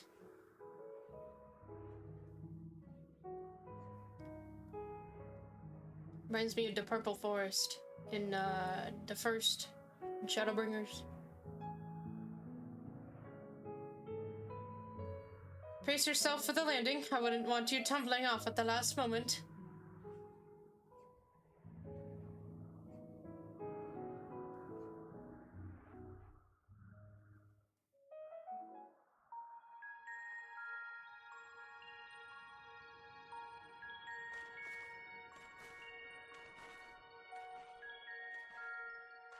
Quite a small place, lacking even the most basic equipment.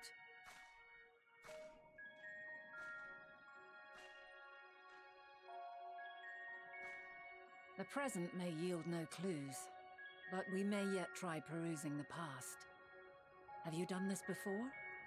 I'm in the past. So you cannot control the power freely. Worry not, I shall assist you. Come and stand before me.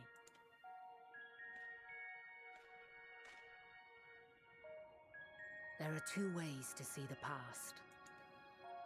The first entails peering through the walls of the soul in the moment a subject is recalling a memory. I've done that. The second requires no subject, and is instead a process of piecing together an event from ripples left in the ambient ether. I don't really know As memories are etched upon the ether of the soul, so too are they etched upon the ether of the world.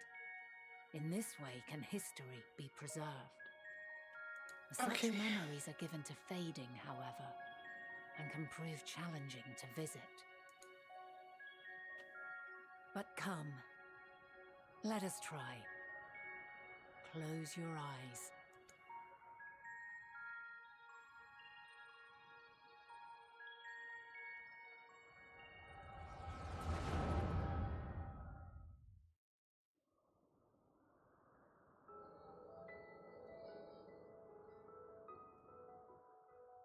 All units fully functional and proceeding on course towards their respective stars.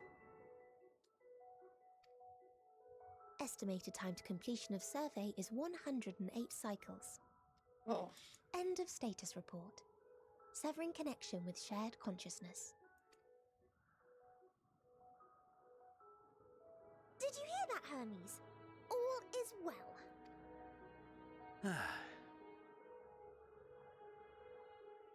Yes, good tidings at long last. Every step of the way, I've been reminded how little we understand creation. How the universe defies imagination. But soon we won't need to speculate. We'll know the answers. What others live for. Indeed. And we'll owe it all to you and your sisters. She got a head pat. Holy shit. From Hermes of all people. I wonder what answers we will get. Whatever intelligent beings that exist out there are bound to be vastly different from us. Diverse in form and culture. Possessed of unique ways of thinking.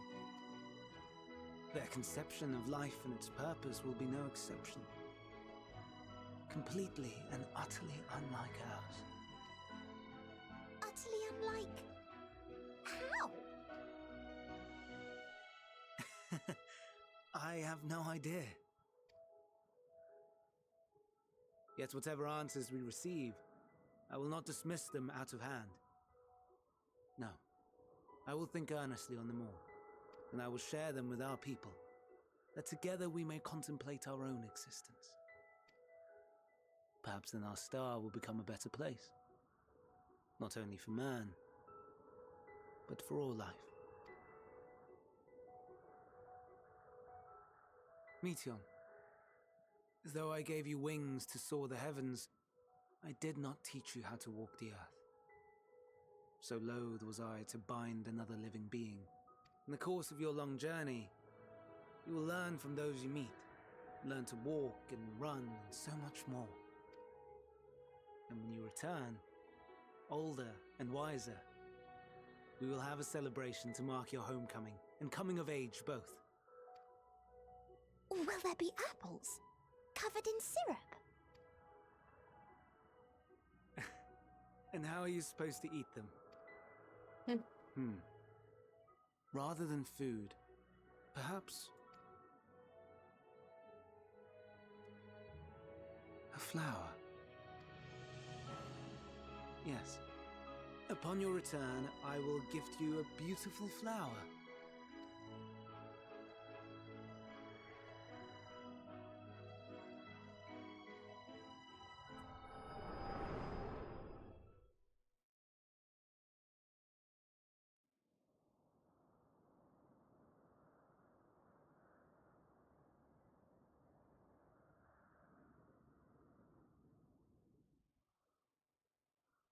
So, what is your opinion?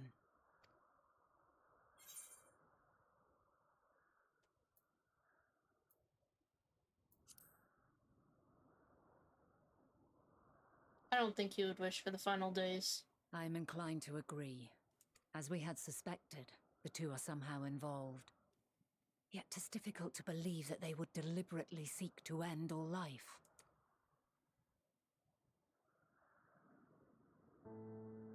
In light of this, I propose that we reveal your tale to Hermes himself.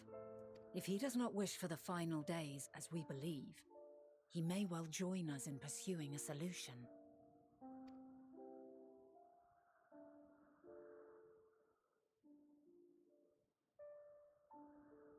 Then it is settled.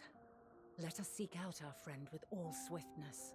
'Twould not do to let such a pure soul be blackened by tragedy.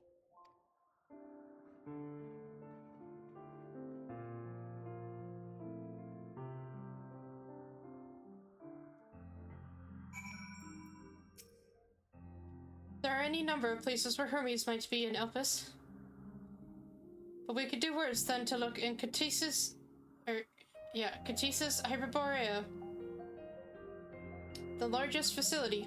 It stands in Hythlodaeus Boreas, the Northern Isle. I wonder, Saloon, for an institution which claims to studiously research every species destined for release into the world, did you not question how they find room for them all on so few islands? The answer lies within Catesis itself. I touched upon the practice before back at the archives, where a vast area is stitched together out of multiple conceptual spaces. The same holds true for the interior of this facility in its magically constructed environs. 'Tis there, with those sprawling habitats, that the chief overseer and most of Elpis's observers conduct the bulk of their work. Come, the simplest route via the Neos north of Poichin Oikos. So, what you're telling me is you guys have a TARDIS? They have TARDIS buildings. It's bigger on the inside. Yes.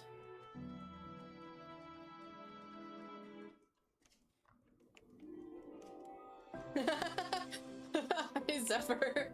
We were right near you for the hunt trade. Yes, you were. I can see you yelling at me. That's awesome. Oh, there's... Oh.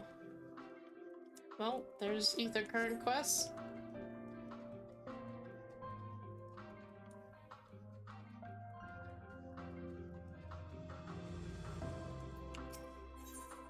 Hello. You're a visitor too, aren't you? Perhaps you might be willing to help me then. Did you happen to see a blue-haired woman in the area? She wouldn't have been wearing a mask. I see. She and I are students of Academia and Eider, and we had intended to spend our downtime visiting Elpis together. We were just on our way when she realized she forgot something back in Anagnorisis, so she ran back, and that was the last I saw of her. She could be a bit, how shall I put it, scatterbrained, so she may well have simply got lost on her way back. I'd rather not search for her myself, but if she comes back while I'm away. So, if it isn't too much trouble, perhaps you could be so kind as to look for her. Like us, she won't be wearing a mask, and so should stand out a touch. You'll find her in the area of Philomethes Notos in all likelihood. If you do come across her, could you help her out a bit? See, she makes it back.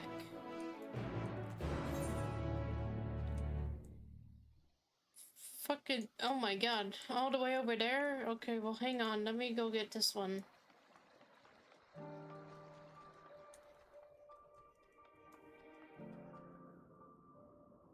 Is he making a sabo tender?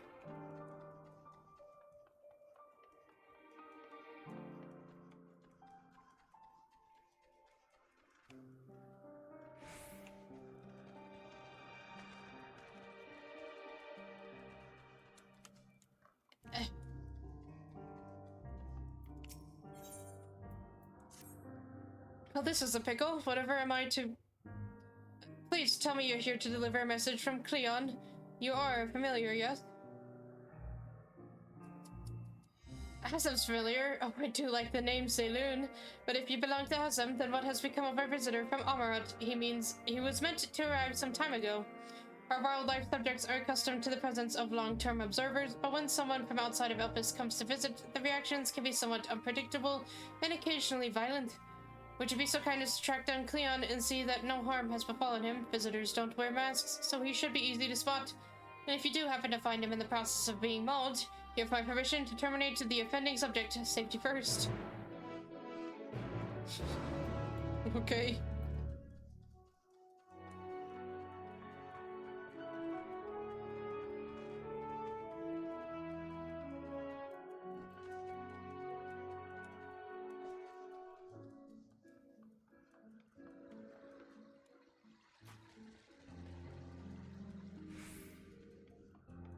Is there even an ether current? Okay, there is an ether. I was gonna say, if they're making me go all this way, it better be an ether current. That's a funny tree. Bamboo? Oh my god, it's a... Whoa. It's like a massive bamboo stalk with a big flower on it. Cleon! You have a name from a TV show called Foundation. Did you know that, sir?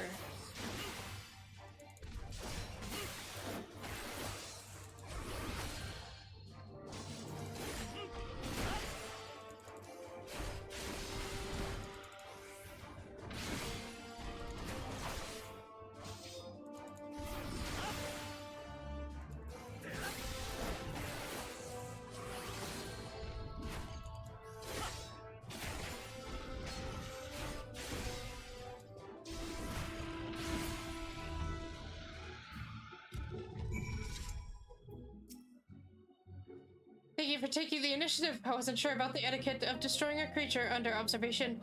I'm Cleon, recently arrived from Amarat. I assume Mariah sent you to fetch me. I see. Well, we had best not keep her waiting any longer. Fear not, I will avoid upsetting any more of the local inhabitants. Okay, I have to keep going back down to this area.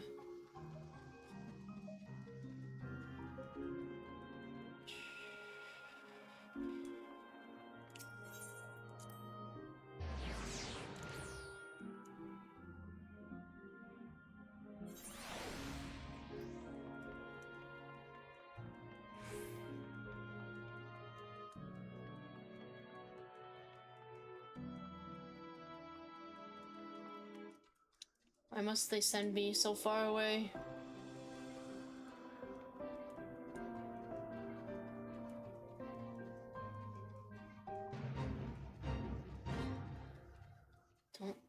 Don't get the attention of the Ixios.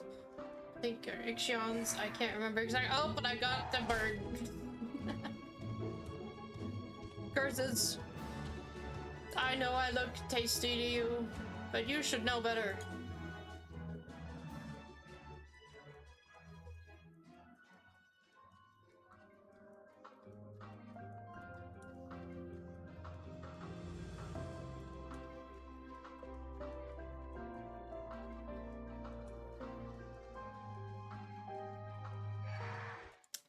Damn it. Hey, Hermes, can you make creatures that are blind or something? They have less eyesight because, dear lord, I try and stay away from them. They still want to eat my ass. Yes, can I help you? Oh wait, do you need directions somewhere? Not to be rude, but I beg of you, ask someone else. I happen to be lost myself. What was that? A woman asked you to come and find me. That would be my friend, no doubt. How embarrassing. I had hoped to keep this hopelessly directionless side of myself under wraps. I feel terrible for leaving her like that, but I cannot... but I'd clean forgotten a task from one of my professors. Rest back to collect the item I was asked for, which I found, thankfully, but got rather turned around when attempting to return. But don't you worry about me. I'll be just fine on my own. Now, if I'm right, then following this road east will lead me to a teleporter. I know.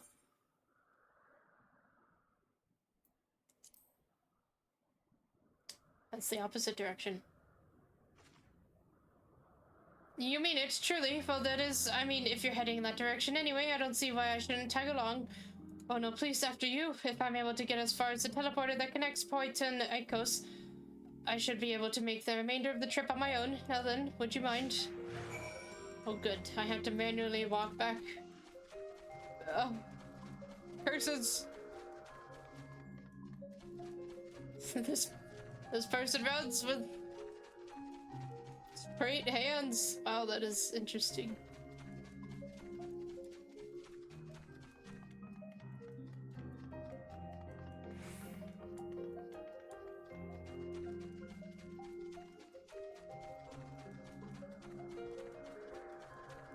No bird.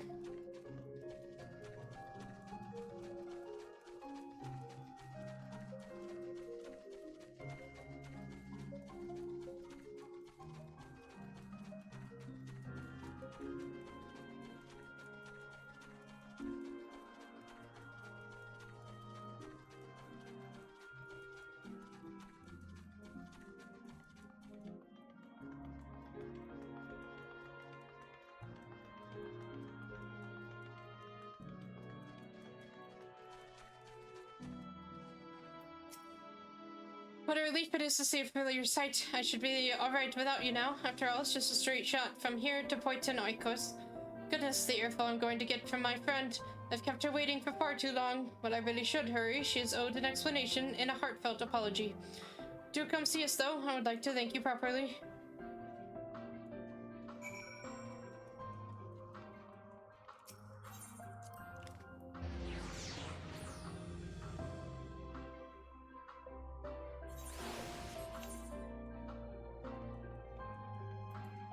More running.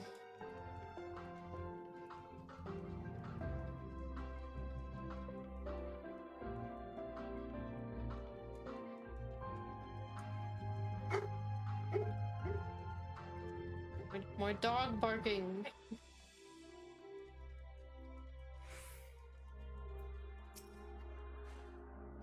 thank you for your help. Truth be told, when my friends first dashed off, I had assumed it was because she forgot an assignment from Metron. Lo and behold, I was right. We are studying at the words of Metron in Academia Nider, learning all we can about the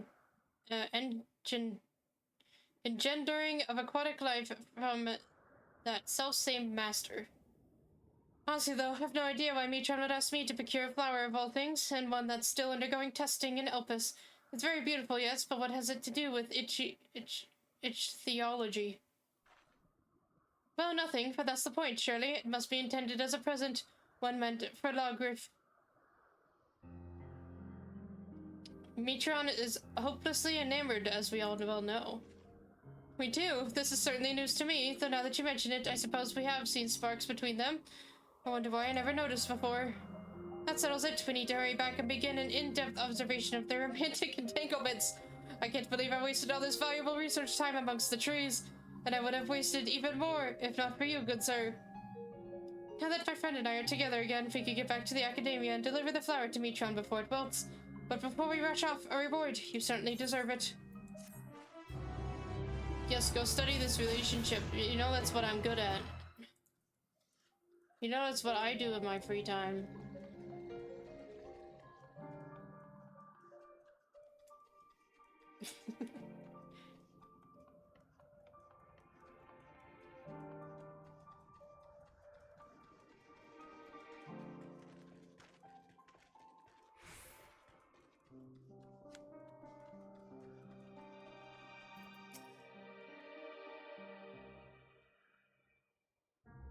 So then, thank you for seeing to the safety of our guest. Indeed, my hesitancy to act would have ended poorly had your messenger not been there to shield me. I'm certainly glad that he was. Now, shall we proceed to the business of the day? I believe you had some concerns regarding your personal creations. Yes, as embarrassing as it is to admit, I was worried that the concepts I registered with the Bureau of the Architect may not be fit for release into the wild. Oh, you didn't feel embarrassed. You wouldn't be the first visitor we've had who's expressed difficulty in helping their children leave the nest. We can look in on them right now, if you like. Okay, fine. I should like that very much, but I do have one request. When you swooped in to rescue me from that beast, I was treated to an impressive display of battle prowess. An entity with your strength and instinct would be the perfect candidate for evaluating the worth of my modest creations. I must insist that you join us. What a fascinating notion. Yes, I quite agree with your assessment. Then we all go together whenever you're ready, Saloon. Okay, but it won't be for a very long time. I have people waiting for me. Have a good one, you too.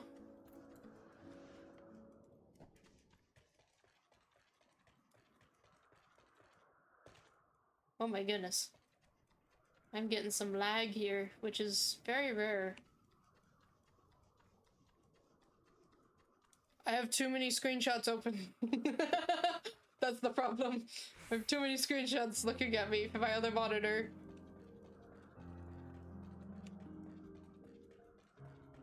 I cannot part with them.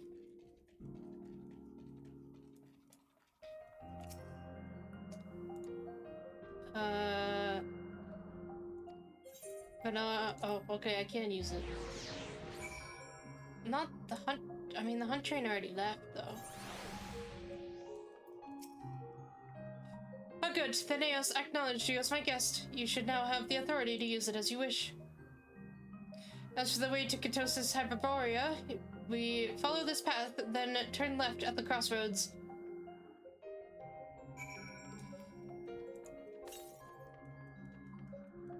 Northwest.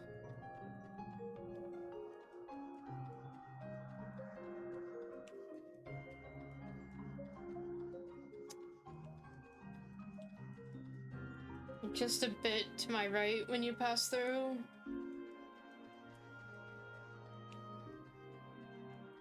Don't. Damn it, Hermes! Make them more blind!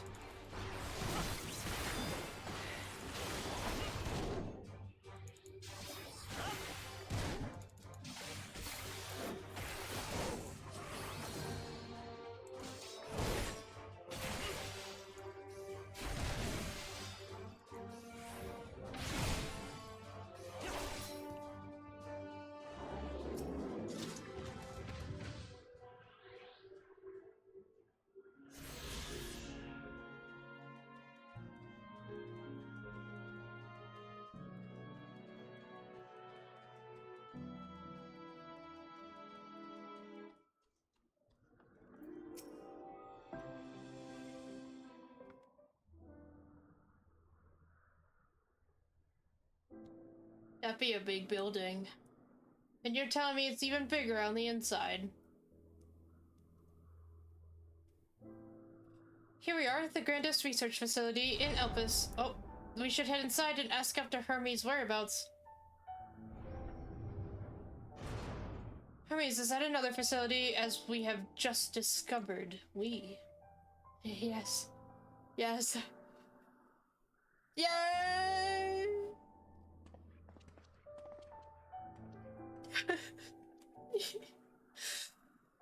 Furthermore, we've confirmed that his studies into Dynamis, as well as his creation of Meteion, were entirely private pursuits. No one else we spoke with appeared to possess the chief's depth of knowledge on the subject, and neither did we hear any tales of stolen research. Which means that if Hermes himself harbors no desire to bring down an apocalypse, then he might be recruited to help prevent one. Or so saith the illustrious Emet-Selch. You believe me now, do you?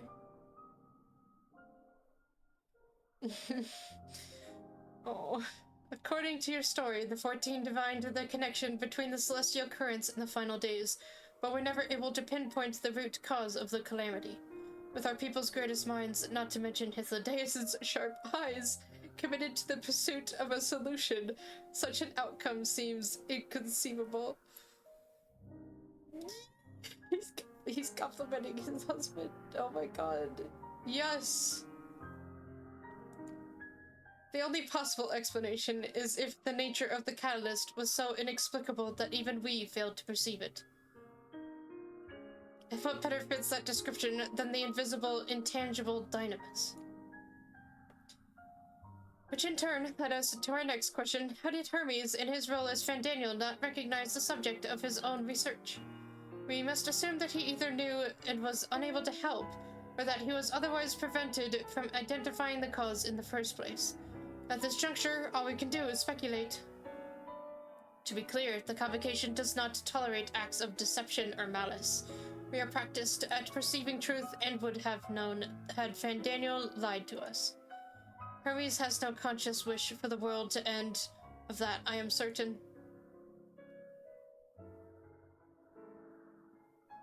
It seems there is more to the tale after all.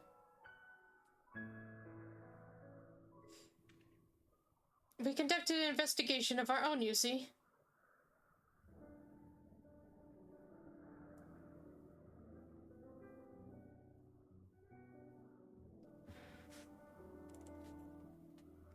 How comforting. We seem to have reached the exact same conclusion.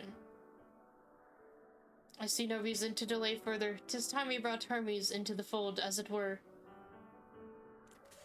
Pardon me. This lighting is too good to pass up. Plus, his husband's in there, too.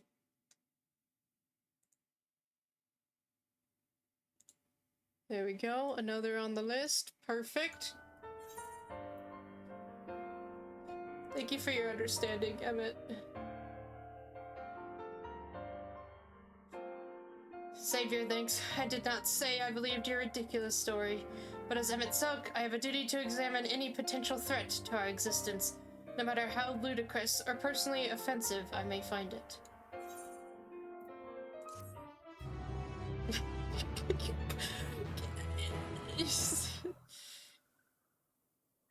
Hythlodaeus really loves him. Do not approach me, do not speak to me, and do not dare presume to treat me as a friend. I am merely carrying out my duty. How lovely, our merry duo has become a quartet. Past disagreements are no reason to reject collaboration in the here and now. I commend Emet-Selch for his practicality.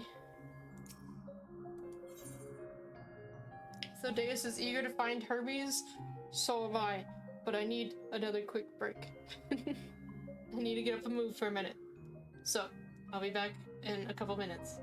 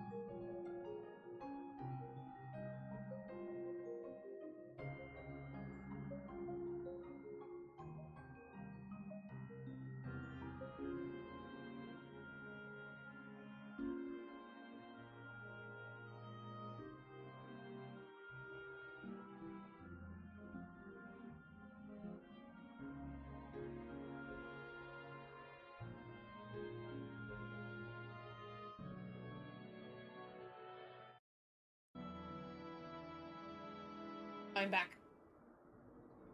Just admiring my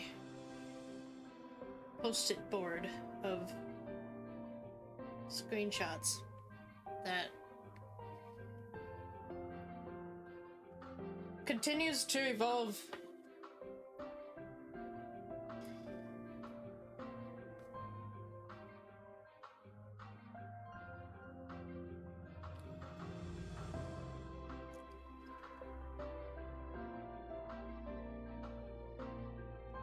Okay, I think I'm ready.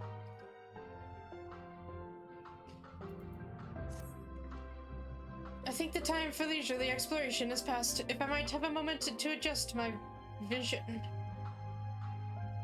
Oh, he's looking for Hermes. There he is, on the next aisle over. Meteion is with him. Hermes appears to be in the midst of an observational study, but I suggest we hurry over before they venture elsewhere. Head straight down the path. We can teleport to Mesopsis Euros from the device at the bottom of the slope.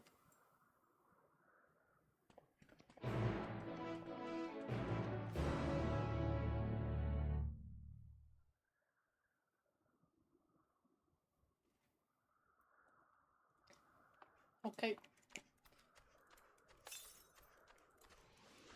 I always like it when that message pops up, but right now I don't like that. That means I'm almost done with this area.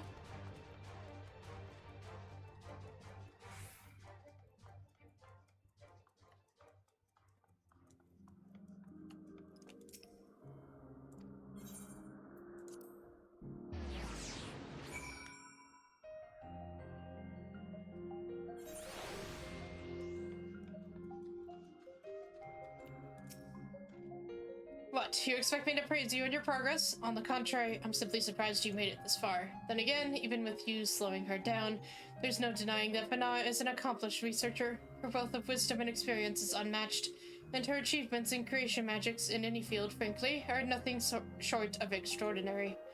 Though the singular brilliance which sets her apart can make her motives somewhat impenetrable at times, as her student and successor puts it, she is a force of nature, at once so close, and at the same time so very distant. Mesopsis Euros is interesting in that it is the only region in Elpis which lacks a researcher hub. This is largely due to the nature of its observation sites, within which they let loose creatures anticipated to be unruly and dangerous. I've also heard tale that the area is kept deliberately sparse in the event that, well, let's just say that no one should live near the Neos, which provides access to a certain facility. Oh. Okay.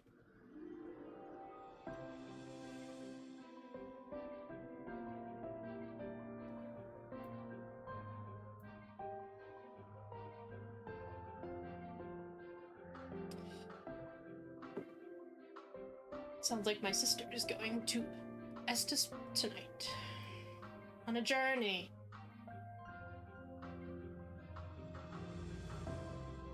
Don't I go getting to a dungeon while you're out of the house? There's a dungeon? Wait, Rouge, are you out of the house right now? When are you gonna be back? I won't do it without you, but when are you gonna be back?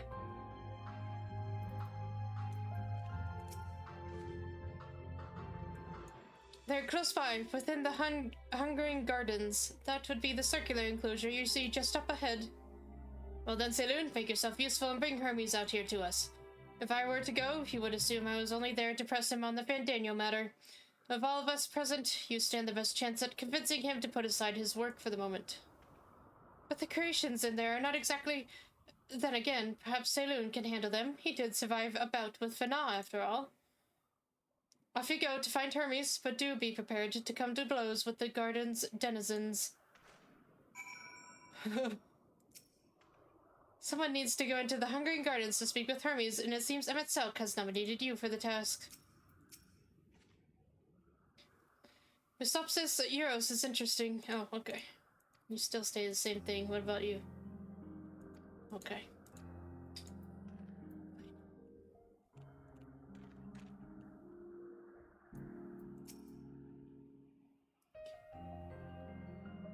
You'll be back shortly, just picking up pizza from Costco. Nice. Okay. I could do like the Halloween event or something if I have to wait before you get back. I don't know how much longer. We'll see. We'll see how this goes. I might have to stop before the dungeon. I really don't want to, though.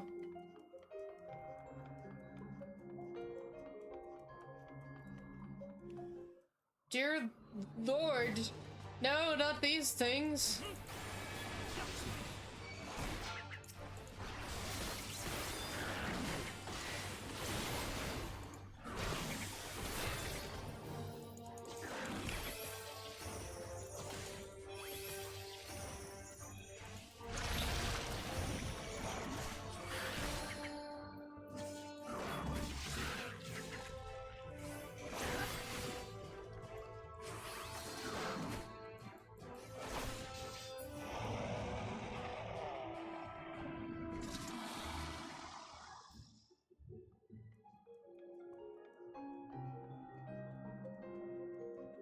Hermes!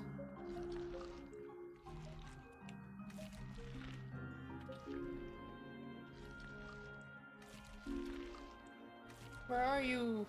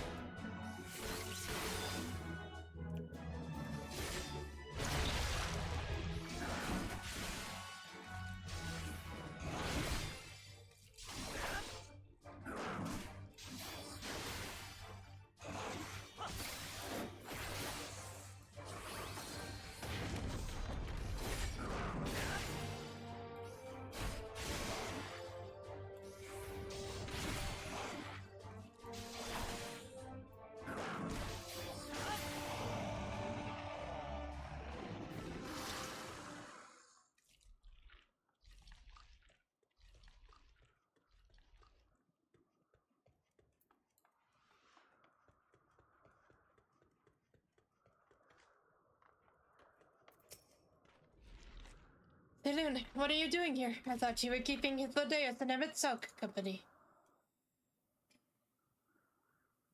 An important matter, and unrelated to my decision on Fandaniel, you say?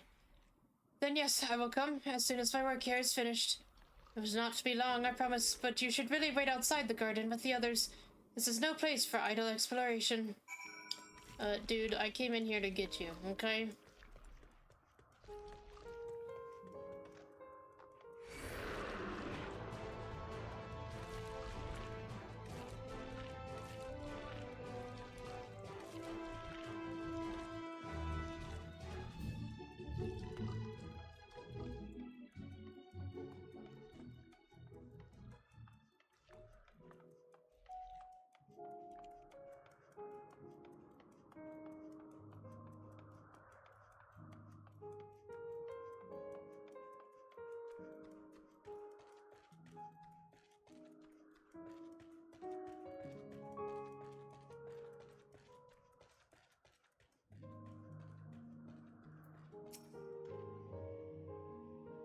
What? Is that ghastly odor? Well, I was prepared to swoop in if need be, but 'tis clear you have faced your fair share of monstrous opponents. You spoke with Hermes, then, and were briefly entangled with the denizens of the Hungering Gardens as well, I see. Or should I say, smell. I cannot speak for certain convocation members, but I, for one, am impressed with your fortitude. Well done indeed. Now that you've convinced Hermes to confer with us, let us pray that things will soon take a turn for the better. For as fascinating as it would be to meet the Emet-Selch who would recreate Omrat in the depths of the ocean, I think it best for all concerned if such tragic events never came to pass.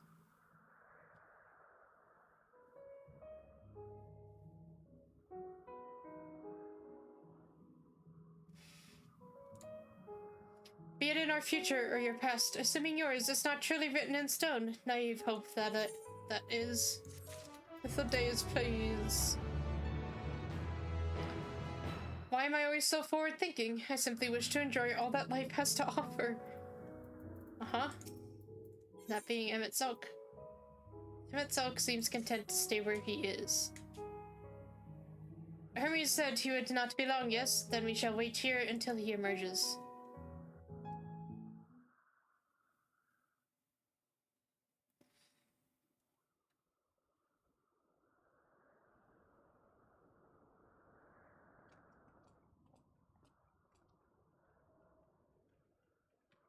My apologies for keeping you waiting.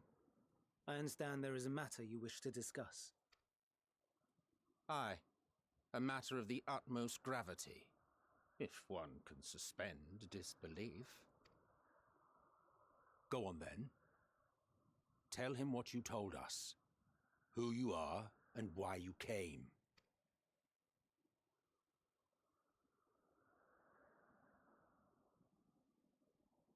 There's a thing called the Final Days, and I think the core of it... Final Days?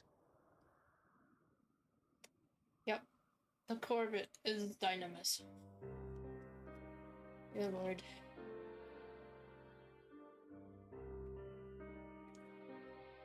The phenomena observed during these star-encompassing calamities is likely the product of a dynamis reaction, and none is more versed in the applications of this energy than you, Hermes. I must stress that we do not believe you would desire such destruction. We come not to lodge accusations, but to beg your wisdom. And so, distressing though the exercise may be, I ask that you share with us your opinion on the matter, on the assumption that our visitor's tale is true. Even you, Vana.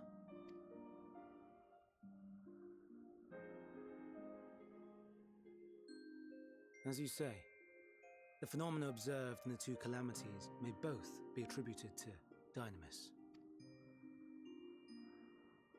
Of note is the difference in its effect. In the first final days, it warped creation magics. In the second, it warped the people themselves. The key variable, I suspect, is the etheric density of the men of each age. As you know, ether, in essence, negates Dynamis.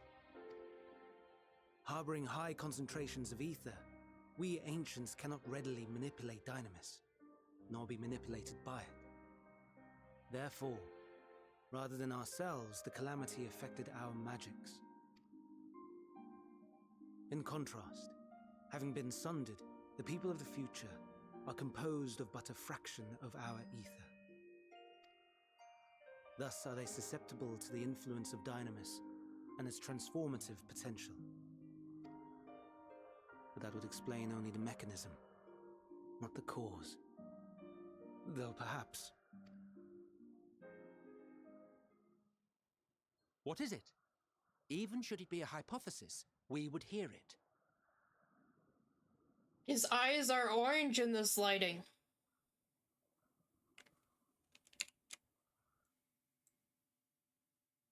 Oh, Hythlodaeus, you blinked. There we go.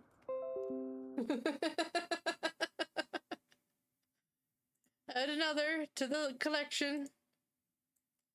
There we go. Dynamis is an energy put in motion by feelings. Feelings for which there must first exist a source. A source to which the victims must be attuned. One that harbors the self-same negative emotions. Elsewise, it could not be the agent of such extreme change. So it wasn't the stagnation of the celestial currents. Someone, or something, is instigating the star's demise. What? What? So, we've a villain on our hands after all. Any idea who or what it could be? Emmet with orange eyes is something else. This is... The celestial currents comprise the outermost layer of the star's ether, encasing it like a protective sphere. According to your tale, it was where the currents were weakest that the phenomena first manifested. If the inciting factor came from without Aetheris, then its effects would first be seen in those locations.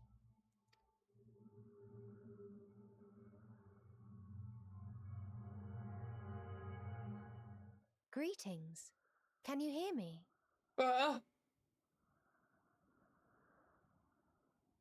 Do not be alarmed. I mean you no harm. I wish only to hear your words, share your feelings, know your thoughts. No, you can't hear, fear, think me, Meteion. You're really good at that. May we please be friends? Meteion. What is it?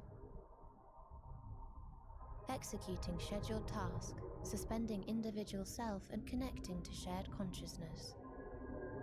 Connection established. Commencing status report.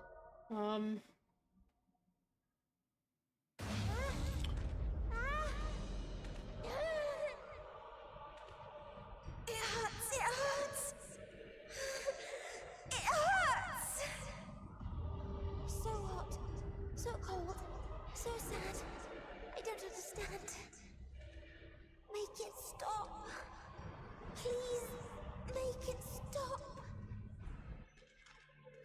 Steady, Meteion. Steady. So scared. So lonely. The pain. It's too much. Why? Why do we...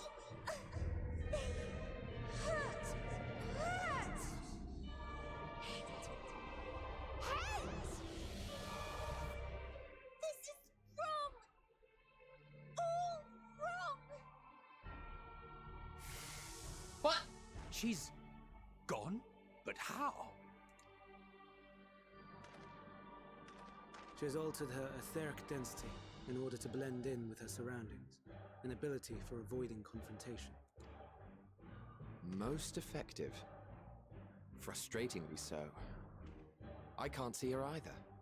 Not even a trace. Stay away. Please. This is wrong. My mistake. So please. Are you all right?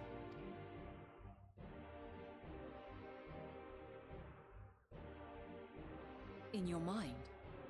No. We only heard her speak the instant before she vanished. Of course. When communicating without words, Meteion also employs dynamis. That would explain why you were able to hear her when we could not. Then you are our best chance of finding her. Follow her voice and try to track her down.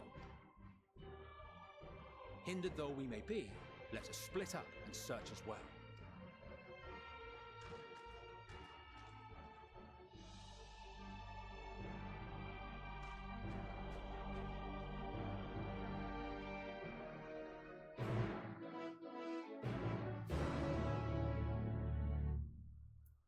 Oh goodness.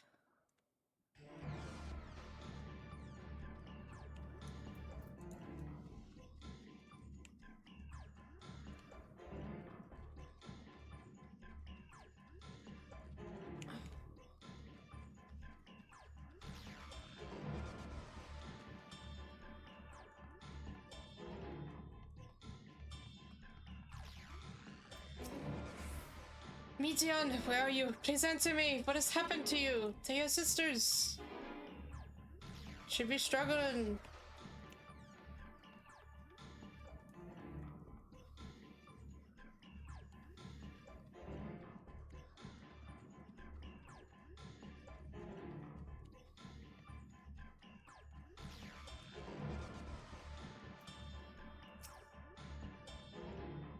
If I cannot perceive her ether, what else have I to offer but my rousing support? Hermes truly is a master of his craft. Where's your husband? I don't really see him anywhere. I saw Banan in the other direction. You calm your mind, your senses questing for any hint of Meteion's presence.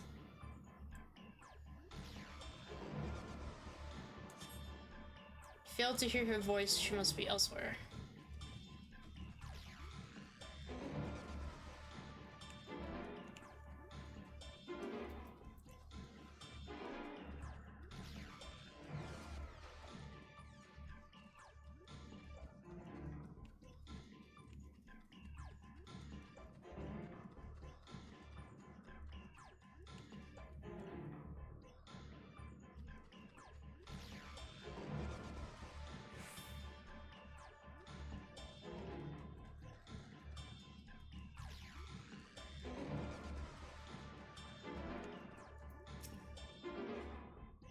I strained my senses to their limits, but found nothing. You must calm your mind that you might hear it, that you might feel her silent voice.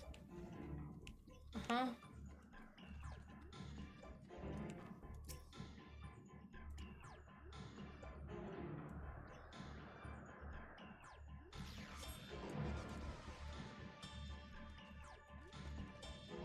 Stuck in line behind someone who ordered 20 pizzas. Dear Lord.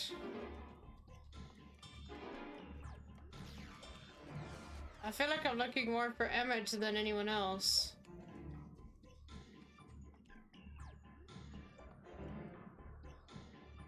Where the fuck is he? Emmet! Emmet!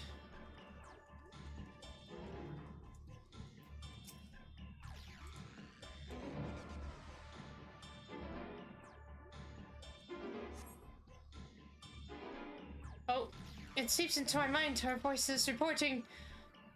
Hermes mustn't hear them. I have to run to hide. Person scared the crap out of me.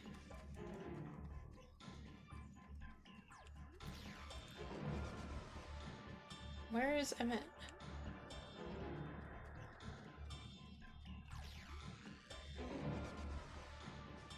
Are you down here, Emmet?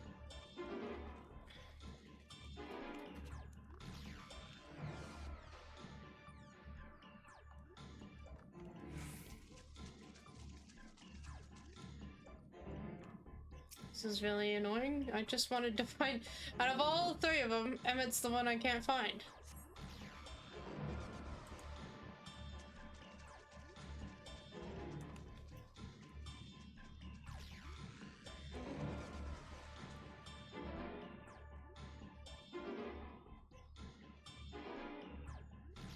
Where is he?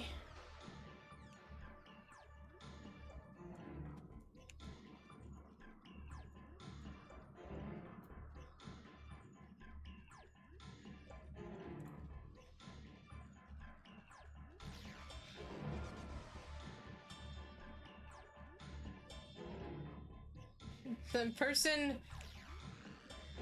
wiped out their stock of pizza, which does mean yours will be fresh, but also means you may end up waiting. Interesting. An interesting predicament you've found yourself in. You have time, because I can't find Emmet.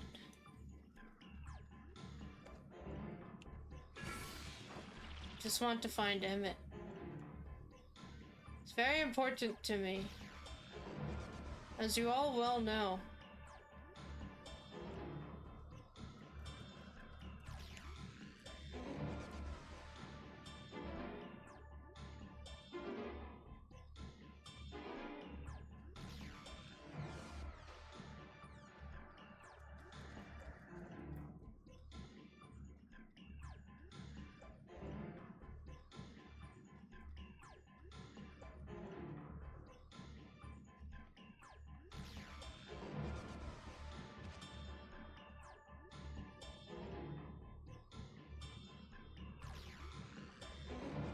Found him.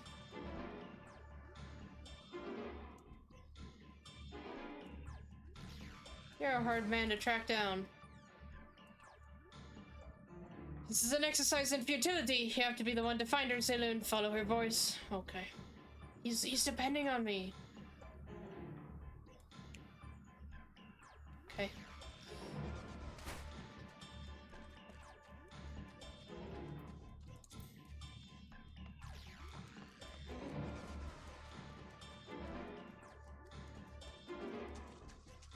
There's more to the left. I should have known. He was on the other side of his husband. Oh, I found... And he was looking at the right spot. Thank you, Emmet.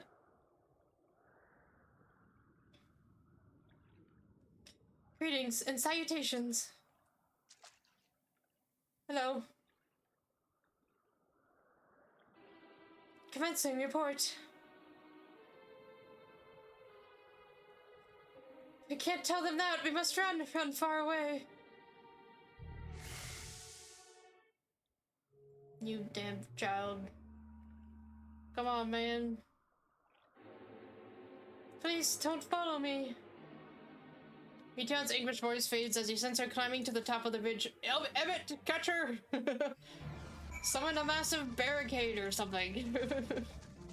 She's heading right for you.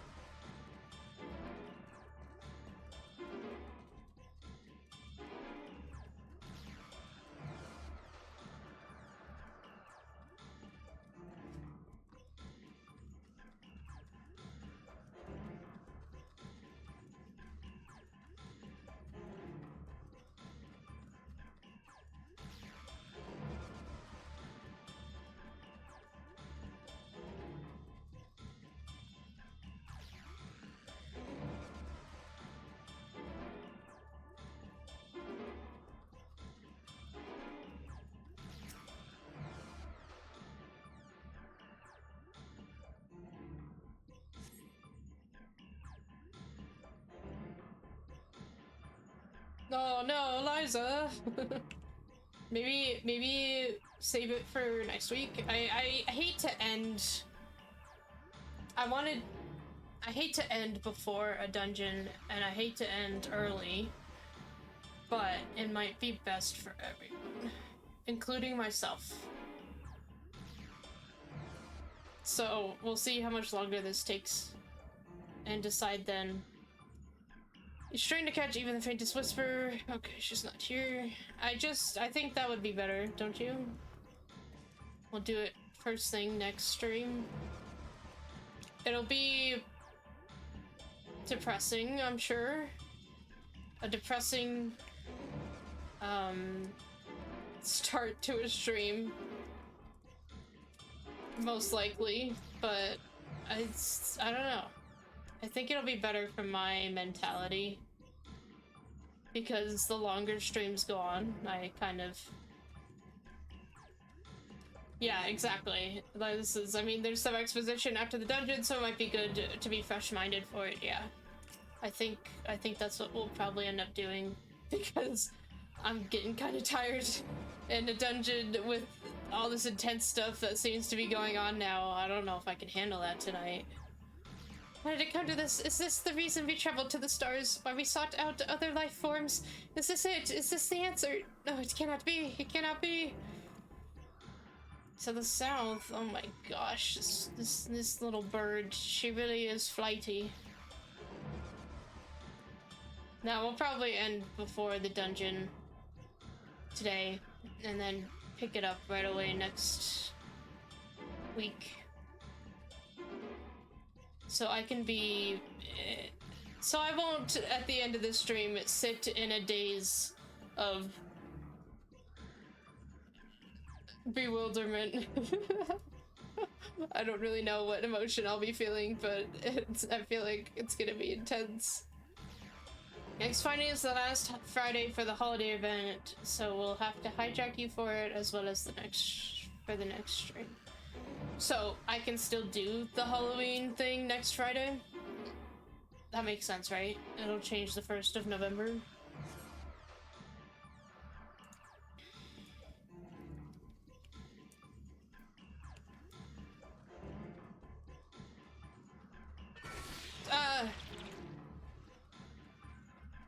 Ends on the 4th. Is it... What is the holiday event? Is it just like a little cutscene like all the other ones are? Kind of.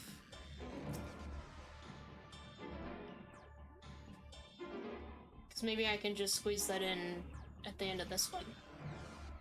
So I don't have to worry about it next week.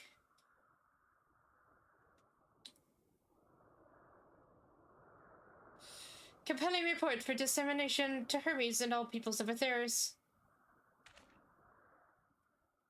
Hello. Processing expedition data, preparing profiles on intelligent civilizations, formulating answers to the question, finalizing report. No, Saloon, you mustn't listen. Oh my gosh. This is... How many times we gonna be playing this dance, Meteion? It's wrong, it's all wrong. Yeah, you keep saying that.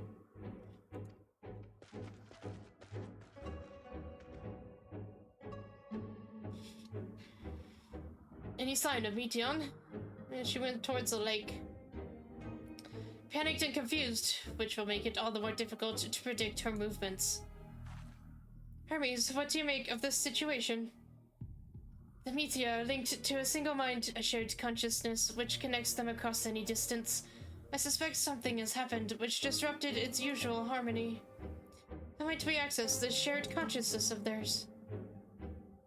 Much as you would approach any sentient being directly. In the Meteor's case, that means speaking to any incarnation within physical reach. So unless we can track down the Meteion we just lost, we have no means to communicate with them. No way of knowing what befell her sisters, no way to provide directions or guidance. Then we had best set our musings aside and concentrate on how we might find her.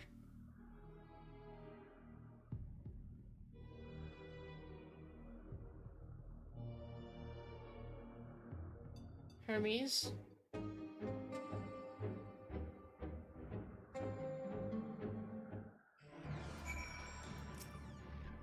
In the final days, Ether is twisted by the invasion of Dynamis from beyond the star. Its progress intensifies by feelings of fear and despair and anguish. Nay, I like not the picture which emerges with these latest pieces. 'Tis a shame there is no registered concept we could use to create another Meteion, assuming, of course, we could link her to the shared mind. But no, if it were a viable solution, Hermes would have surely suggested it. A frantic search will avail us little. We must be clever about this.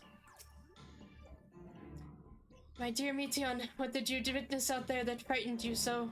Why do you seek to keep it from us? How terrible could it possibly be?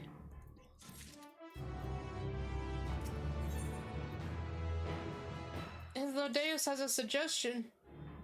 Correct me if I'm wrong, but Meteion renders herself invisible by matching her etheric density to that of her surroundings, does she not? If so, could we not then disrupt her concealment with a surfeit of ether? How Emet-Selch solidified your presence when first we met you. There's a bit of my dyslexia coming through when I switch words. Yep. Don't be absurd. I can hardly channel ether to a recipient whose whereabouts are hidden from me.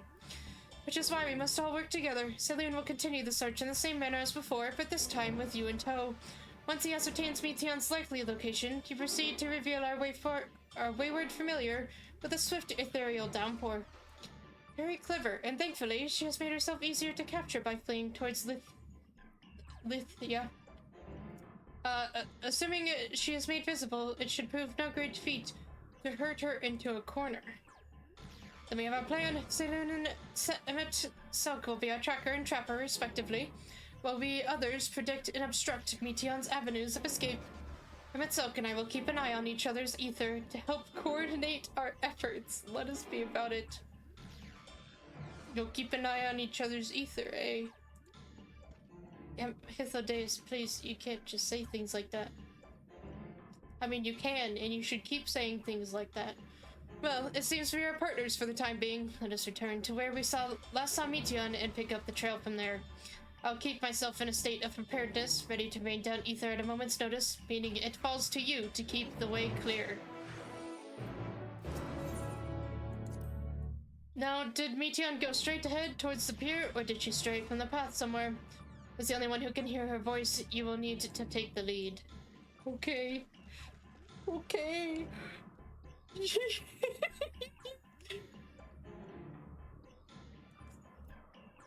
Emmett! Emmett, it's my... Oh, he's accompanying me! Oh my god. The dungeon itself is kind of on the more difficult end of dungeons. Interesting. Come on, Emmett. We're going.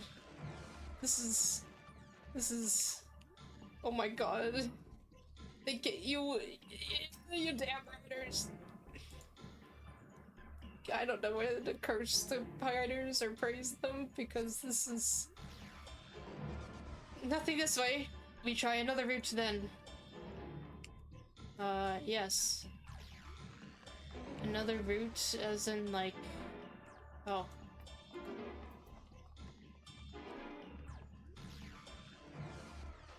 Well, but...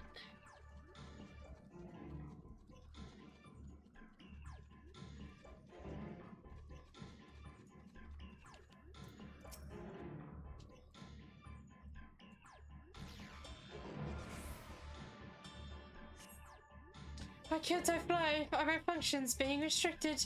Hide, yes, I'll just have to hide then, when no one can find me.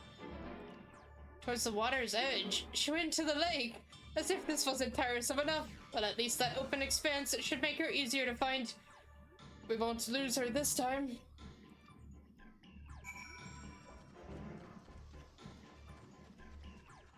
It's a fun one, but it's also one of the few ones that actually use the interrupt mechanic.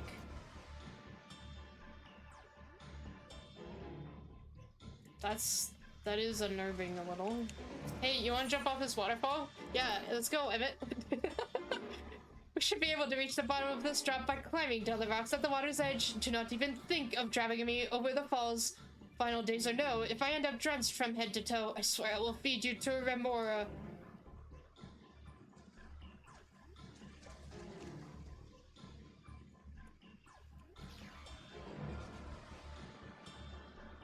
Hey, Emmett, you wanna jump over? Should I do it? Should I do it? Maybe I should. Maybe I shouldn't.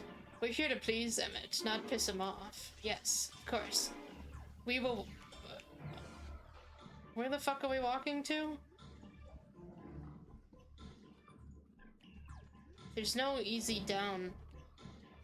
Here, we'll slip in right over here. Boop. There you go. Emmett, you're gonna feed me to a remora anyways, I see. And a Medusa. Different kind of intrusive thoughts interrupt or we all die. That's pretty crazy, Rouge.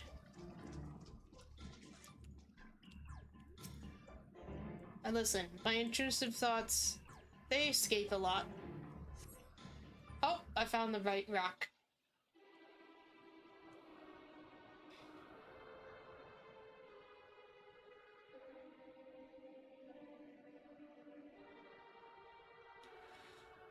I'm not here, please.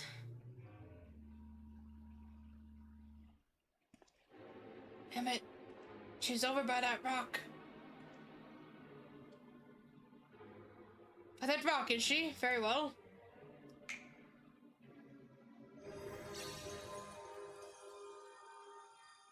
What? Why can't I hide?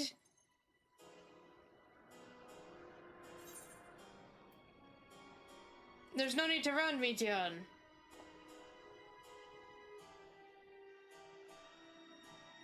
Saloon, what are you saying? Everything is so faint. I'm sorry, I'm not strong enough. Stay away, I'm begging you. Don't make me say it. It will break him. His poor fragile heart. Oh no, Hermes.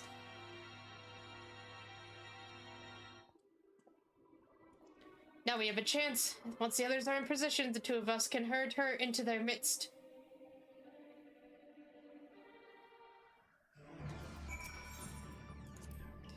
Keep after Meteion. Hythlodaeus and I will coordinate our movements. This is... Oh, Emmett.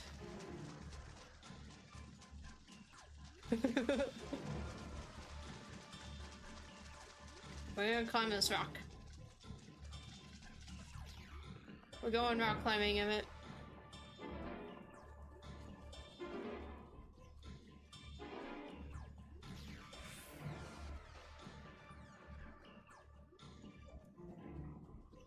Oh, there was no reason to climb this rock, Emmett. We're going back in the water. Oops. I meant to not piss him off, but I think I succeeded in pissing him off a little bit with that move. Oh, and there's more Medusas after me.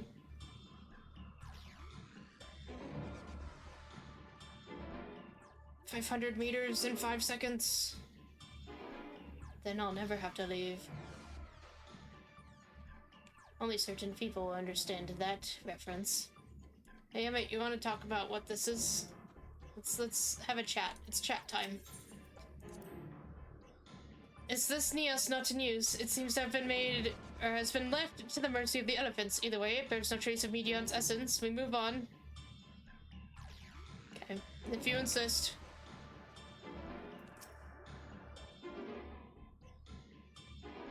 Liza, do you hear anything over there? Oh, I heard something.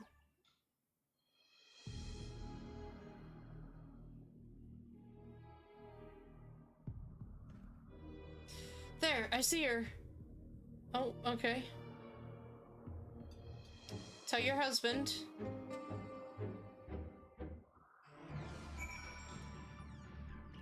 You hear a happy good boy getting lots of pets. You wolf. You wolf.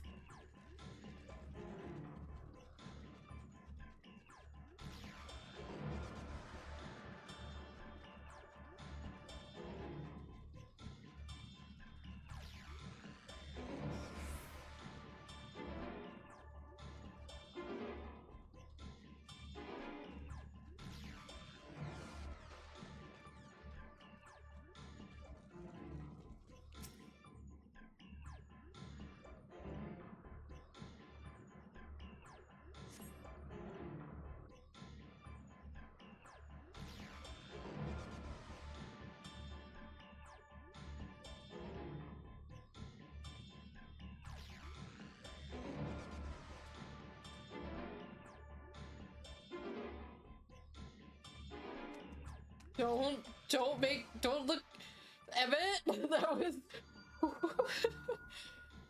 Oh, Aha! that was a really good look, Emmett. Give chase. We shall herd her into the shelter.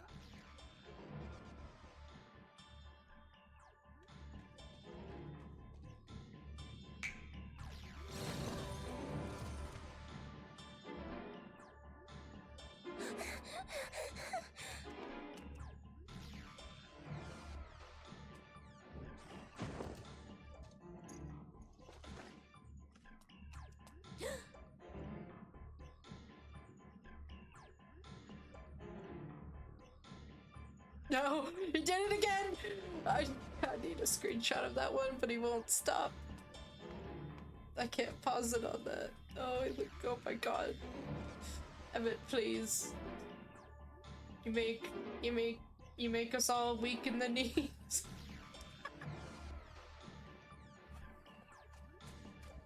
That was pretty sexy too, Hythlodaeus. Even just walking out like that. Please, Meteion. We must speak.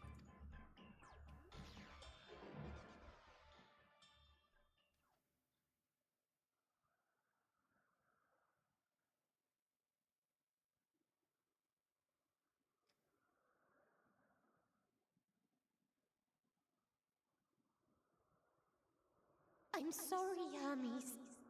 I'm so sorry. If someone can hear these words, then please... please protect them. Protect them all.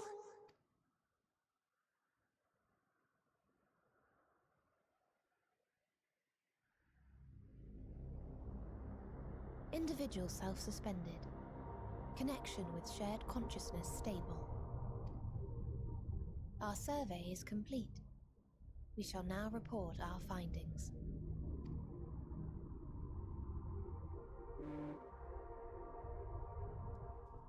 All units safely arrived at their respective destinations.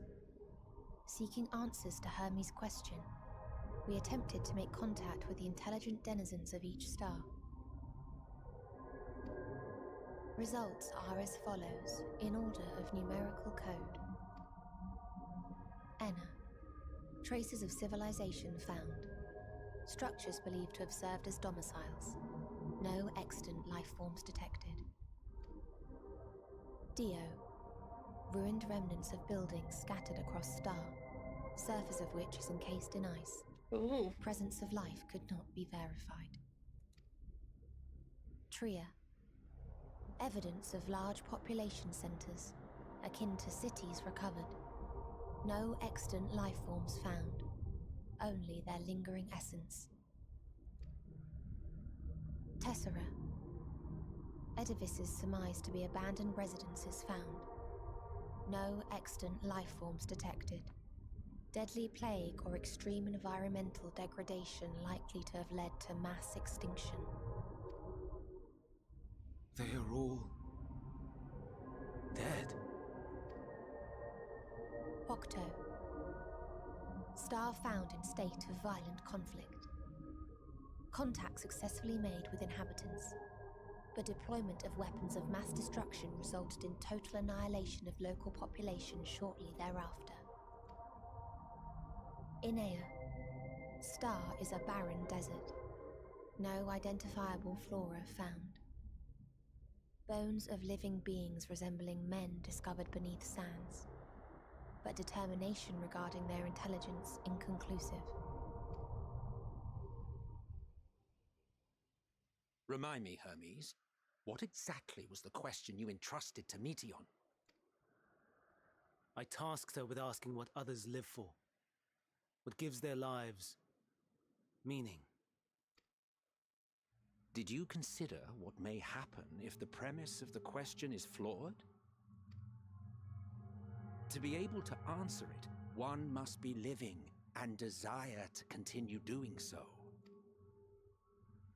But if Meteion finds no living beings in the course of her journey, or none who desire to live, what then? What answers would she derive from their silence? There it is. Thank you, Emmett. That's the one. He did make that face earlier, but this is you can never have enough. Look at that. Yep. Fill the last square.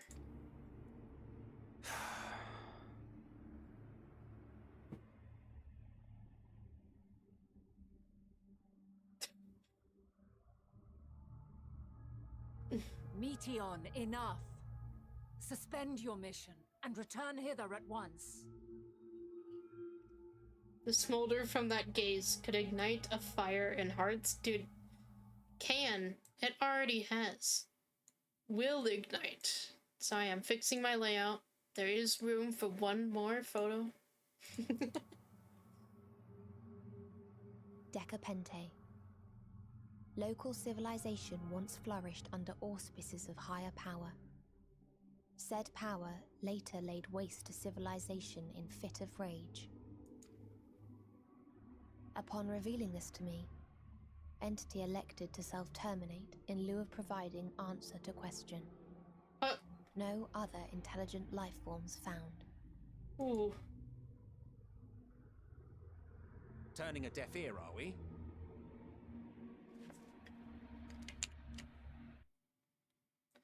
I found our final photo. Did you bet? This is a normal amount of photos to have on your second screen. No one questioned the amount of photos that are here. This is a normal amount, yes. We are taking Meteion back to Amarot. As I understand, we will need her if we are to bring back all of her sisters. Yes. Can I go to Amarot? Meteion.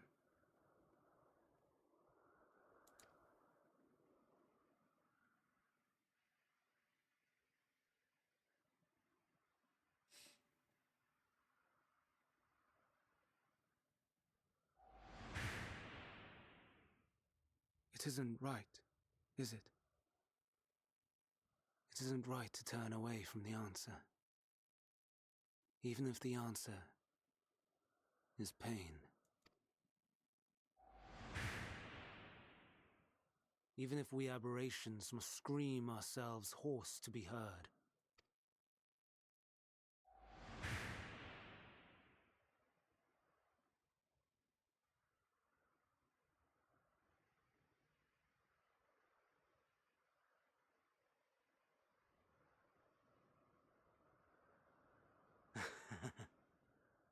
Aye.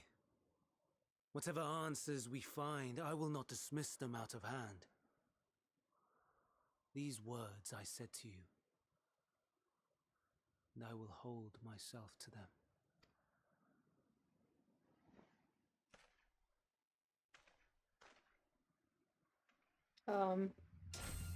Oh.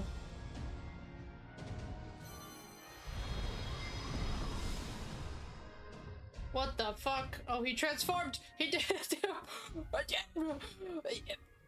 Hermes! What is the meaning of this? No. You just flashed all of us. Hermes. You cannot take Meteion. Not until she has finished her report.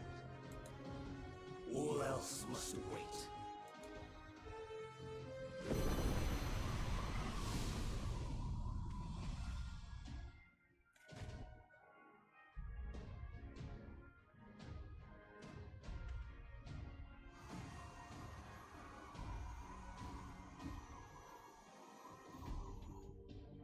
You fool!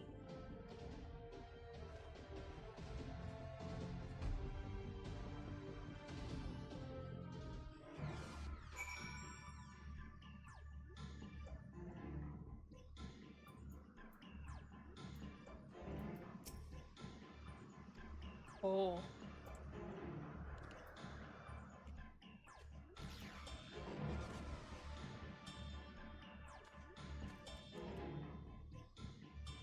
Maybe thinking.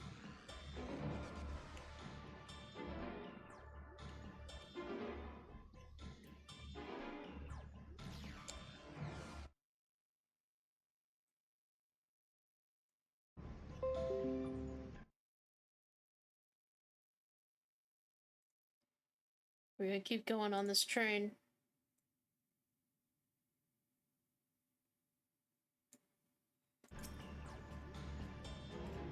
Hi, Liza. You can actually pet him? Bro, what is this mount? I need this mount. I need this mount as soon as possible, Liza. I want to pet the doggy. That is so cute. If all Hermes means to do is to listen to Meteion's reports, then it is his right to do so. But once he receives the answers to his question, what then? The fate of the world may very well hinge upon the choice he makes in that moment, and we must be there when he makes it.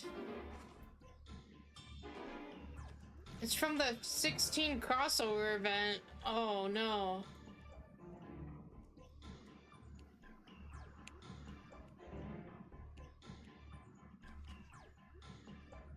Your eyes are a little funny, aren't they?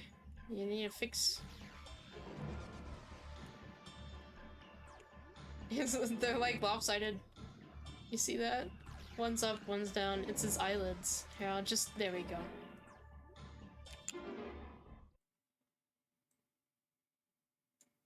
Tis the 3D modeling, just how it be sometimes.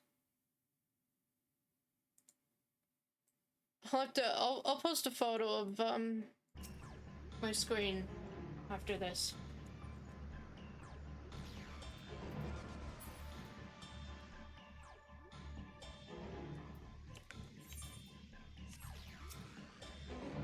Why, Hermes? Why could you not leave well enough alone? Will these answers assuage the pain you feel when a creation is returned to ether? Had you never cast your accursed question to the distant stars, you may have one day learned to be at peace upon this one.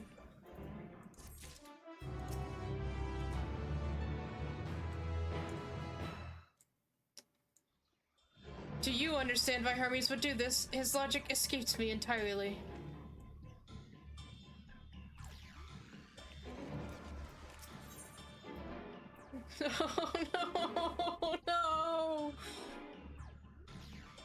Next week. Next week. But let's... Hythlodaeus is pondering what to do next. Hermes was headed to Catesis. Considering the expansive dimensions of the place, even we may have a difficult time locating his ether. All I can say is that he entered from the rooftop and likely arrived at the uppermost point of the facility. So, do we pursue him? Of course we pursue him. No matter what Hermes might be thinking, Meteion is a potential threat that needs to be brought under our control. The Convocation's duty to safeguard this star takes precedence over any personal stake in the matter. Vana, Selûne. 'Tis clear we stand on precipice, but we have yet to determine beyond a shadow of a doubt that Meteion's is in the hand which tips us over the edge. Nevertheless, if we are to learn the truth of the final days, we must give chase, and even if neither Hermes nor Meteion is ultimately responsible, we cannot leave them to suffer this torment alone. Agreed on all accounts. To Catesis Hyperborea we go.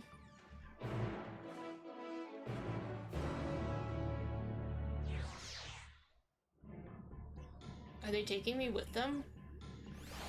Oh, how kind! How kind of them, but I'll probably be leaving this area to do the... I'm gonna go do the Halloween event. Maybe. How long does it take? I don't know if I have the time for it, actually. I need to get dinner. And this is well, farther than usual. Oh, there be a gathering.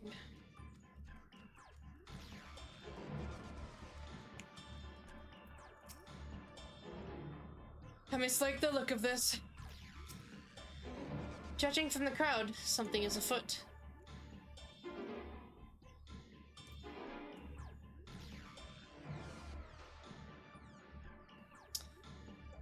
Well, I think this is where we will end today. I was gonna do the Halloween event, but I was planning to end a few minutes early anyways, so actually hang on. I have one more to add. Hang on.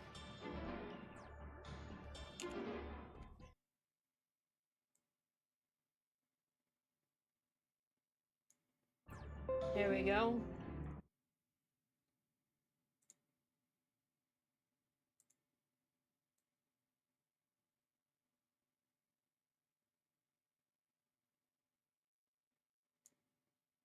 I must edit my board, hang on. Doing some edits, making it look perfect. I think I should just save the screen like this. 'Cause that's what you do.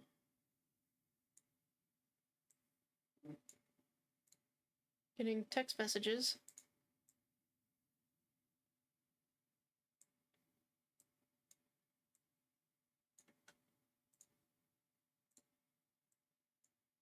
Patience, everyone.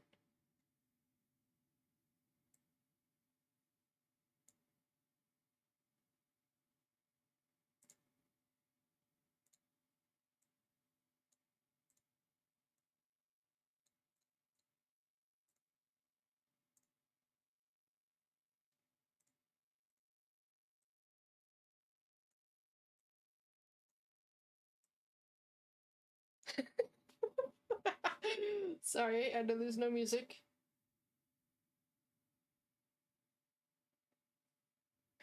But this is important. I have to move my microphone, sorry if it makes sounds.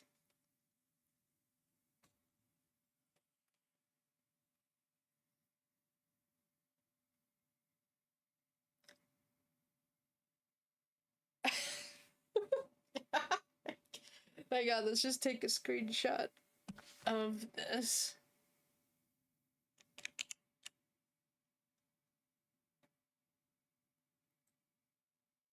There we go. Perfect. Yep. There we go. Now we just save this one as well for when the time comes. Alright. That'll have to do it. So, I was hoping to get through... I don't know what I was hoping. In all honesty, I kind of feel... I think it's a good idea to wait anyways, so... With these three all looking expectantly at me. Thank you everyone for coming out to stream today. And putting up with my consistent amount of screenshots, which if you join the Discord, if you haven't yet, you will see the turnout of that. I'll be sure to pin it to the chat because it's quite something, I'll tell you that. Anyways, I hope everyone has a good evening, a good weekend, and a good week. Next Friday, we will probably do the Halloween event real quick before, and to make sure that everyone's online, like if people aren't ready yet. Just to make sure, and then we will do this dungeon that I haven't unlocked yet, but I will. And yeah, this video will be up early next week. Look forward to that, as always. Thank you again, and goodbye, everyone.